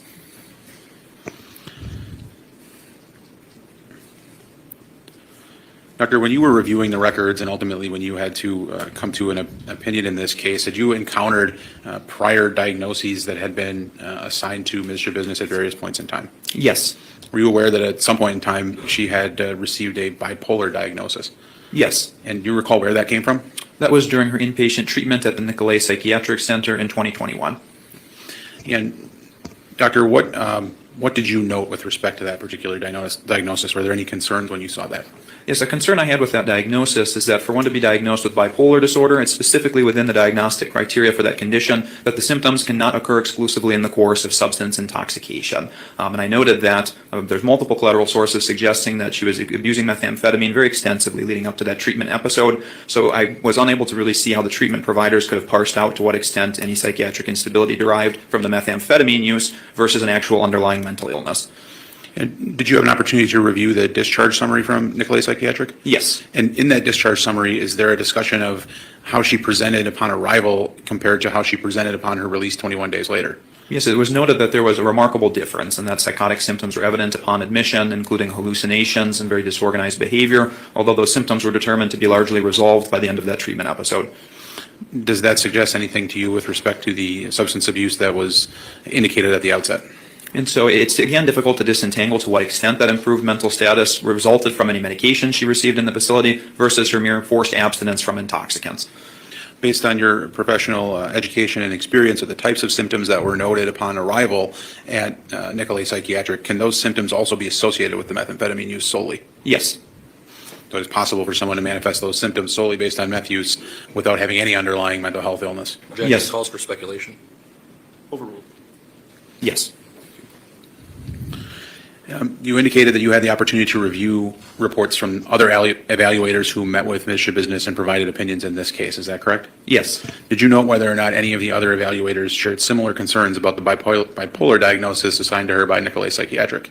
Yes, I noted that in Dr. Engin's mental responsibility evaluation, she took most specific and direct issue with the basis for that diagnosis, and she ultimately, in her report, offered that she did not see sufficient support to assign a diagnosis of bipolar disorder. I also noted that in, for example, in Dr. Lucetta's competency report, while she did not necessarily completely rule out bipolar disorder, she also noted again that the substance abuse was a significant factor leading up to that diagnosis, and she merely essentially sought to rule out that diagnosis but did not assign it. I also want to just sort of speak generally about bipolar. Can you describe for the jury what bipolar is and what is required to diagnose such a disorder? Yes, and so there are two different types of bipolar disorder. There's bipolar 1 disorder, which is a more severe condition, and that is the diagnosis that has appeared in some of the records in this case. Bipolar 1 disorder is characterized predominantly by manic episodes, which are periods of it lasting at least a week, where more often than not the individual has a significantly elevated mood. They may behave impulsively, erratically, have a decreased need for sleep, and in some instances with bipolar 1 that is alternated by depressive episodes, which typically last at least 2 weeks and are largely the opposite of mania. That means there's a persistently low mood, low energy, feelings of worthlessness, guilt, or hopelessness, things of that like. Whereas bipolar 2 disorder has hypomanic episodes, which are not as prolonged or severe as a manic episode, and by diagnostic criteria, someone must also experience depression in order to qualify for bipolar 2 disorder. So is it fair to say that to diagnose someone with bipolar 1, we would have that expectation of seeing those prolonged manic episodes, at least one instance of a prolonged manic episode? Yes, and it would need to occur outside voluntary substance intoxication. Is it possible for a person who has been diagnosed with a bipolar disorder, is that the type of condition that could occasionally wax and wane over the course of someone's lifetime? To the extent that someone does indeed meet diagnostic criteria for bipolar disorder, yes, there certainly can be a waxing or waning or a cyclical pattern of symptoms.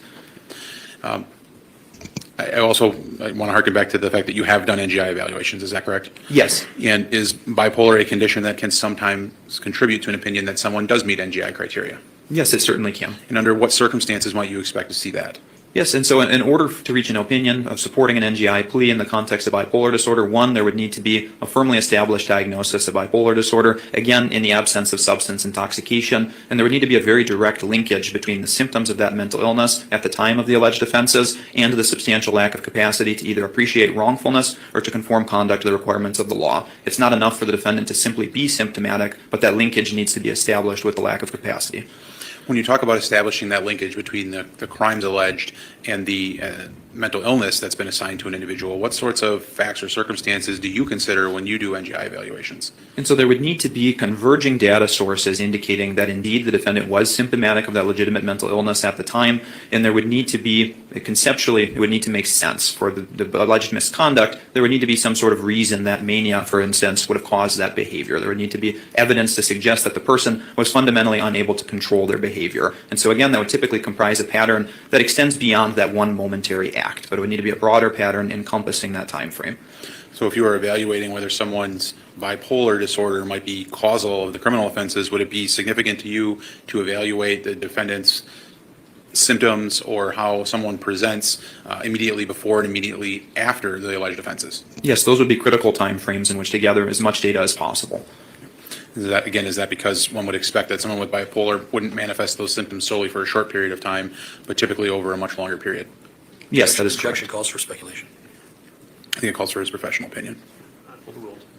Yes, it would be expected to see, again, a symptom duration longer than just the mere moments of committing a criminal offense.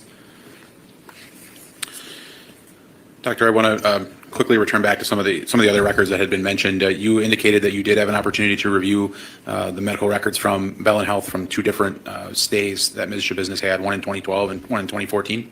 Yes. And I'll first call your attention to the 2012 records, if you recall those. Do you remember if Ms. Schabusiness was assigned a diagnosis by the treatment providers at Bell and Health at the outset of her stay in 2012?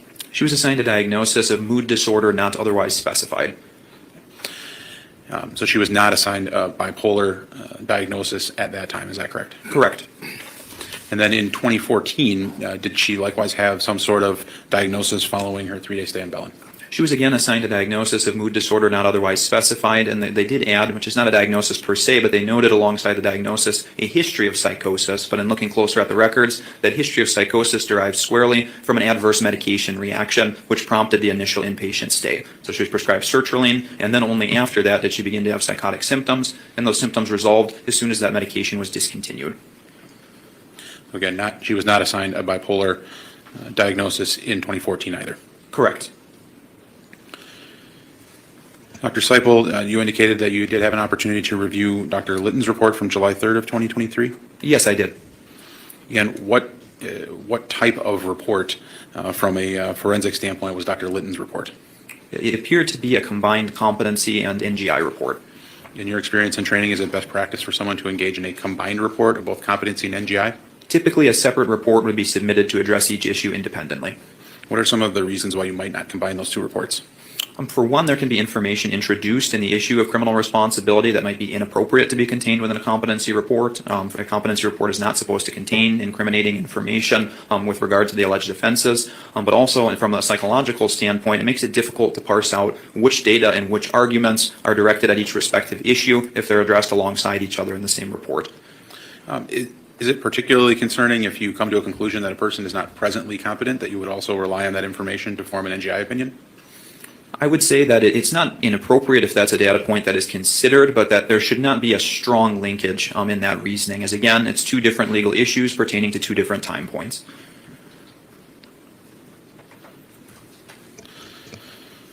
Doctor, when you looked at that report as it relates to NGI and Dr. Litton's report, I'm just going to ask you generally, did you have any concerns with the methodology that was shown in that particular report?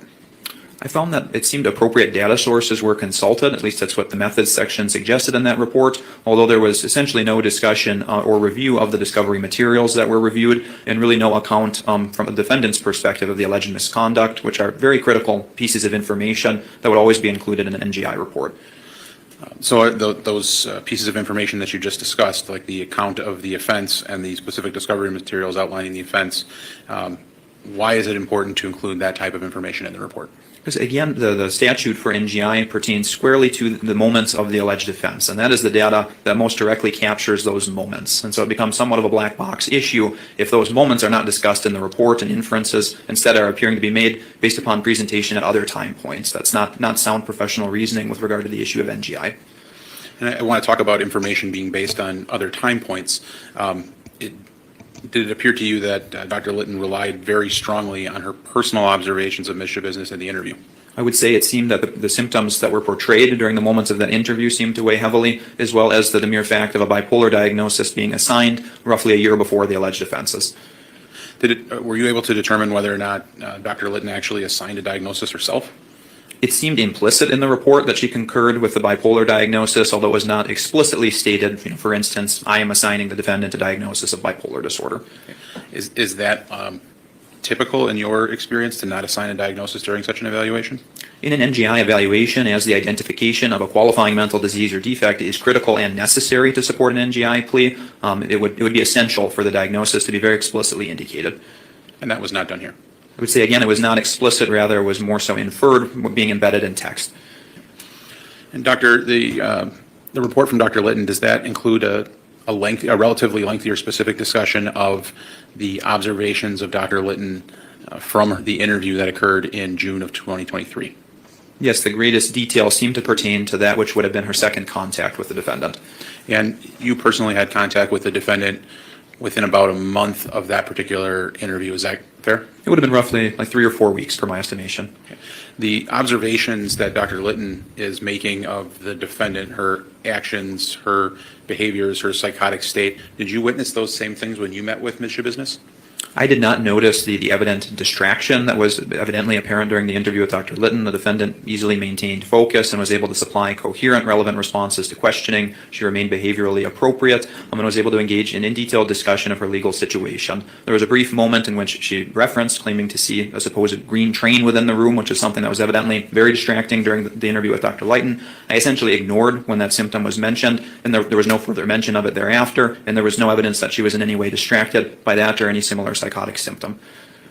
Did you form a conclusion with respect to the psychotic manifestations that Ms. Schabusiness was outwardly claiming to have? I found that there was not sufficient support for assigning a diagnosis such as bipolar disorder or schizophrenia that could presumably underlie those symptoms. Did you have any concerns about the validity of the claimed symptoms? Yes, I did. And what were those concerns? And so my concerns were manifold. There has been a remarkable inconsistency in presentation over the pendency of this case in terms of the symptoms the defendant has claimed to forensic examiners versus to clinical providers within the jail, and even during very similar time frames, she's offered contradictory remarks. And apparently, only during the interview with Dr. Litton has anyone observed her during the pendency of this case to seem to be preoccupied with internal stimuli. That's not something that I have observed, and jail providers have noted that even in the isolated instances where the defendant has endorsed hallucinations, they have viewed no outward indication. I would object only because that calls for hearsay. I apologize, but overruled. I forgot where you were in your answer, but if you're... Another question. Sure. Had other doctors who evaluated the defendant shared concerns that you reported about the possibility of feigning or embellishing symptoms? Yes. And who was that? I noted that first in Dr. Lucetta's competency report as part of a competency instrument that she administered to the defendant. Embedded within that were validity indices. That means they were testing items which sought to determine the credibility of the defendant's endorsement of psychiatric symptoms. And her responses to those items suggested an elevated probability of a non-credible response style with regard to endorsing psychiatric symptoms. And similarly, when Dr. Engen completed her NGI evaluation, she administered the Minnesota Multiphasic Personality Inventory, or MMPI as it's widely known, and the extent of her invalid responses on that instrument made it where her clinical profile could not be interpreted because the validity skills for that instrument suggested she was grossly exaggerating psychiatric symptoms in a manner that would be extreme and inconsistent even for a patient with legitimate schizophrenia. And did you note whether or not Dr. Litton performed any such psychological testing to determine the validity of the symptoms that she was observing from Ms. Schabusiness? I found no mention of any type of instrument for symptom validity within her report. Was that surprising to you? I would say yes, in general, but especially specifically given that those psychotic symptoms really seem to be the crux of her opinion regarding the issues of both competency and criminal responsibility, and especially in light of prior testing data that cast significant doubt over the legitimacy of those symptoms. So under those circumstances, it would be extremely unusual for an examiner to not administer testing. Now, did you administer testing of Ms. Schabusiness when you met with her?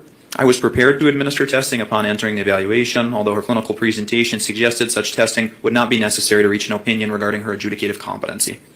Can you explain that maybe just in a little more layman's details? Yes, and so to the extent that the defendant would have presented similarly as she did with Dr. Lighton, for instance, presenting herself as very distracted by hallucinations, unable to supply linear or coherent responses, then I would have administered psychological testing to see where the validity lied with such symptoms. Although she did not portray those symptoms and with relative ease was able to discuss her legal situation in a rational manner, so the validity of symptoms became a moot point. That the results of that testing would have had no influence on my opinion regarding competency. Essentially, you didn't need to test the validity of the symptoms because you didn't see the symptoms. Correct.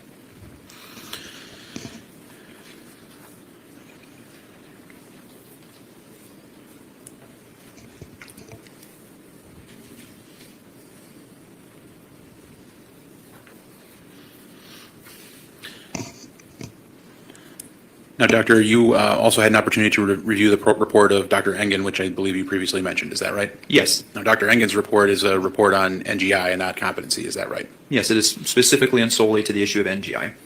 Now, some of the shortfalls of Dr. Lighton's report that you already pointed out, did you see those same concerns in the report of Dr. Engen? I did not. Can you compare or contrast the methodology that Dr. Engen used to the methodology used by Dr. Lighton? And so in Dr. Engen's report, I found to be consistent with my training, experience, and my understanding of best practice in the field of forensic psychology, and that she engaged in a thorough review and detailed in her report the discovery materials. She supplied a detailed accounting of the defendant's personal account to her of the index offenses. She reviewed medical records from the Nicolay Psychiatric Treatment Center that, again, would have been in that time period leading up to this offense, and she administered psychological testing to aid in determining the validity of any of the psychiatric symptoms that the defendant claimed during the evaluation. And so that represented to me a full and comprehensive NGI evaluation. And in contrast, did Dr. Engen's report specifically tie Ms. Schabusiness's behavior at and around the time of the offense to any mental illness or lack thereof? Dr. Engen supplied a detailed articulation of why she ultimately did not assign a qualifying mental disease or defect diagnosis to the defendant, and then she in turn articulated why she did not believe there was any support for the conclusion that outside of voluntary substance intoxication, the defendant would have substantially lacked capacity to appreciate wrongfulness or conform her conduct to the requirements of the law. I think we touched on this earlier as it related to general diagnoses of a mental health condition, but can you talk briefly about the impact that acute substance intoxication has on attempting to determine whether or not someone would be NGI? And so according to Wisconsin jury instructions, mental disturbance brought on by voluntary substance intoxication is not considered to be a qualifying mental disease or defect. And so to the extent that an examiner cannot rule out the sequelae of that voluntary intoxication as being the primary contributing factor to behavior, then the reason would dictate that an NGI plea cannot be supported. Thank you, Doctor. No further questions at this time. Cross-examination, Mr. Freilich. Thank you, Your Honor. Dr. Seipel, good afternoon. Good afternoon. You prepared two reports concerning TaylorSchabusiness, correct? Yes. One in November of 2022 and then one in July of 2023, correct? Yes. And you received police reports, correct? I did not review the police reports. Okay. Did you review the criminal complaint? Yes. Did you have a chance to review any video footage from the incident on February 22nd or February 23rd of 2022? I did not. In this particular case, did you administer the two gold standard tests, the MMPI and the MCMI? I did not administer either of those instruments.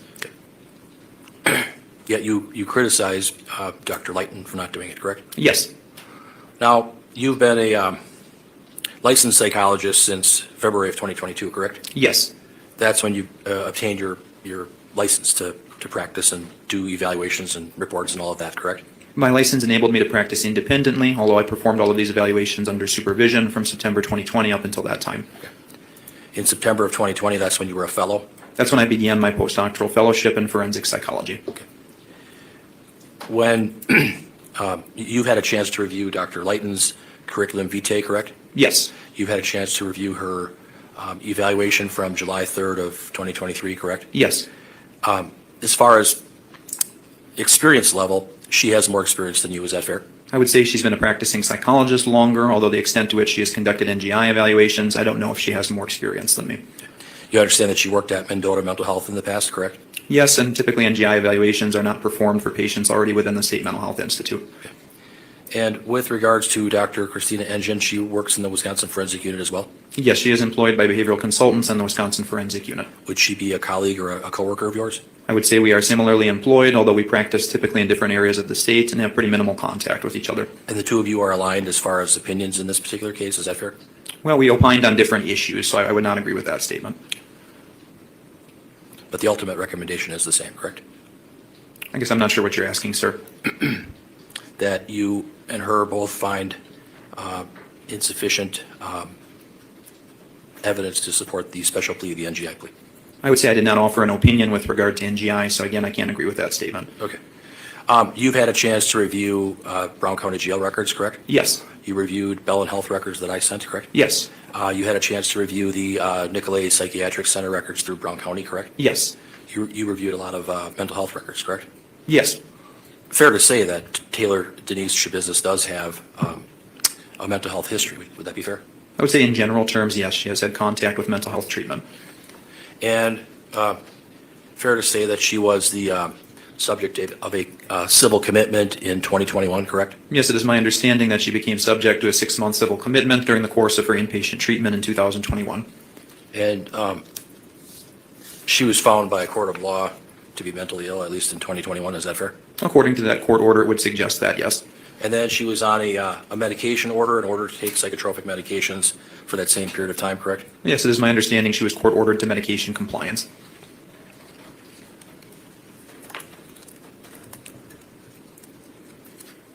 A lot of different doctors evaluated and took a look at Ms. Schabusiness, correct? With respect to the pendency of this case or more generally? Just with respect to the pendency of this case. Yes, I would say there have been a handful of us that have completed evaluations. Dr. Deborah Collins? Yes? Yes. Dr. Tracy Lucetta? Yes. Dr. Diane Lighton? Yes. Yourself? Yes. Dr. Christina Engine? Yes.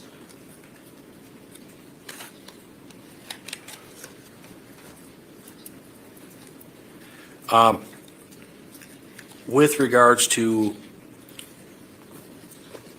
Ms. Schabusiness's treatment at Nicolay Psychiatric Center, was she diagnosed over there in May of 2021 with bipolar disorder, current episode manic severe with psychotic features? Yes, that was the diagnosis those providers assigned. She was prescribed medications, correct? Yes, I believe it was an antipsychotic medication that was prescribed. Do you know if that was Aristotle? I would have to consult the records to refresh my memory. Was it your understanding that she was prescribed a medication that would be by injection? To the extent that it is Abilify Aristana, yes, that is a long-acting injectable medication. It's an antipsychotic medication, correct? Yes, with mood-stabilizing properties as well.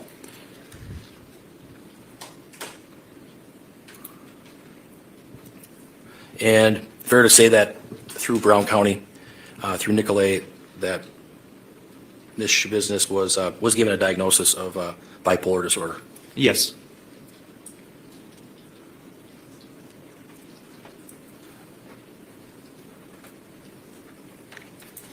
She was at Nicolay for about a month, correct? I believe it was roughly 3 weeks. A couple weeks, and then she was discharged? Yes. She was discharged, after she had her baby? What was the question, sir? Do you know, I'm sorry, do you know if she was discharged after she had her baby? I do not believe she gave birth during the course of that hospitalization. Subsequent to that, she gave birth, correct? I would again have to consult the records for the dates on that.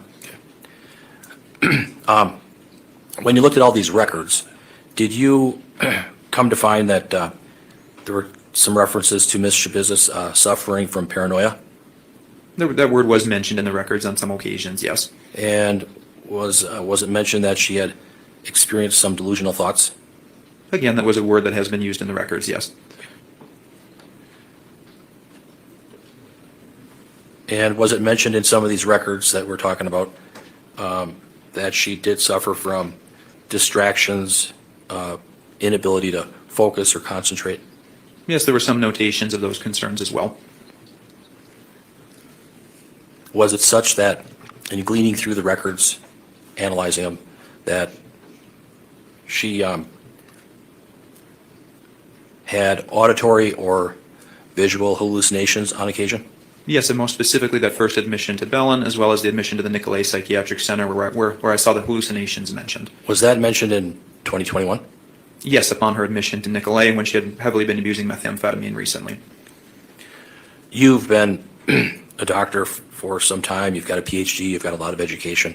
You've had experience with different kinds of patients, correct? Yes, many, many different kinds. With all different sorts of problems, correct? Yes. And you've dealt with people who have had drug addictions and things of that sort, correct? Yes. You've gone to seminars with regards to how substances can affect the brain, correct? Yes, and I taught an undergraduate course regarding the effect of substances on psychology as well. And would it be fair to say that substances can impact the brain, can cause organic brain damage? I would say there can certainly cause some functional abnormalities in the brain, although the notion that drug use permanently damages the brain really is not consistently bore out in the literature the way that it is in kind of the public conception of drug use.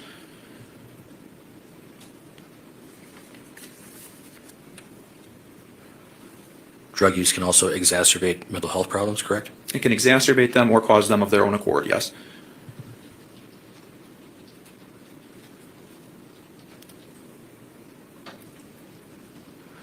What causes memory impairment? There can be manifold causes for memory impairment. Drug usage? Certainly if there has been recent and especially significant drug use, yes, that can affect various neurocognitive capacities, including memory functioning. How about traumatic events like loss of a mother? I would say that can cause some difficulties with concentration, though typically would not cause amnesia in and of itself. Is PTSD, post-traumatic stress disorder, is that a mental health condition? Yes, it is. Can that get worse over time if untreated? It can, yes. If someone has a mood disorder, is that a mental health issue? Yes. It's a mental defect or a mental disease? I would say it could meet criteria as a mental disease or defect according to Wisconsin state statutes, yes. And can that get worse over time, the mood disorder, if it's left untreated? It can, yes.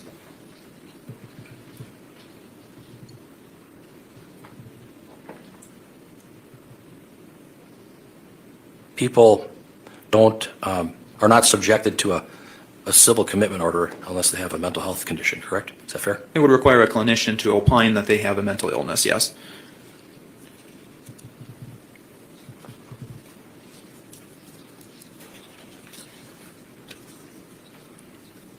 I saw some records in Brown County, I believe it relates to the Nicolay Psychiatric Center records, that there was a problem addressed, risk for self-injury related to delusional thought process vague. Do you know what that references to?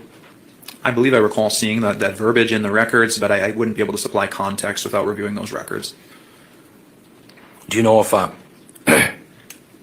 Ms. Schabusiness had problems or issues with a delusional thought process? At that time, it was noted that that was a symptom she was displaying upon admission to the facility, yes. Did you have occasion to, when you met with her, to observe that she had a tangential thought disorder? During my meetings with the defendant? Yes. I did not note signs of a clinically significant thought disorder, no. How about, was that bore out with Dr. Engine or Dr. Collins? I would say there was, again, no indications of clinically significant impairment in maintaining linear thought during those evaluations.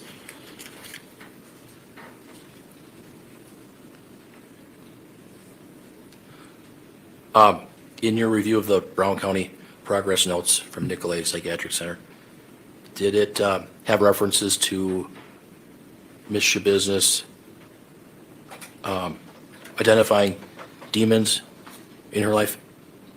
In terms of the Nicolay psychiatric records? Yes. I do believe there was mention of some commentary of that sort, yes. And was there commentary that her affect appeared to be labile and inappropriate throughout group, and that she had mood changes and inappropriate facial expressions or laughing? Yes, I did see that bore out in those records. Did you see that when you talked with her in November of 2022 or July of this year? I did note that there were some moments of some inappropriate grinning or perhaps very brief isolated instances of laughter, although those were short-lived and did not impair capacity for us to have a linear and meaningful discussion. In July, when you met with her, you said 90 minutes, give or take. Was it cut off for any reason? Was your interview cut off? No, they were able to be completed on both occasions to their natural course. Okay. In some of the records, did you note that it indicated her affect was flat when approached? Yes, there were some indications of a relatively flat or diminished expression in her emotional presentation, yes. What does that stem from, do you know? That's again something that can have manifold causes and could simply be someone's baseline emotional presentation as well. Could it be related to a mental health defect or disease? It is possible, although again, it could also be due to many other factors. Also in these progress notes, did you indicate, or did you review, excuse me, that she was feeling as though different bodies were going in and out of her person? I do believe I read that in the Nicolay notes as well, yes. Did she talk about having pressure in her head or having her head hurt? Yes, that is a complaint that she has made at different occasions across time, yes. And did she also indicate that she had problems with eye twitching and that her PTSD was triggered from loud noises? I do believe I recall seeing those symptoms mentioned in the records as well. Did you, at least in some of the, either the jail records or the Brown County records from Nicolay, that she talked about wanting to die and go to heaven to see her mom? Yes, I do recall seeing such comments made.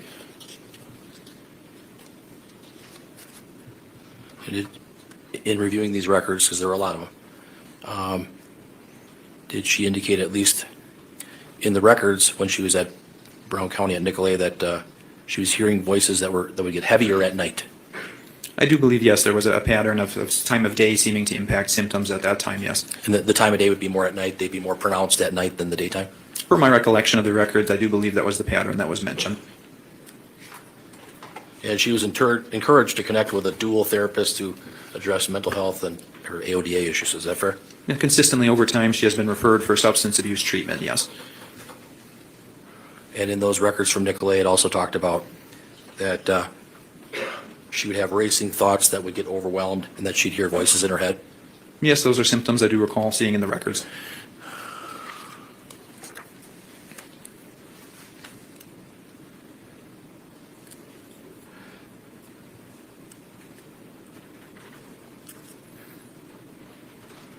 And it's true, right, that there were discussions about her getting this Aristata injection every 4 weeks to help her? Yes, that is the typical course in which that medication is administered, and per my recollection, I do believe that's what was ultimately prescribed. Then there was some discussion about whether she would take the pill or take the injection, correct? Yes, I do believe that the means of administration was discussed amongst her clinical team. Even in the notes, it talked about, in the notes from Brown County, from Nicolay Psychiatric Center, it talked about how Ms. Schabusiness would have agitation, anxiety, correct? Yes. And that there was a discussion about giving her Haldol, correct? Yes, that would be another antipsychotic medication with pretty heavily sedative properties. Do you know if that was ever given to her? I would again have to refresh my recollection with the records. And even in the Nicolay records, it talked about that it was a struggle to decipher what is a genuine psychiatric symptom and what is otherwise talked about as gaminess, correct? Yes, I do believe that was a term that was employed in the records. There were just a lot of records to review, and you have a good memory. But it also talked about Zoloft, correct? Yes, that was mentioned specifically in her adolescent treatment records. And Ms. Schabusiness was given, apparently at Nicolay, from what you reviewed in these notes, what are her coping skills and what does she want to do to make progress with mental health? Is that fair? I don't recall that specific information. With regards to Dr. Lighton, she says that she believes that my client, Ms. Schabusiness, qualifies for the NGI plea based on a diagnosis of a serious mental disorder. You understand that? Yes, that's what she wrote in her report. And she opines that her serious mental disorder affected Ms. Schabusiness's ability to know right from wrong at the time of the offense, correct? I would say it was relatively tersely worded, although that was what was suggested, yes. And she also said that it affected her ability to control her behaviors. Is that fair? Yes, that was the opinion that she reached. You have a diabolically opposed opinion compared to Dr. Lighton, correct? Again, I did not opine on the NGI issue. Okay. All right. Thank you. Nothing further. Be direct. Just briefly, I think you were asked a great deal again about the records from Nicolay and the specific. Isn't that why he's symptoms here that to were manifesting opine at on the time of Nicolay. NGI? Yeah, do you know if Nicolay actually administered a blood test to determine whether or not there were substances in her system at the time she entered Nicolay? There was either urine or blood screening performed for toxicology purposes, yes. And she did test positive for methamphetamine? It was methamphetamine and I believe also amphetamines and THC as well. And did the Nicolay records show a marked improvement in her symptoms in the 3-week stay there? Yes, there was a relatively linear trend over time towards psychiatric stability. And while that might potentially be attributed to taking psychiatric medications, it might also be attributed to weaning off of the illicit substances. I would say it's fundamentally impossible to disentangle to what extent precisely the improvement would have derived from those sources. And you were asked questions about at points in time, did Ms. Schabusiness have potentially paranoia or hallucinations or things that could potentially be associated with psychiatric conditions or psychosis? Did anyone in any of the records that you saw make such an opinion on or around February 22nd and 23rd of 2022? In terms of those symptoms or diagnoses applying at the time of the alleged misconduct? Correct. I would say that from what I saw, Dr. Lighton was the only one that, and again, it wasn't really directly discussed, though at least seemed to imply that those symptoms were at play at the time of the incident. Now, none of the mental health records that you saw were from February of 2022, is that correct? I did not see any indication of her being actively involved in psychiatric treatment, so there was no reliable collateral source to corroborate those symptoms at that time.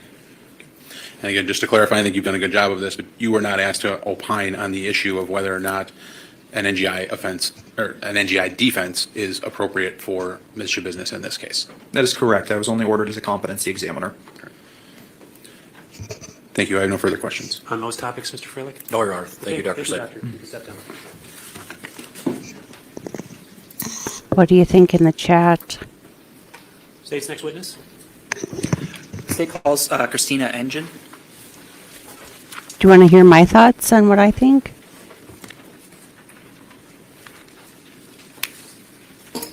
Because I'm not sure. I think it's a compelling argument. And I think if there was a contest between, if I was a juror, which of the doctor's testimonies I valued more, I would say so far, I thought Diane had a better argument than this Dr. Matthew Sipple. But that's just me. Let's continue.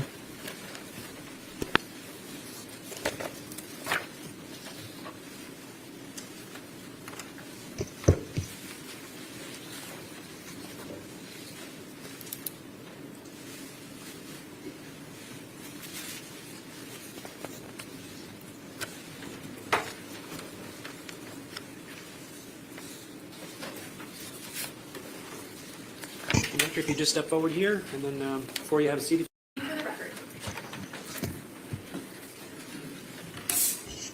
Christina Engen, ChristianaEngenen. Mr. Saunders, the witness is yours. All right, Doctor, how are you employed? As a psychologist with behavioral consultants, And how long have you been employed with behavioral consultants? 12 years.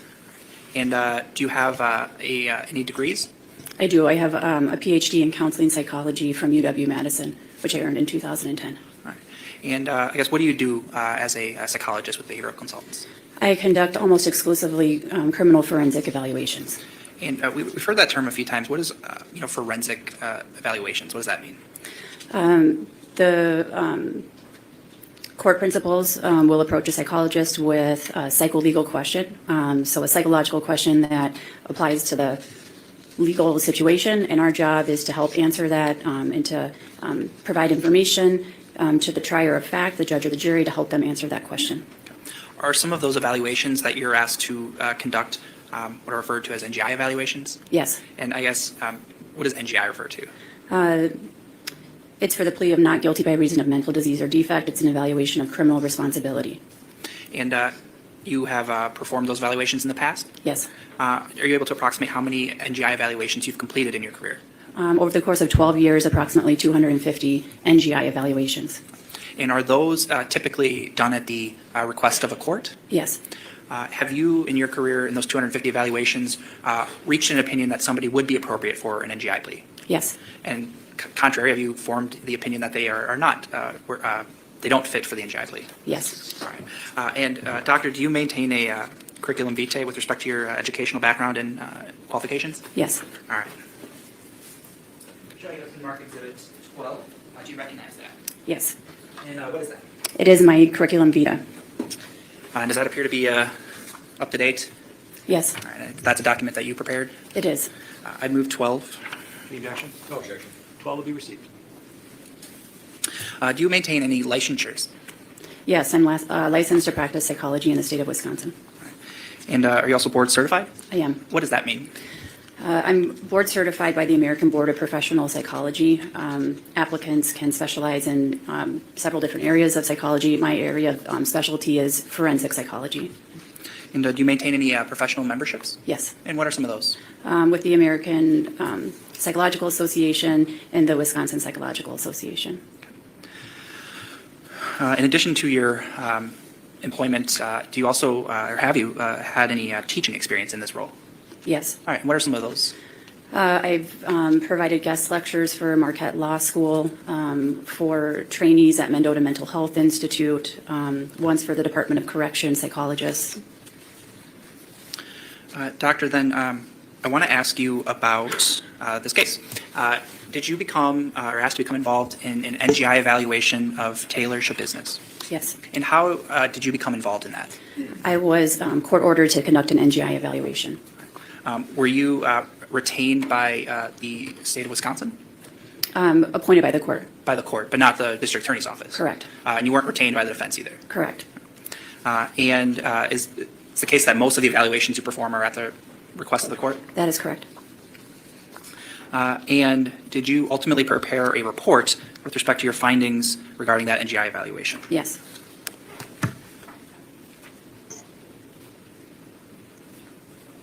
Doctor, I'm showing you Exhibit 13. Do you recognize that exhibit? Yes. And what is that?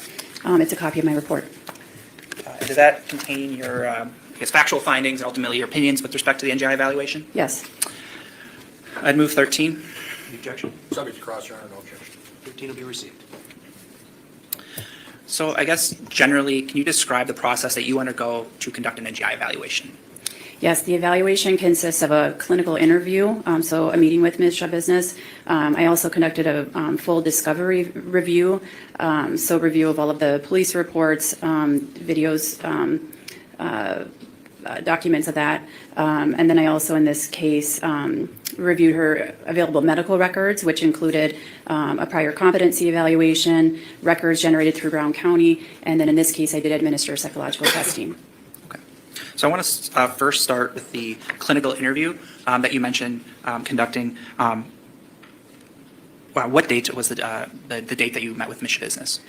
So I attempted to meet with her first on October 12, 2022. However, because of her security status in the jail, I was not able to meet with her confidentially. So I returned on October 21, 2022, and we met in a conference room. That's when I conducted the interview and the psychological testing. And October 21st, 2022, would that have been about 8 months after the offense that she was charged with? Yes. Okay. And you also mentioned you conducted a full discovery review, and that included reviewing videos. Is that right? Correct. Okay. Was one of those interviews that you reviewed an interview of Ms. Schabusiness from February 23rd of 2022? Yes. Was that a rather lengthy interview? It was. Did you review the entirety of it? To the best of my recollection, I believe that I reviewed the vast majority of it. If I would say the majority of it. All right. Were there a lot of dead parts in the middle of it? There were, but I thought it was important to review that video footage to listen for comments that Ms. Schabusiness would have made in the room by herself to observe her behaviors and the like. So it wasn't just the comments that were made to law enforcement that you were looking for, but also her independent behaviors? Correct. And you also mentioned you reviewed the police reports and other various attachments that were part of the case? Yes. The medical records that you reviewed, you mentioned there were prior competency evaluations, but also Brown County Health Services records, is that right? Correct. Was that in reference to a stay at Nicolay Psychiatric? Correct. All right, and when was that? That spanned March of 2021 to April 2021. All right. And you then indicated you also conducted a, I guess, personality test, or what was the fourth collateral source you reviewed? I can administered an objective personality test. It's called the Minnesota Multiphasic Personality Inventory, 3rd edition. The acronym is MMPI-3. Okay. So I want to then go through your report, if that's okay, Doctor. Beginning on page 2. So one of the things you start with is called relevant history. Do you see that section of the report? Yes. And I guess why is it important to review the history as part of your NGI evaluation? When gathering history about a defendant, we are touching on topics that are potentially relevant to the issue of criminal responsibility. Things like early childhood events, history of mental health treatment, substance use, any learning difficulties, difficulty working, all of this can potentially inform the issue of criminal responsibility. Okay. And as part of that, did you review Ms. Schabusiness's employment history? Yes. And I guess what did you note with respect to her employment history? What I recall is that she has worked primarily in factory settings. Relevant to this evaluation was that she was working up until about a week before the underlying offenses. Why is one's employment history relevant to an NGI evaluation? It speaks to the prong of behavioral control. So later on, when we discuss the prongs of the NGI plea, one of them has to do with one's ability to conform their behavior with the requirements of the law. It's a capacity issue, so can a person do that under normal circumstances? And one's ability to work, maintain employment, show up, perform their job duties, that speaks to an individual's capacity to conform their behavior and meet the demands of daily living. Okay. And you noted employment history fairly consistently up to about, I think you said a week before the offense? Correct. And you also reviewed Ms. Schabusiness's mental health history as well? Yes. As we talked about. As well, did you review her, during the course of your clinical interview with Ms. Schabusiness, her current presentation? Yes. And I guess what is the importance of kind of noting, as you do, the current clinical presentation of a patient? So that's another piece of information that informs the diagnosis that is required of the evaluation. Okay.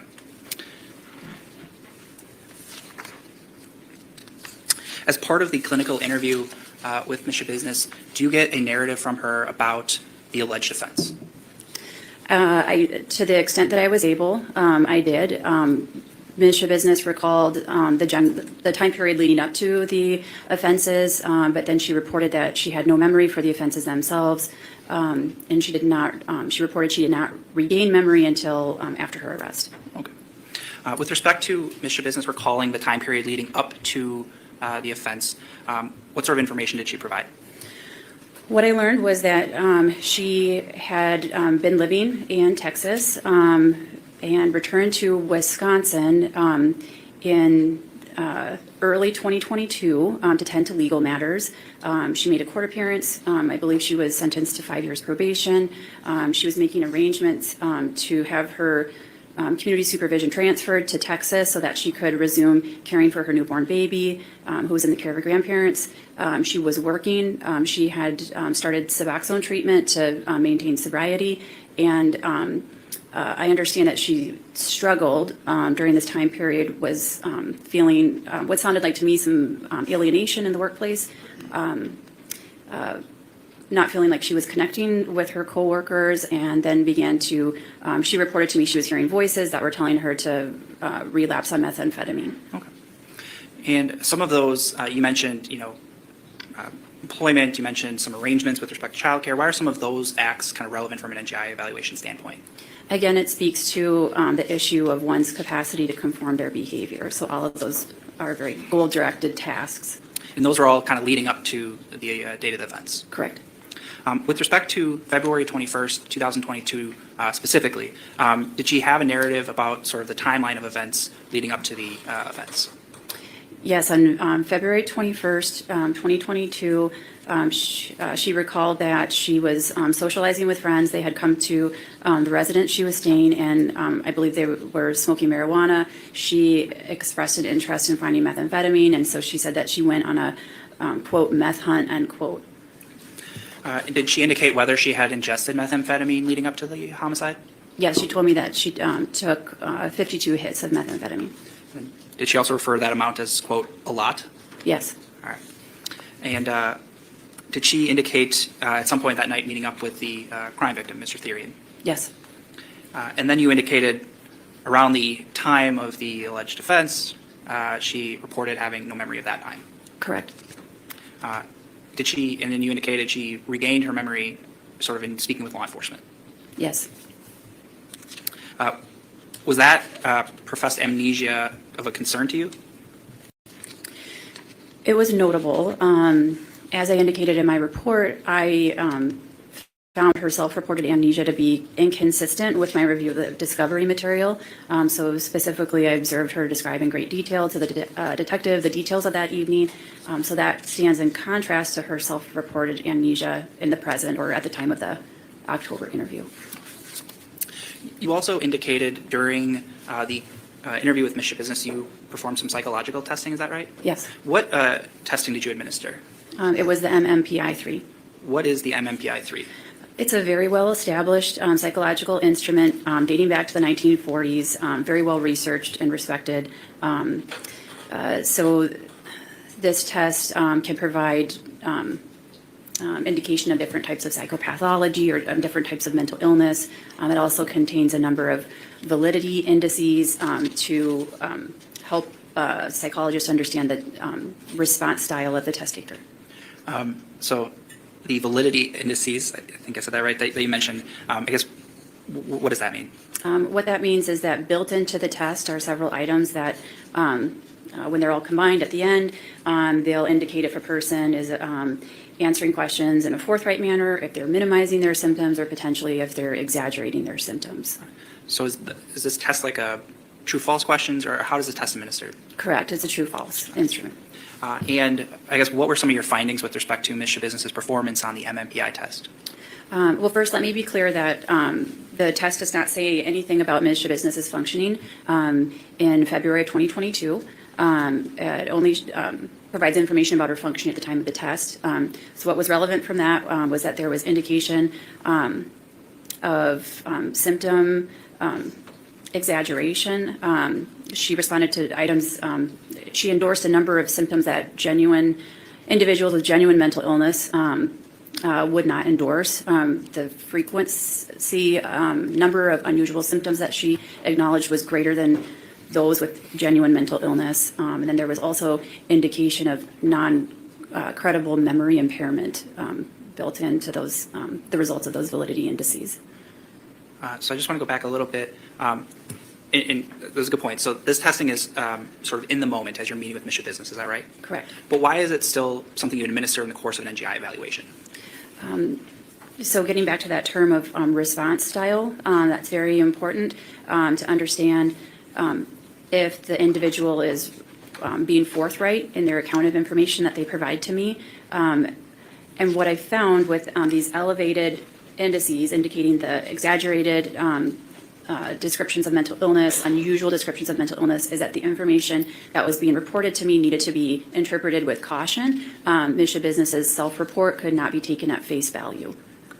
And I think you state that anything that's not objectively observed should be closely scrutinized, is that right? Correct. So then it would be important to find other sources of information that would support what she's telling me versus relying just exclusively on her self-report. Okay. And one of the phrases you used was endorsed symptoms. What does that mean? For example, I'm just making this test example up, but I feel depressed. A true response would be an endorsement of that symptom. So an endorsement is something somebody's telling you. Yes. All right. So based on the interview you had with Ms. Schabusiness, your review of some of those collateral sources of information, were you able to offer an opinion with respect to whether Ms. Schabusiness was suffering from a mental disease or defect? Yes. And what was, I guess, that opinion? I reached the opinion that while she did have a mental health conditions, these did not appear to qualify as mental diseases and defects. In your report, you outlined, I guess, 3 mental health conditions. Is that right? Correct. What are those? The diagnoses that I offered were methamphetamine-related use disorder, and that was applied in acknowledgement of Ms. Schabusiness's general use of methamphetamine in that time period. The diagnosis of methamphetamine intoxication was applied because she was using methamphetamine at the time of the crime. And then the final diagnosis I gave was methamphetamine-induced psychotic disorder. And I offered that one because Ms. Schabusiness was describing, and the records contained indication of paranoia. I think she made a comment about muscle rebuilding during the homicide, and this indicated to me the presence of psychotic symptoms, which I attributed to the recent methamphetamine use. So, and that's a question I have. So mental health conditions, in your opinion, are different from mental diseases or defect. Correct. And the three diagnoses you offered, you stated those are not mental diseases or defects. That is my understanding. And why is that? Because, excuse me. So if one ingests an intoxicant voluntarily, so they took it of their own volition, and if they were not naive to its effects, that would mean, it's my understanding, based on the case law, that the defendant would be subsequently responsible for all alterations of thinking, judgment, behavior related to that intoxication. I guess, were you aware of any information in the materials you reviewed that Ms. Schabusiness's methamphetamine use was anything but voluntary? No. And that obviously she reported a history of using methamphetamine to you? Yes. So I guess, were you of the opinion that she was not naive to its effect? Correct, yes. And I'm also aware that she had psychotic symptoms in the context of methamphetamine use the year prior. So certainly she was aware of its effects, broadly speaking, to include psychosis. So I want to pause just here. Methamphetamine use in general, I guess in your experience and in your education training, are you aware of some of the symptoms that may manifest as a result of that? Yes. What are some of those?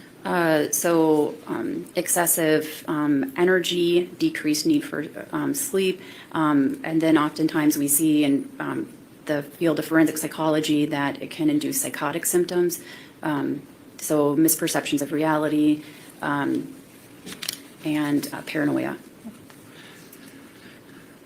You also mentioned a year prior there was a diagnosis of at the Nicolay Psychiatric Center. Is that right?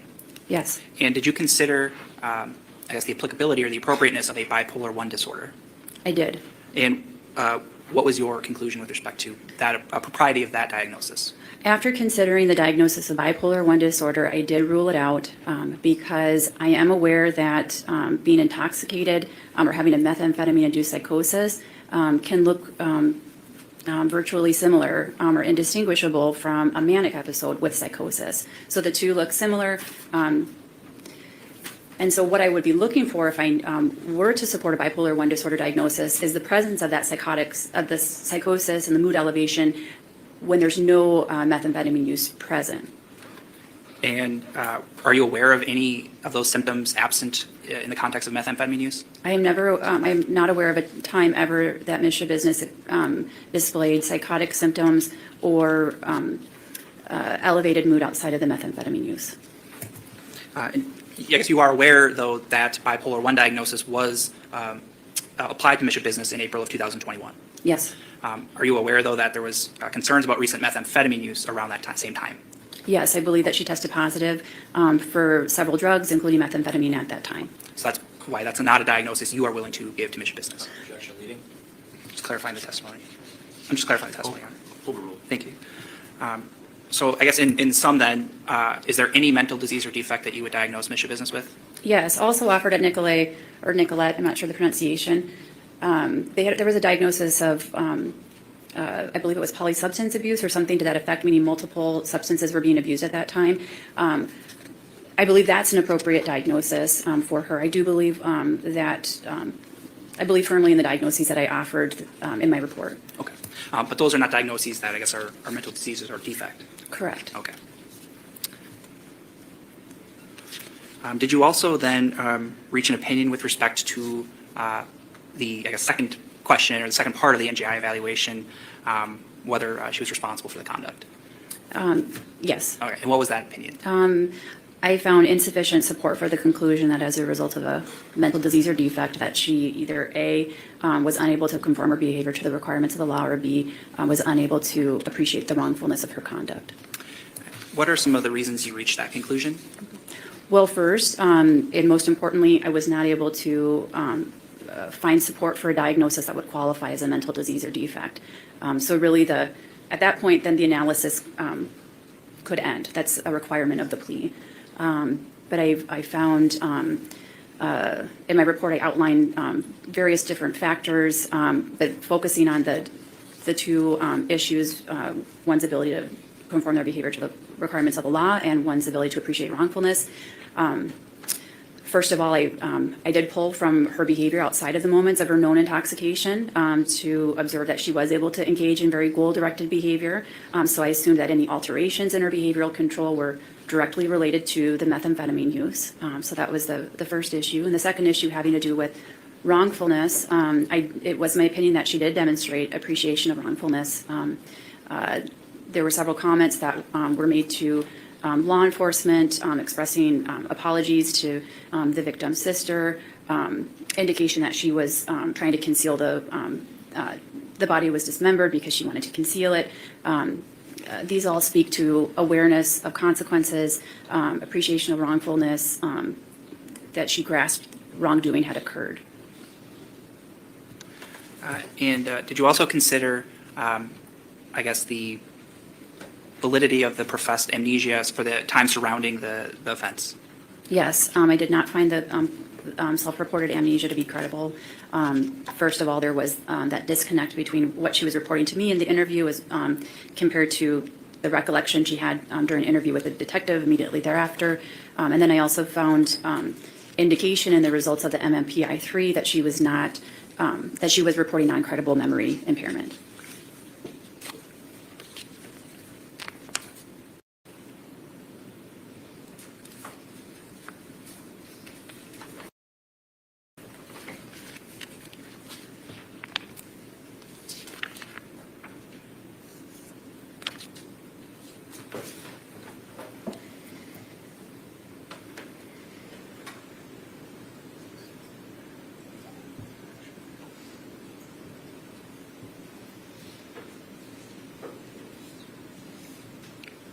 What are our thoughts, chat?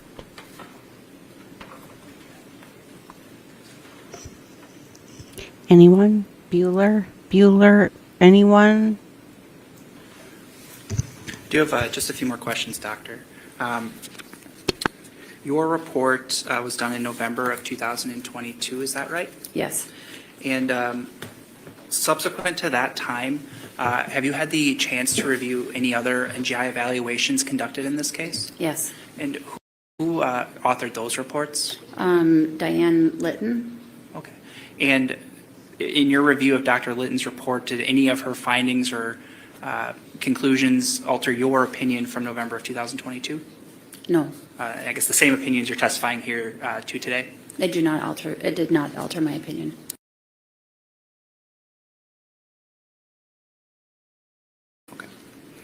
And then all of the opinions that you're offering here today, are they to a reasonable degree of professional certainty? Yes. Thank you, Doctor. Nothing further, Your Honor. Cross-examination, Mr. Fraley. Yeah, this is in Green Bay, Wisconsin, Okay. where Lambeau Field We'll is. take a 10-minute break and 10-minute breaky all rise break. for adjournment. I think we're a tiny bit behind because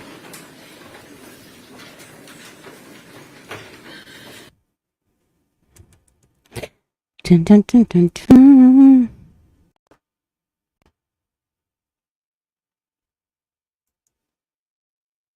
And we'll resume. All rise for adjournment. And we'll resume. All rise for We're all caught up, people. What should we do for 10 minutes?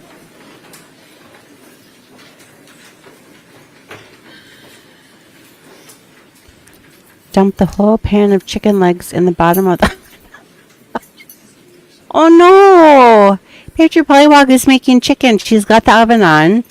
Apparently she's not here. The weather is cooler where she's at than it is in Minnesota. And Doctor, you can step down. We'll be in recess. And so she's got the oven on just to make some chicken. Obviously, 10 minutes is a little bit. And You're a little bit before 3.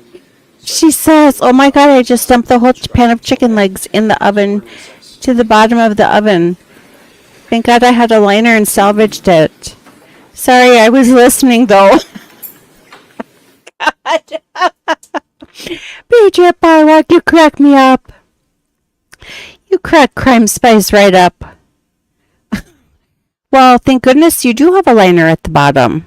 I have one of those little liner things too. They come in handy because our Crime Spies kitchen, we have a smoke detector right outside, like where the where you walk out of the kitchen. There's a smoke detector there, and it goes off every time you make toast on level 1. So, like the bread barely is toasted, and beep beep beep.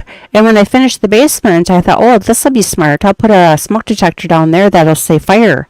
So my poor son's, the whole house goes beep beep beep beep, and then my son goes fire, fire, beep beep beep, fire. Then you wrong says, just sprinkle some more barbecue on them. It'll be just fine. Oh, that's funny. Gonna have to clean the oven though, yeah. Well, at least you got that liner there. Could be a worse mess. Look at the bright side. Look at the bright side.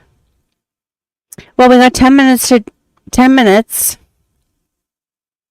What should we do for 10 minutes?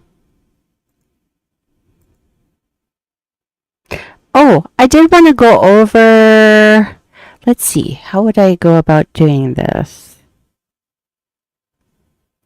Try this. Share this tab instead. Let's see what happens. Oh, you can see it. Interesting. Okay, so, no, Patriot Polywog, you rock. You rock. Well, we all do. The whole Crime Spies family does. It's not one of us. It's the collaboration of everyone together. That's what makes it so special. Okay, so I was going to say, I can't remember. Patriot Polywog had said something. So I did a little looking. Oh, I know what it was. I know exactly what it was. So I found it very interesting that, let's see if I can make this bigger. I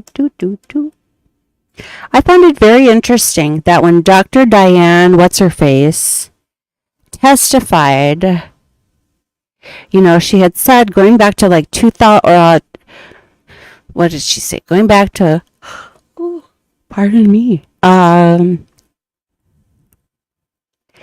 back to like when she was like 14 to 16, she was first diagnosed with bipolar, and then had, yeah, some Bellin records, age 14 and 16, bipolar depression, and severe psychosis.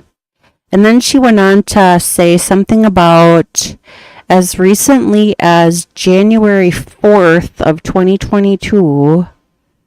Yeah, January 4th, 2022 to July 2023. So from like 7 weeks before the murder to current, from the jail mental health facility, there's been reports of suicidal behavior, self-injurious, nonverbal, isolative, spirit, body fluids and solids in her cell. She's had anger issues. She's had hallucinations, etc., etc. But I thought it was interesting because she said January 4th, 2022 till now. And I'm thinking, well, what the heck was she in prison for? So I found this little article from like right after the crime happened. Check this out. I put a little bit of it in the chat. But if you're not chatting in the chat, you're not going to see it. Okay, so here. Okay, she's been charged with, okay, she has a previous criminal record, including a recent conviction. Now, granted, this was written right after the murder. I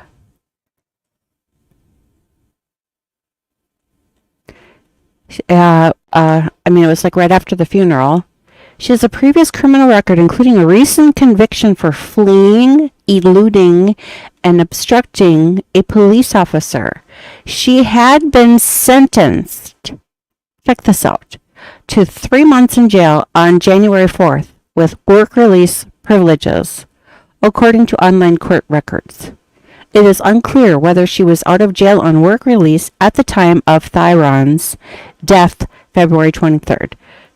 He was really murdered on the 22nd because by the time she left the house, it was 2:30, 3 o'clock in the morning. And, you know, all these other things had happened. He was pronounced on the 23rd. So here's a question. Who the hell let her skedaddle? I mean, if she was sentenced to 3 months in jail, work release, this crime I think happened on a Tuesday, Wednesday. What the heck? Who's responsible for letting her loose?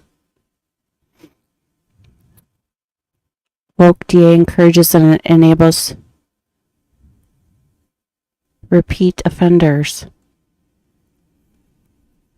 Oh, that's true. We have that problem here in Minnesota.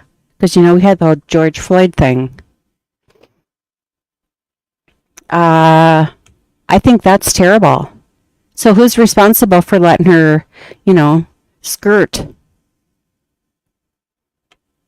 And, so she was, let's see, when is her birthday? Her birthday is in 97. I want to say it was like November. So she was probably, 23, 24 when this happened. And so for 10 years, 8 to 10 years, seems like someone would be able to check that out.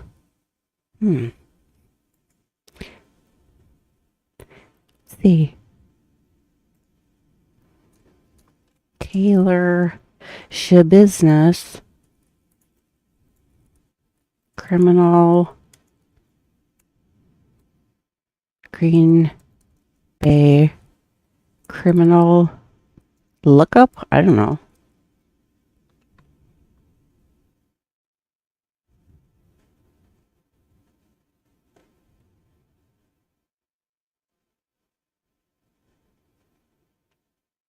I don't know.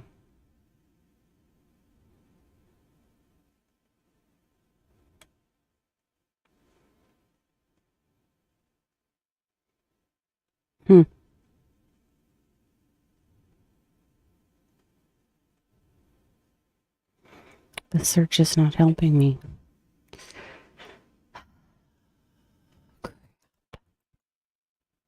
So I don't know. What's your opinion?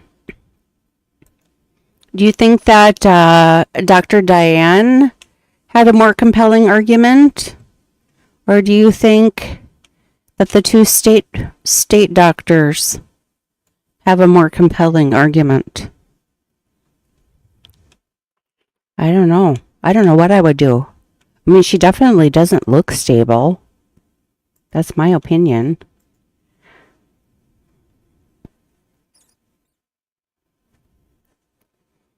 I was going to play Niles ironing his pants. I suppose if I do that, YouTube is going to take me down. Because how much time we got left here?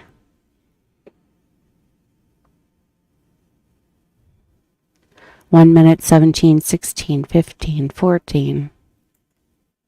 Criminal date of last jail time. So it says January 4th. January 4th, she was sentenced to 3 months with work release. Oh, they're back.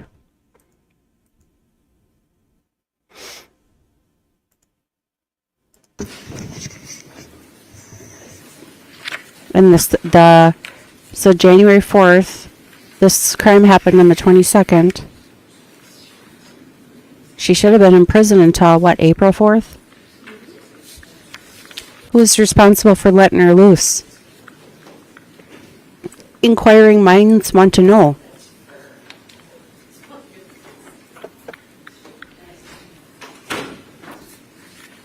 Well, apparently we're not going to get to any subcommittee hearings today.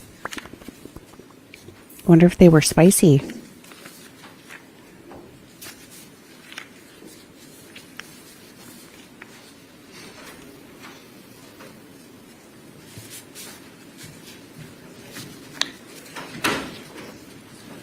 Well, I thought the last doctor was pretty good. Yeah, she was definitely better than the guy. The guy was kind of arrogant. And considering the fact that he just, didn't he say he finished his residency like a year or two ago? Okay, before we bring the jury out, just briefly, I've had distributed to you a set of instructions and a proposed instructions and a proposed set of outline as to how they should be given. There's certainly other instructions that could be given, that were given to the jury the first time regarding objections of counsel, improper questions, things of that nature. Although they've gotten all those instructions already, I'm not sure the need to do that. But I'm going to start with the state. Mr. Saunders, do you have any feedback regarding the proposed instructions I laid out, alternative suggestions? No, and I have no additions. I'm fine with the ones the court selected. I guess our one quibble, our preference would be to do the instructions then closing, but that's the only change the state would have. Mr. Freilich? Your Honor, I agree with that. I'd ask that the court give the jury the instructions, and then we can do the closings. When I look at 605. Why wasn't that brought up by anyone during the trial or doctor's test? Yeah, I'm still befuddled on that. At the time the crime was committed, did the defendant have a mental disease or defect? But then in question 2, it says, it uses the word mental disease or defect as well. I'm wondering if the court would consider mental disease or mental defect. Because it's either a mental disease or a mental defect. Sure. I'd certainly consider that. The other thing is, you'll note, and I'll consider the issue that you've mentioned regarding when I give the instructions, and I want to just a brief conversation about that, but we can take that up when evidence is concluded. I gave you 605B. It was actually 605B, the version with the comments, because of the paragraph on the second page of 605B, the comment about the possibility of using the phrasing mental disease and defect, and then it's cited the case. I don't think that's appropriate to use and in this case, given how the evidence comes in. That case that cites phrasing it mental disease and defect apparently was in a situation wherein the assertion was that there was a combination that went into the events. A mental disease and defect were co-occurring, and so counsel asked that the word be changed. I don't think that's what's going on in this case. The evidence seems to come in this case that either there is a mental disease or a mental defect, and there's one or the other, and the jury can look at it and decide. They can choose either one, but it's not a case where we're driving at a specific argument that there's a combination of the two and therefore changing the word to and. Nonetheless, I wanted to call it to your attention. I don't have any problem with your request, Mr. Freilich, to change that question 2 to as a result of the mental disease or mental defect. Any problem with that, Mr. Saunders? No. Any concern with leaving it as an or, Mr. Freilich, versus an and? I've always thought that it was an or, Your Honor. And that's the pattern instruction. I only provided that one case note to indicate that there is a situation in which it was changed to and that's permissible. I don't think it's appropriate for how the evidence is coming in this case, but I'm going to leave it as or. You're not asking for anything else. You don't have any objection to or, do you, Mr. Saunders? No. Okay. Very good. I'll add that one word in, and then we'll discuss the order of the instructions versus your closings at the conclusion of the evidence, and we'll actually have an official instruction conference at that time. Okay, then anything else before the jury comes in, Mr. Saunders? No. Mr. Freilich? No, Your Honor. All right. For the jury.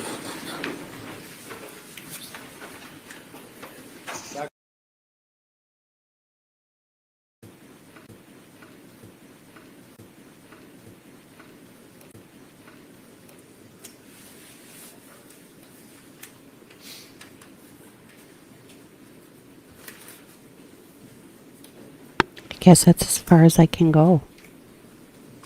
We were talking in the chat. It was kind of a bonehead move on the part of the defense not to have her brain looked at, even though it would be like after the fact to see if she does have a brain anomaly. Then we're back on the record, and we're up for cross-examination. Mr. Freilich, do you have cross-examination? Yes, I do, Your Honor. Thank you very much.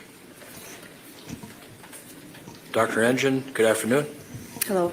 Hi. So you work for behavioral consultants, is that correct? Yes. That's in Milwaukee. Yes. Is that part of the Wisconsin Forensic Unit? Wisconsin Forensic Unit is a division of behavioral consultants. Okay. And with regards to this case, you did not do a competency evaluation. You did an NGI evaluation? Correct. You met with TaylorSchabusiness, correct? Yes, You recognize her here? I do. And ma'am, you met with her at the Brown County Jail on October 12th and October 21st of 2022? Yes. Have you met with her since? No. So it's been, is it fair to say that it's been about 9 months since you've seen her, correct? Yes. The first time that you tried to see her, there was some sort of a security issue going on and you were not allowed to see her, is that correct? I was allowed to see her, but only cell side, and I thought that would be inappropriate to conduct an interview cell side. As far as the things that you did to, put your report together, you relied on the 2 clinical contacts on October 12th and October 21st of 2022, correct? Yes. You administered the MMPI, the Minnesota Multiphasic Personality Inventory 3, correct? Yes. I see that number changes oftentimes. Has it changed? It actually, I can't recall how long it was the MMPI-2, but it was that edition for several decades. And the MMPI-3 was based on 2017 population estimate. So it's a relatively recent edition. And it gets updated and upgraded every few years, is that fair? No, it was many decades before it was updated. Okay.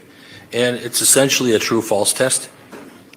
That's the response format. It's more complicated than that. Okay. What kind of questions are on this MMPI?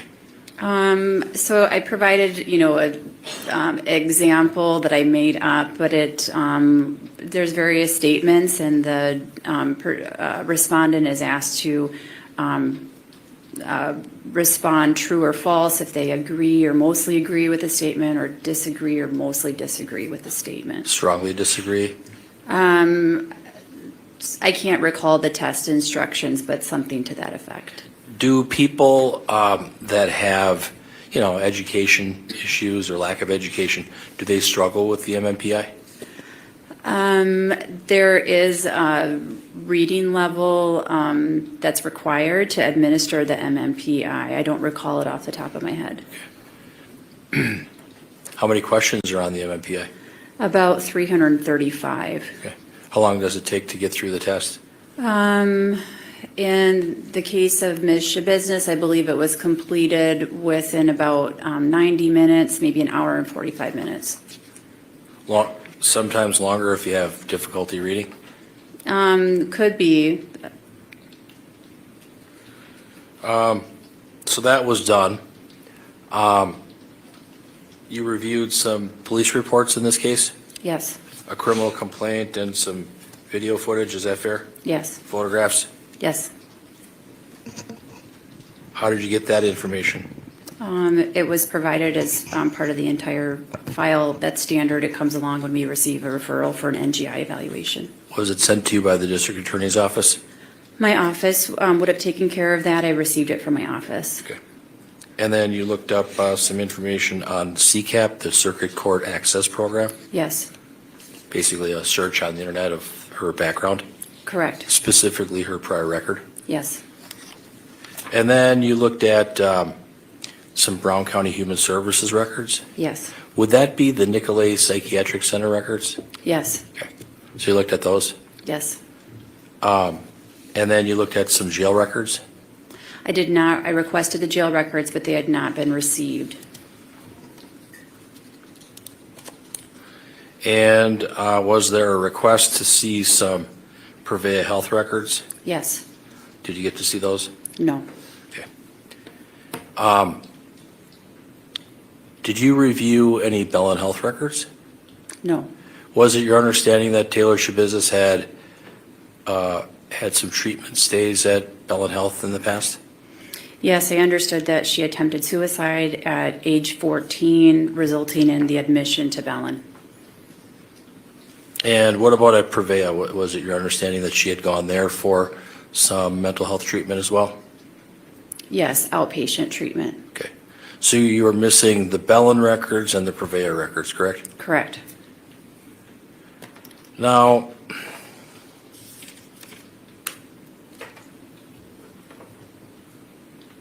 you got some relevant history, some background information about my client, correct? Yes. You found out that she was born in Chicago, correct? Yes. She was raised in Lindenhurst, Illinois, is that fair? Yes. And then she moved to Green Bay in 2009 at maybe age 11? Yes. And that same year her mother passed away? Yes. Was it your understanding that her mother died in the house when she was there? I don't know those details. Was it your understanding then that she was raised by her father, Arturo Coronado? Yes. And then did she also relate to you that she moved to Cotulla, Texas when she was 16 to live with her grandparents? Yes. And that she had a series of moves. She lived in Cotulla and Alice, Texas, and Jackson, Mississippi, Yes. then came back to Green Bay? Yes. That's kind of the progression, is that fair? Correct. You found out that she was also married in February of 2020? Yes. And when you were involved, had she given birth to her child? Yes, that was October 2021. Ultimately, the child went to live with the grandparents, correct? Yes. In Texas? Yes. Did you garner information that she was in an abusive marriage with her husband? What I gathered was that she was married. There was discord within the marital relationship, which led Ms. Schabusiness to rekindle her friendship and romance with the victim in this case, and that would have been in 2020. I can't speculate beyond that, the nature of the relationship. Did you get any information that her husband was hitting her in the head? Objection No. asked and answered. She doesn't know. No, that's a different question. Overruled. No. Okay. So you got some background regarding her life, correct? Yes. Did you find out that she went to middle school in Green Bay and went to Bayport High School as well? I don't recall that specific detail. I know that she graduated high school in Texas.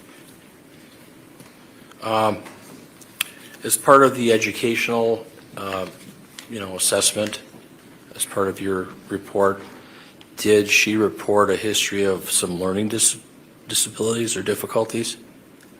She did. She attributed them to a diagnosis of attention deficit hyperactivity disorder. And was it such that she had some issues with school, suspensions, ultimate expulsion? Yes, she was expelled, the result of fighting.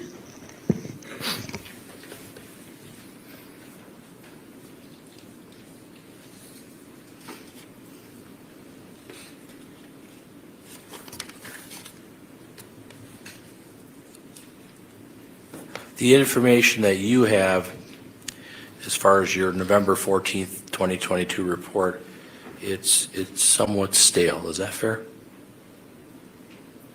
I would disagree with that. It is from last year, though, correct? Correct. Nobody gave you any reports from Bellin Health to review, correct? Correct. You could have, doctor, upgraded your report by looking at additional records, Bellin Health and the Prevea records. Is that fair? Where I left my report, as indicated on the last page, is that I would be happy to receive any additional records that I was unable to obtain, and I would update my report once received if it changed my opinion. I received no additional records after submission of this report. Your colleague in the field is Dr. Matthew Seipel, correct? Yes. And did you confer with him with regards to, your opinions, your assessment, your evaluation? No. Did you share any information with him? I did provide him a copy of my records that I obtained from Brown County at his request, and that's a common practice among evaluators. Sure. But fair to say that he didn't reciprocate by sending you the Bellin health records that he had? No, he did not. Okay. That is something that could have been done, correct? If I was not alerted that those were part of our practice, I wouldn't have known to request those, and it's not clear to me that Dr. Seipel would know that I was looking for those. Typically, what will happen is that I will receive additional records from one of the court principals with an indication that they would like a second review of the issue. Does it surprise you that, as far as Dr. Seipel is concerned, I provided the Bellin health records to him for his evaluation and that he didn't send them to you? Can you repeat the question, please? Does it surprise you that, I sent the Bellin health records to Dr. Seipel and he didn't send them to you? That would not surprise me because unless he had instruction to provide them to me, that would not be common practice. Okay. You don't share information then, correct? Only upon request, if it's appropriate, if it would be appropriate and permissible and specifically requested, but we don't, as a general practice, pass records between doctors. Okay. If you had received these records, you could have done a supplemental report. Is that fair? If it changed my opinion, if I felt that it was relevant and added meaningfully to this evaluation, I would have, yes. Now, as it relates to the Nicolay Psychiatric Center, you had a chance to look at all those records, correct? Yes. And was it your understanding that TaylorSchabusiness was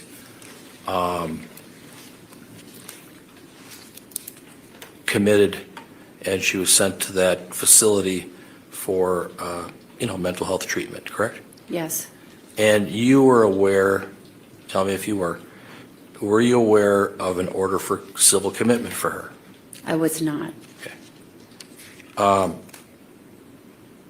Had you ever been made aware that she was under an order to take psychotropic medications? No. If I told you that she was civilly committed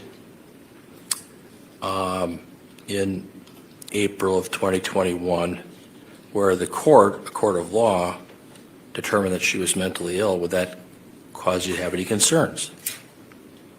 It would certainly be relevant, but it does fit with the information I already had, that Ms. Schabusiness was discharged from that facility to outpatient treatment with the goal of receiving substance use treatment. And did you know when she was at the Nicolay Psychiatric Center that she was under an order to take medication? No. Did you know that she was required to take antipsychotic medication? Yes, I was aware that she was prescribed Abilify, an antipsychotic. Injectable antipsychotic? Initially oral, later injectable. Now, during your two contacts with her in October of 2022, did you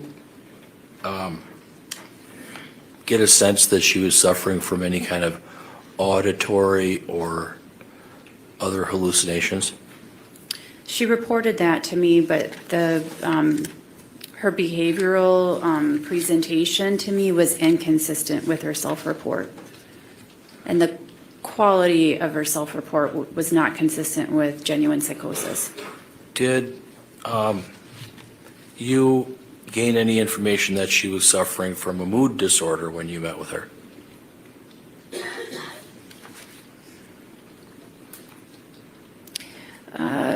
Her emotional expression was odd when I met with her, but I would, she did not present as acutely depressed or hypomanic, let alone manic. So I wasn't seeing significant indication of a major mood disorder.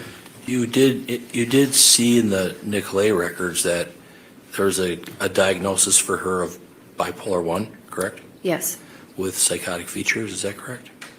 I don't recall that qualifier, but certainly the record does indicate that she was experiencing psychotic symptoms at that time. And that is a qualifiable mental disease or mental defect, correct? Yes. Do you agree that if someone has an underlying mental health disorder, that using or abusing drugs can exacerbate that mental health disease or defect or condition? I would agree with that statement.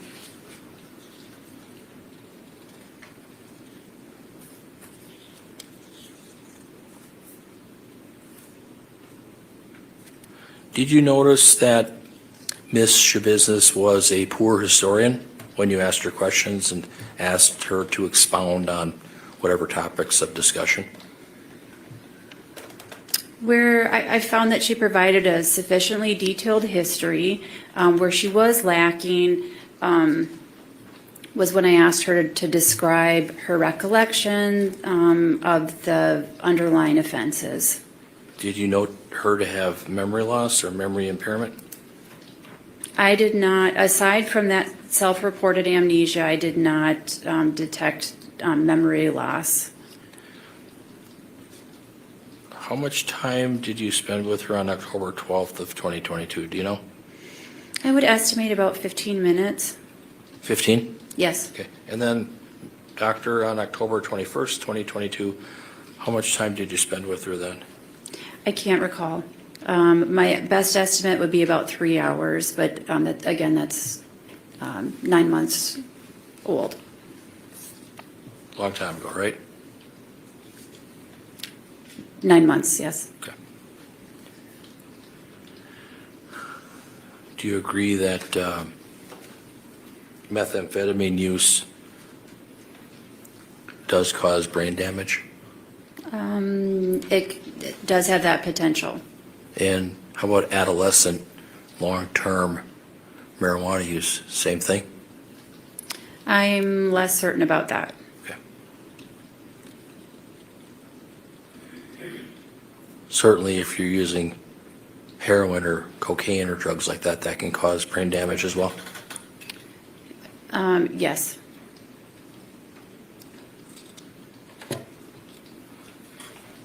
When you met with her, you did find that she exhibited some psychotic symptoms. Is that fair? No. In some of the records that you reviewed through Nicolay, did you recall reading anything about a recommendation for her to be on Haldol?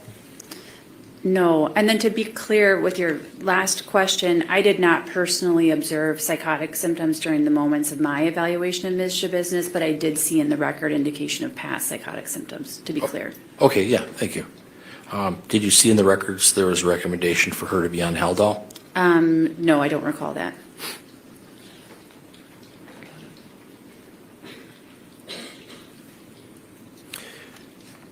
You were asked to opine on the NGI issue, correct? Yes. Dr. Seipel was asked to opine on the competency issue, correct?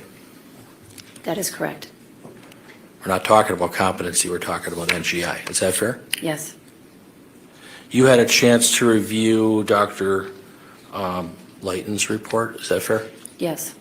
You read through the entire report, and you're familiar with Dr. Layton's opinions, correct? Yes. And do you agree with her findings? No. You would agree that Dr. Layton's report is more current than yours, is that fair? Well, it was authored more recently, but the authoring of the report has little to do with its relevancy, because we were both doing an evaluation that was retrospective. So if you're looking at it, my evaluation would be more current than Dr. Layton's, because mine was in closer proximity to the alleged offenses. So that's another way to look at it. But another way to look at it is your, with due respect, your report is lacking because you don't have you haven't reviewed the Bell and Health records, correct? It is missing that piece of information, but I would like to point out that it's not common for me as an evaluator, when I'm looking at an offense that occurred in 2022, to be requesting records from when one was a teenager.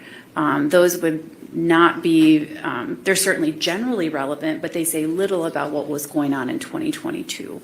Did TaylorSchabusiness tell you that she had no memory of the alleged offense? She tell did. you? When did she tell you that on both dates? October 12th and October 21st? I did not ask her about the offenses on the first date. I only asked her on the second date, which is when she reported the amnesia. That was on October 21st of 2022. Yes. And in reviewing those Nicolay records, it's true that she was hospitalized, correct? Yes. For about a month, right? A A couple weeks. Somewhere between a couple of weeks and a month. Okay. And that she was prescribed some medication for nightmares? I believe that she was prescribed Abilify. And I can go ahead. refresh my recollection. Page 3. Thank you. Okay, sure. She did say Prazosin for nightmares. Okay. And it was such that when you talked with TaylorSchabusiness, that she was actively hearing voices, those were the comments that she made to you? Yes. Did she indicate to you that she was hearing voices, in her cell? Yes. Who were they of? I think she was less clear. They were very vague. She may have suggested that she was hearing voices of her coworkers, pejorative in nature. She also said that she was hearing a voice saying, "I love you." I don't know who she said was saying, "I love you." Can you help me with this? What is a manic symptom? That would be extreme mood elevation, increased goal-directed activity, decreased need for sleep, decreased risk appraisal. Those are some primary characteristics. Extreme mood, like throwing a chair at a doctor?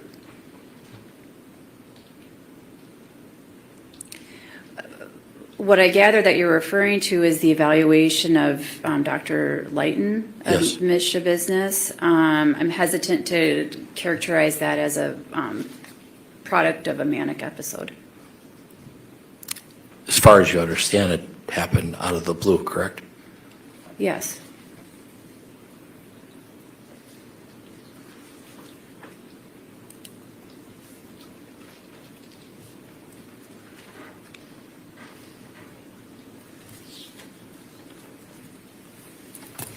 Did you have the occasion to review the report from Dr. Tracy Lucetta? No.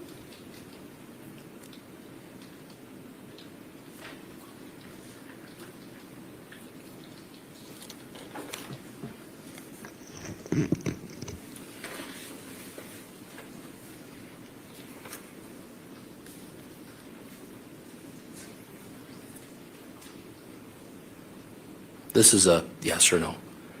You could have gone back to see Ms. Schabusiness after October 21st of 2022. Is that correct?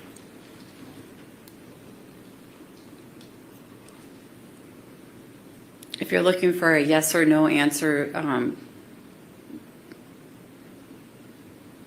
not able to answer that in a yes or no fashion.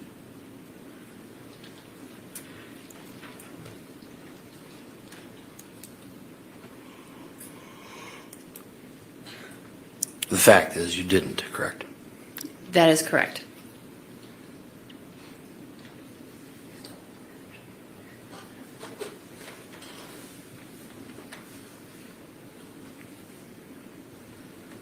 Did you see, when you met with her in October, did you see her use odd or unusual facial expressions? Yes, I believe there were instances of her smiling inappropriately. It didn't track or it didn't follow, correct? It was out of context, is that fair? Yes.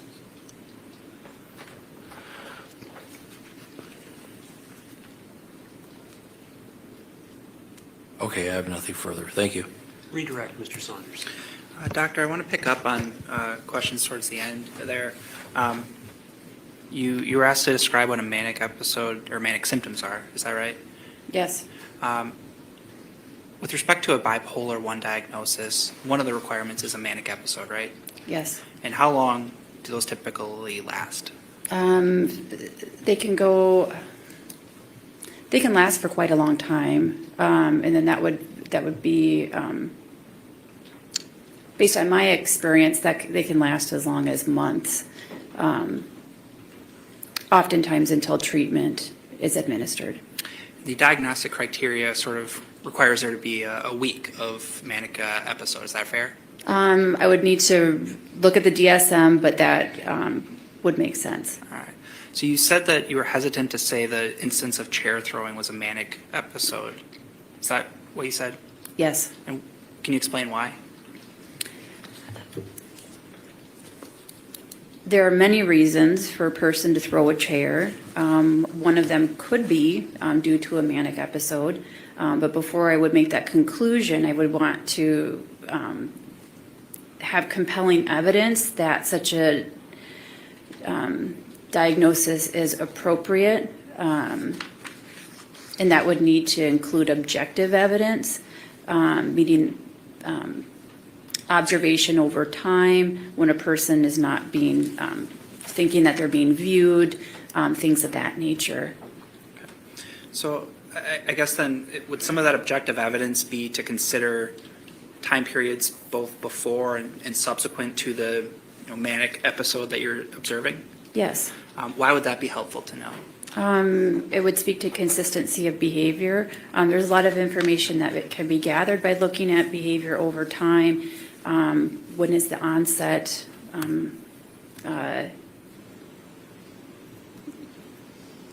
Does it happen? I mentioned this earlier. Does it happen when people are not being, when they do not know that they're being observed? Things like that. And then there's more, the more objective evidence there is, the more credible that diagnosis can be. So I guess in general, if you're attempting to determine whether somebody is actively having a legitimate manic episode, you sort of look at the time frame both before and after. Yes. You were asked some questions about your interactions with Ms. Schabusiness, about her reporting or endorsing that she was hearing voices. Do you remember those questions? Yes. And you indicated sort of her response to those were sort of vague in terms of what she was experiencing. Correct. In your opinion, did that appear to be consistent with genuine psychosis? No. Why is that? To me, my take on them was that they were represented some social anxiety, some rumination, her thinking about her circumstances. They seemed like more of an internal dialogue versus an actual auditory hallucination, which can tend to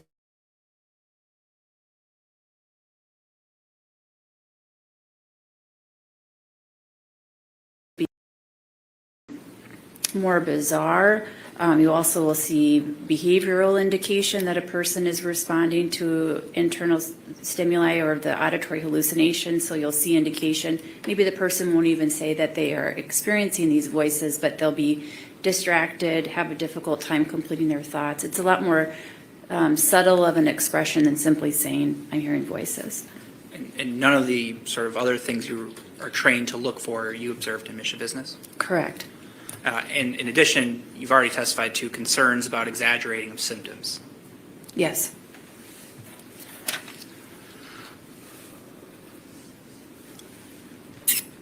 You were asked questions about review of certain records, particularly the Bell and Health records.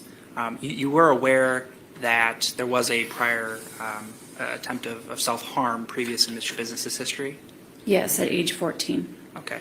And records from that age, 10 years or so from prior to the date of the offense that you're attempting to determine here, do you believe anything in those records would substantially change the opinions you're testifying here to today? As I know it, there's not anything that would speak specifically to the issue of the NGI plea. But as I indicated, I would have been happy to receive those records if they had been made available to me. I felt, though, that for me, one of the main issues was Ms. Schabusiness's use of methamphetamine at the time of these offenses, and I don't think that information generated 10 years prior would change that. So in sum, no, I do not believe those records would change my opinion. Okay. And then I'll sort of pick up on the methamphetamine you brought up because you were asked some questions about that, about psychotic symptoms that you had observed in Ms. Schabusiness's records in the past. Is that fair? Yes. And are you aware of any of those symptoms that were reported absent the context of methamphetamine use? No, I am not. And so like concepts like, psychosis or meth-induced psychosis, I think you mentioned, those are as a result of methamphetamine use. Yes, my review of the record indicates that all of the psychosis observed objectively occurred in the context of methamphetamine use. And then finally, you were asked some questions about the MMPI. I think there was a question about like lack of education and if that can impact that. Is that you remember that question? Yes. All right. Is there any information you're aware of any cognitive deficit for the defendant? No, my understanding was that she attributed her learning difficulties to ADHD. She did not have an individual education program or IEP that would signify learning deficits, and she has a high school diploma, which indicates she had sufficient reading level to take the MMPI 3.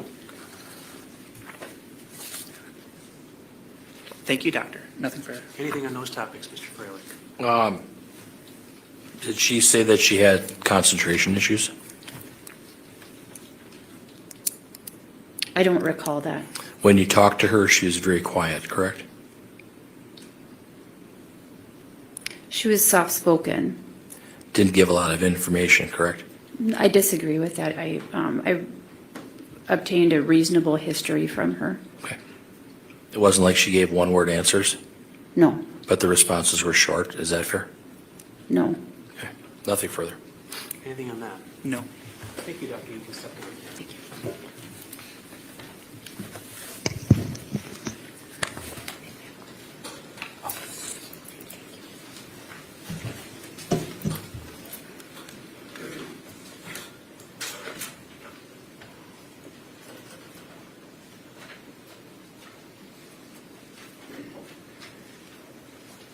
Any other witnesses from the state? No, Your Honor. The state rests. Any rebuttal testimony, Mr. Freilich? No. Okay. Ladies and gentlemen of the jury, the evidentiary portion of this case is now closed. So to give you a sense of what's next, it's similar to the process that you've already experienced, and that is I'm going to instruct you as to the rules of the law that you need to apply. The attorneys will make their closing arguments, and then you'll deliberate. I need a few minutes to work with the attorneys. The instructions are much shorter this time, so I won't need as much time to work with them on it. But I do need a few minutes. This is going to be interesting. Excuse you at this time. All rise for the jury. What do you think, chat?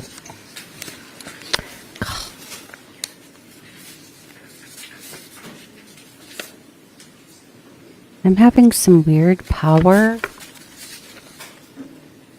That's 2 times now in like 5 minutes. I bet it's power surges. Oh my God, what if the power goes out? So, counsel, I want to address some of the issues that you raised before when we were talking about the instruction. I don't have a problem delivering the instructions before you do closing arguments, and so I would probably take 160 and move it. And I want to just indicate the reason that I had proposed that is for this reason. When I look at 605, the last 2 paragraphs in 605 seem very similar to 515, which is read after the closing arguments before the jury goes out.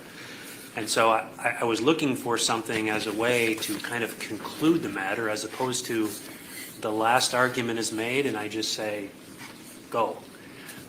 So my suggestion is, if I read the instructions in the order that you've proposed, other than moving 160 to after 605, other than that, I'm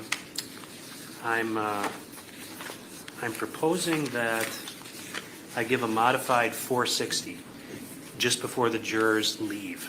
So after closings, I give a modified 460. 460 is the instruction, and I'm having my judicial assistant draft that up. That's the one that says something as follows, and I know you gentlemen have heard it before. Now, members of the jury, the duties of counsel in the court have been performed. The case has been argued by counsel. It's that instruction. And the only thing I would eliminate is the second paragraph of that instruction, which says, you are to decide only whether the defendant is guilty or not guilty of the offenses charged. Any consequences of your verdict are matters for the court alone to decide and must not affect your deliberations. I delete that paragraph because, first of all, this isn't a question of guilt or innocence at this phase, and secondly, because they're actually informed about the consequences of their action when I read 605. So I think that paragraph should come out, but in exchange for giving the instructions before you close, my suggestion is give that modified 460 after your closings. I then swear the bailiffs and send the jury out. Any objection to that, Mr. Saunders? No. Mr. Freilich? No, Your Honor. Okay.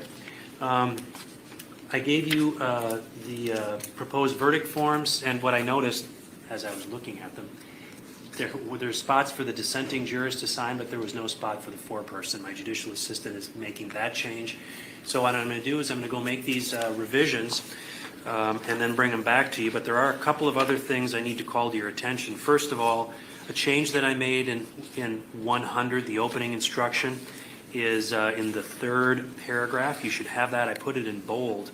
That if any member of the jury has an impression of my opinion as to the issues in this phase, disregard that impression. That would take the place of the language that's given in the first phase, which is, if any member of the jury has an impression of my opinion as to whether the defendant is guilty or not guilty. So I switched that. Any objection, Mr. Saunders? No. Mr. Freilich? No. Okay. Then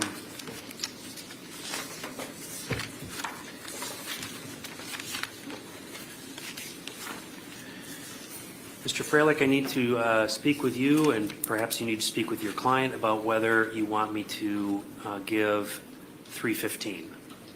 That's the instruction that your client, during the first phase, elected that I give. That's the instruction that says a defendant in a criminal case has the absolute constitutional right not to testify. And that's really, she has an option to have me give that or not give it.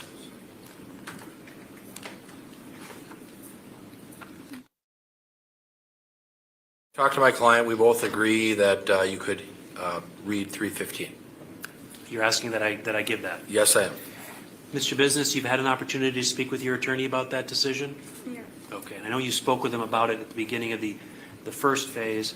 You'd like me to give that instruction in this phase? Yes. All right. I'll give 315. 640, mental disease or defect expert opinion testimony. The interesting piece there is that the last paragraph, the court has appointed, and then it says to fill in the name. Two of the people that were appointed by this court testified. Only one on the NGI piece, but two of them testified, and they both testified they were court appointed. And it indicates that you shouldn't give give their testimony any greater weight.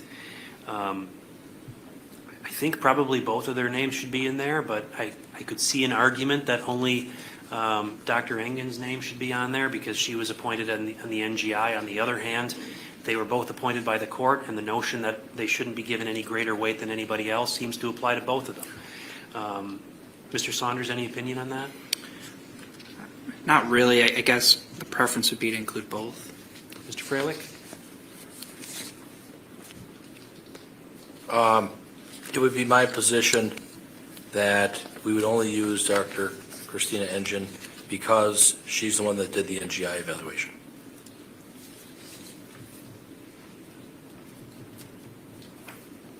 Okay. I'll just give Dr. Engen's. We keep pronouncing her name differently. I've heard it pronounced both ways. Is it Engen, like an engine, or is it Engen? I thought I heard her say Engen. It's the latter. Engen, I think. That's how I'm going to pronounce it. Moving on then to 605, there are some options that we need to address. And that is under the subheading meaning of mental disease or defect. I have some thoughts about which ones seem appropriate given the evidence, but let's just run through them. The first option is, because it indicates that in that particular portion, add the following if supported by the evidence. First, temporary passion or frenzy prompted by revenge, hatred, jealousy, envy. That just doesn't seem to apply. I don't think it should be inserted. Agree with that, Mr. Saunders? Yes. Mr. Freilich? Yes, I do. That'll be out. The next one, an abnormality manifested only by repeated criminal or otherwise antisocial conduct does not constitute a mental disease or defect. Mr. Saunders? I think that should be included. Particularly well, there was testimony about the criminal conduct, but antisocial, I think that kind of fits into a lot of the jail conduct reports, other behavioral things that the defense has raised. Mr. Freilich? I disagree. I didn't hear any doctor or professional say anything about antisocial conduct. So I would object to that. I'm going to give that instruction for this reason. There was a lot of testimony about conduct that the average person could characterize as antisocial. And I think that's an important piece of information for them to have.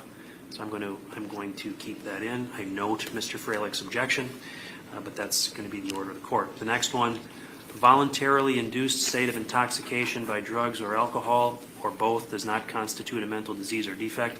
I note that the parties stipulated at the last phase that should come in. I'm assuming that's where we're at now, but Mr. Saunders, if you're asking for that? Yes. Mr. Freilich? I'll agree. Okay. The next one is a temporary mental state which is brought into existence by the voluntary taking of drugs or alcohol does not constitute a mental disease or defect. Mr. Saunders, you're asking for that? Yes. Any objection, Mr. Freilich? Yes, I would argue that it's duplicitous. It's doubling up. The paragraph before I think, says enough. It's mentioning it twice, basically. So, well, I think the difference is voluntarily induced state of intoxication by drugs or alcohol or both does not constitute a mental disease or defect. The other one is a temporary mental state. The other one referenced temporary mental state versus voluntary intoxication. Temporary mental state, which is brought into existence by the voluntary taking it. And I think that's consistent with some of the testimony that has been offered here. So I understand the argument, Mr. Freilich. I'm going to include that option. I think it's appropriate in light of the evidence that's come into this case. Your Honor? Yes. One more argument, and I respect the court's ruling, but just to make sure I'm doing my part, is that just saying it a different way? I would make that argument too. Well, a voluntarily induced state of intoxication by drugs or alcohol does not constitute a mental disease or defect. I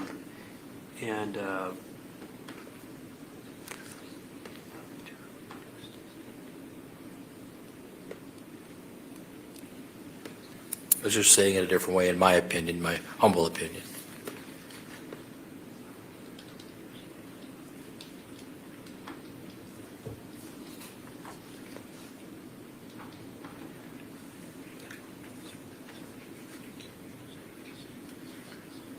Mr. Saunders, any response to that? Yes, I think they're pretty clearly different. A voluntary induced state of intoxication refers to using methamphetamine, using alcohol, using some other illicit substance. A temporary mental state brought into existence, I think, refers to the circumstances that Dr. Engen testified to about meth-induced psychosis or symptoms that are brought about by use of substances, because that speaks to the mental state. Induced is basically the same thing as which is brought into existence. So I think they're different. Okay, I think the difference, Mr. Freilich, in response to your objection is for someone to be in a voluntary induced state of intoxication, the jury couldn't find that that's a mental disease or defect. The next option is if a mental state exists, if there's a potentially a diagnosable mental state that exists on a temporary basis, so not just the intoxication, the mental state, which was brought into existence by the use of drugs, that does not constitute a mental disease or defect. I think they're different, so I note your objections and your amendment to your objections, but I'm going to give both of those because I think they're different. Thank you, Your Honor. The next then is chronic use of drugs or alcohol may produce a condition that can constitute a mental disease or defect if the condition has become permanent. Mr. Saunders? I don't think this one should be given. We didn't hear testimony about the latter part of that there is some permanent, and we talked about this with Dr. O'Donnell, that there is some permanent condition that the defendant has. So I don't think it's an appropriate instruction to include. Mr. Freilich? I strongly disagree with the state on this. I think this language should come in. The court should consider it. I asked, I believe, Dr. Engen and Dr. Seipel, and I believe Dr. Layton, that, using drugs over time can cause brain damage. And so I'd ask that you allow that as part of the jury instruction, Your Honor. Anything else? Well, yes, it can, but there's been no evidence that if the condition has become permanent, that is something the defendant's afflicted by. So I don't think it's proper to instruct the jury on something that can be out there if there's no evidence that this actually is in existence. I think it invites speculation. I think it kind of is confusing to some extent as well. If counsel wanted to have an expert to testify about a permanent condition the defendant has, they could have done that. Your Honor? Yes. It's crystal clear to me that this should absolutely come in. This young lady, Taylor Denise Schabusiness, was under a court order for involuntary medication and an order for civil commitment, which it doesn't happen very often. She was found by a court of law, by Judge Lee Joyce, to be mentally ill. And she was at the Nicolay Psychiatric Center for approximately a few weeks, where she was receiving injectable Abilify antipsychotic. She was getting treatment, and it was clear, the record's replete with the fact that she had a chronic problem with methamphetamine, marijuana. So I think it's totally on point, and that should be something that the court should consider. The operative word, in my humble opinion, is can. That word can. I think that makes it such that it would be applicable in this particular case.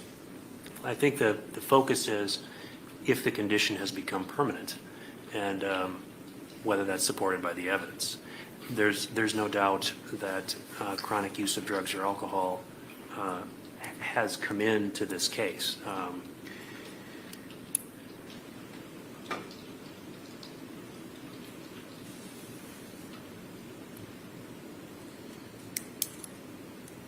satisfied, in light of the state of the record, that it ultimately comes down to what the jurors heard. There has been a great deal of testimony regarding the use of drugs or alcohol. There were some questions placed to the defense expert about impacts on a person long-term using various drugs. I'm satisfied the jury can assess that. I'm going to give that instruction. Certainly the parties can argue that they don't believe the evidence supports that particular aspect, but I'm going to give that piece. So I'm going to include that. And then that's the last option that has to be selected. I'm going to make these revisions then, and then I will give you a final copy of them, and then we will move, we'll bring the jury back in and we'll move to instructions and closings. All right, we are in recess. Thank you.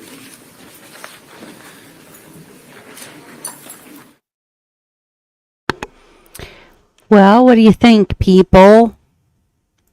Crime Spies is getting tired. I didn't anticipate this was going to be such a long thing here. So, here's where we're at. All the witnesses now have testified. The defense went first. They had the father, and then they had Dr. Diane, somebody or other, before lunch. Then after lunch, the prosecution had two doctors, Dr. what? Dr. Matthew something or other. Matthew Sipple.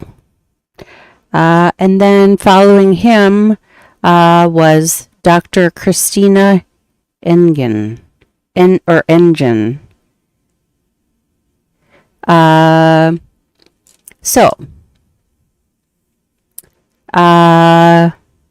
TK Phillips just asked a little bit ago, let me look.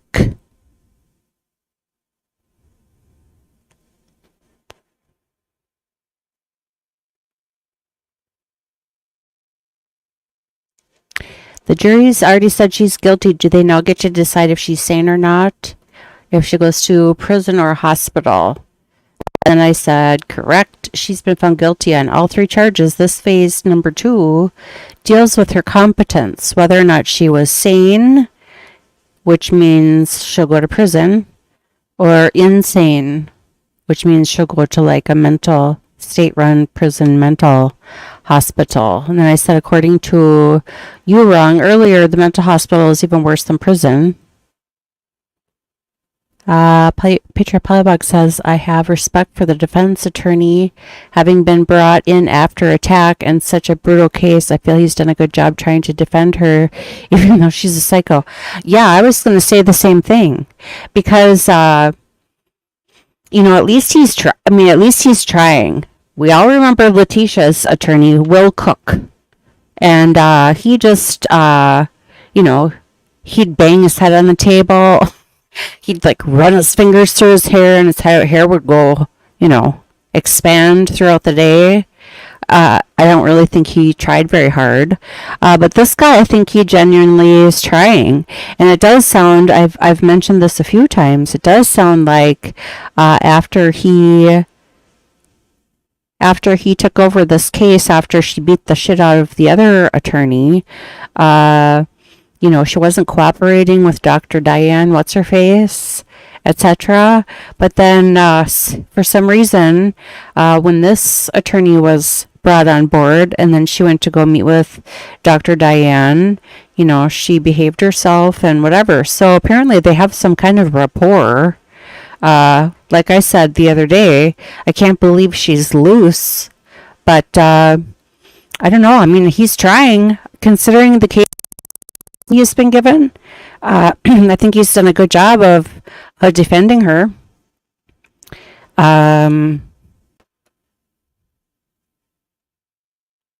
TK Phillips, yeah, give the defense attorney kudos. This couldn't have been easy.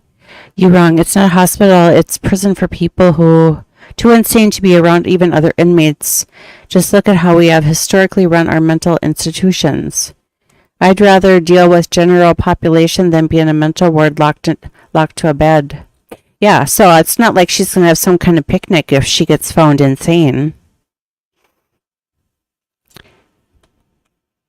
Maybe she's back on her meds. Well, they did say that, well, what was her name? Dr. Diane said, pardon, she said that she was prescribed Respiratool. She was not compliant. And then Olazapine is currently prescribed, but she's also not compliant. So, I don't know. I don't know. According to this lady, she's not. Which, if you're in prison, can't they just, strap you down and make you take your medicine? I don't know. Green Bay woke DA's idea of defunding police and catch and release policies because they won't prosecute basic crimes. She played the system and kept getting released. Well, that's the thing. So January 4th of 2022, 7 weeks before the crime, she had a 3-month sentence. She was allowed some type of work release. Well, this crime happened 7 weeks after that. So who was supposed to be keeping track of her? And according to the documents, just there for the truth. I think she has experienced in playing the system. Welcome to the chat. Just there for the truth. Yeah, I think it's you make me sorry. Now I'm on the young again. Don't dare. Okay. Yeah, I think it's well, I mean, obviously she was in control of her faculties to some degree. I don't know. See, this is just, it's kind of, I mean, there is history of her going back, she's 25 now, going back to age 14, having documented mental issues. She had issues in school. She had previous experience in the, judicial system. Yet, chronic drug use. Well, just there for the truth. Think about this. The drug offenses have been going down over, like the sentences for those have been going down over the years for drug offenses. So, what am I trying to say here?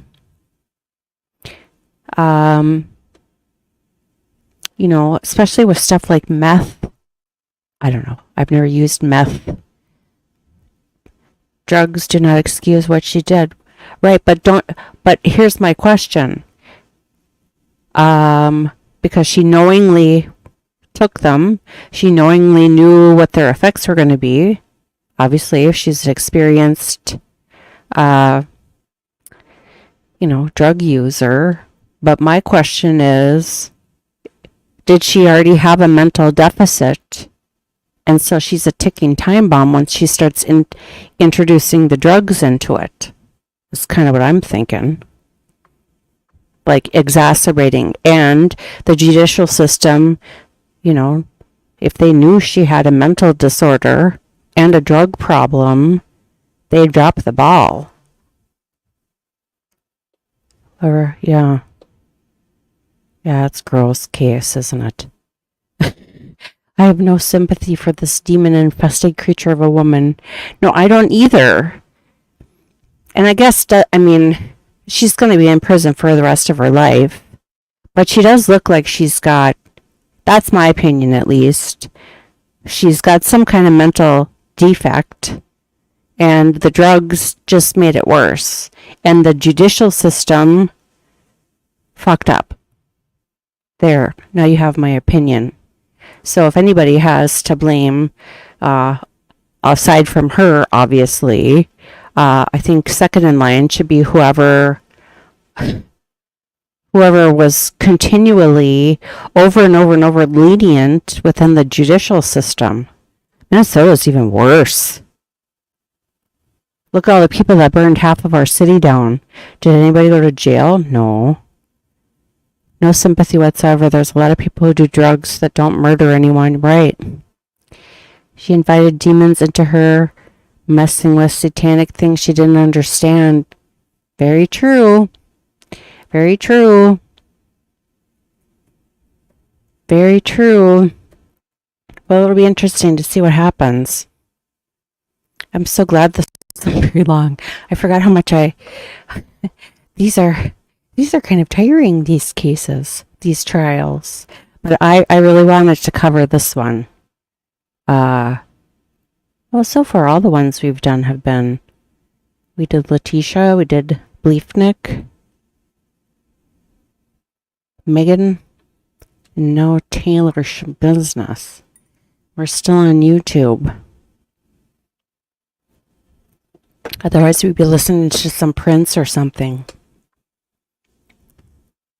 Maybe I just cut YouTube. Should I do that? See if this guy comes back. What does it say? Nothing.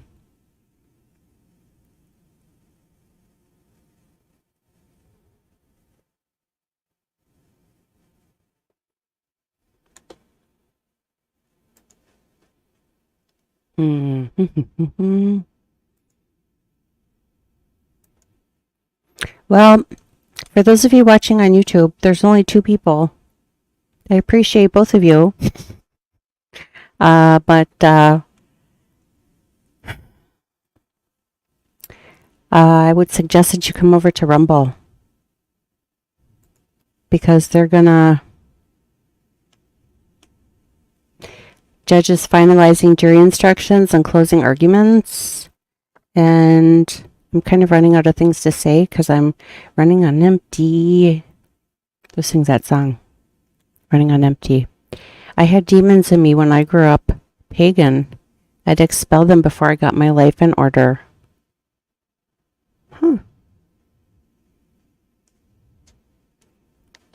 Yeah, I don't understand all that stuff. I don't understand. See, now Absurd Beat says that, like, Christmas and stuff is pagan. Which, so it's not bad. I don't know.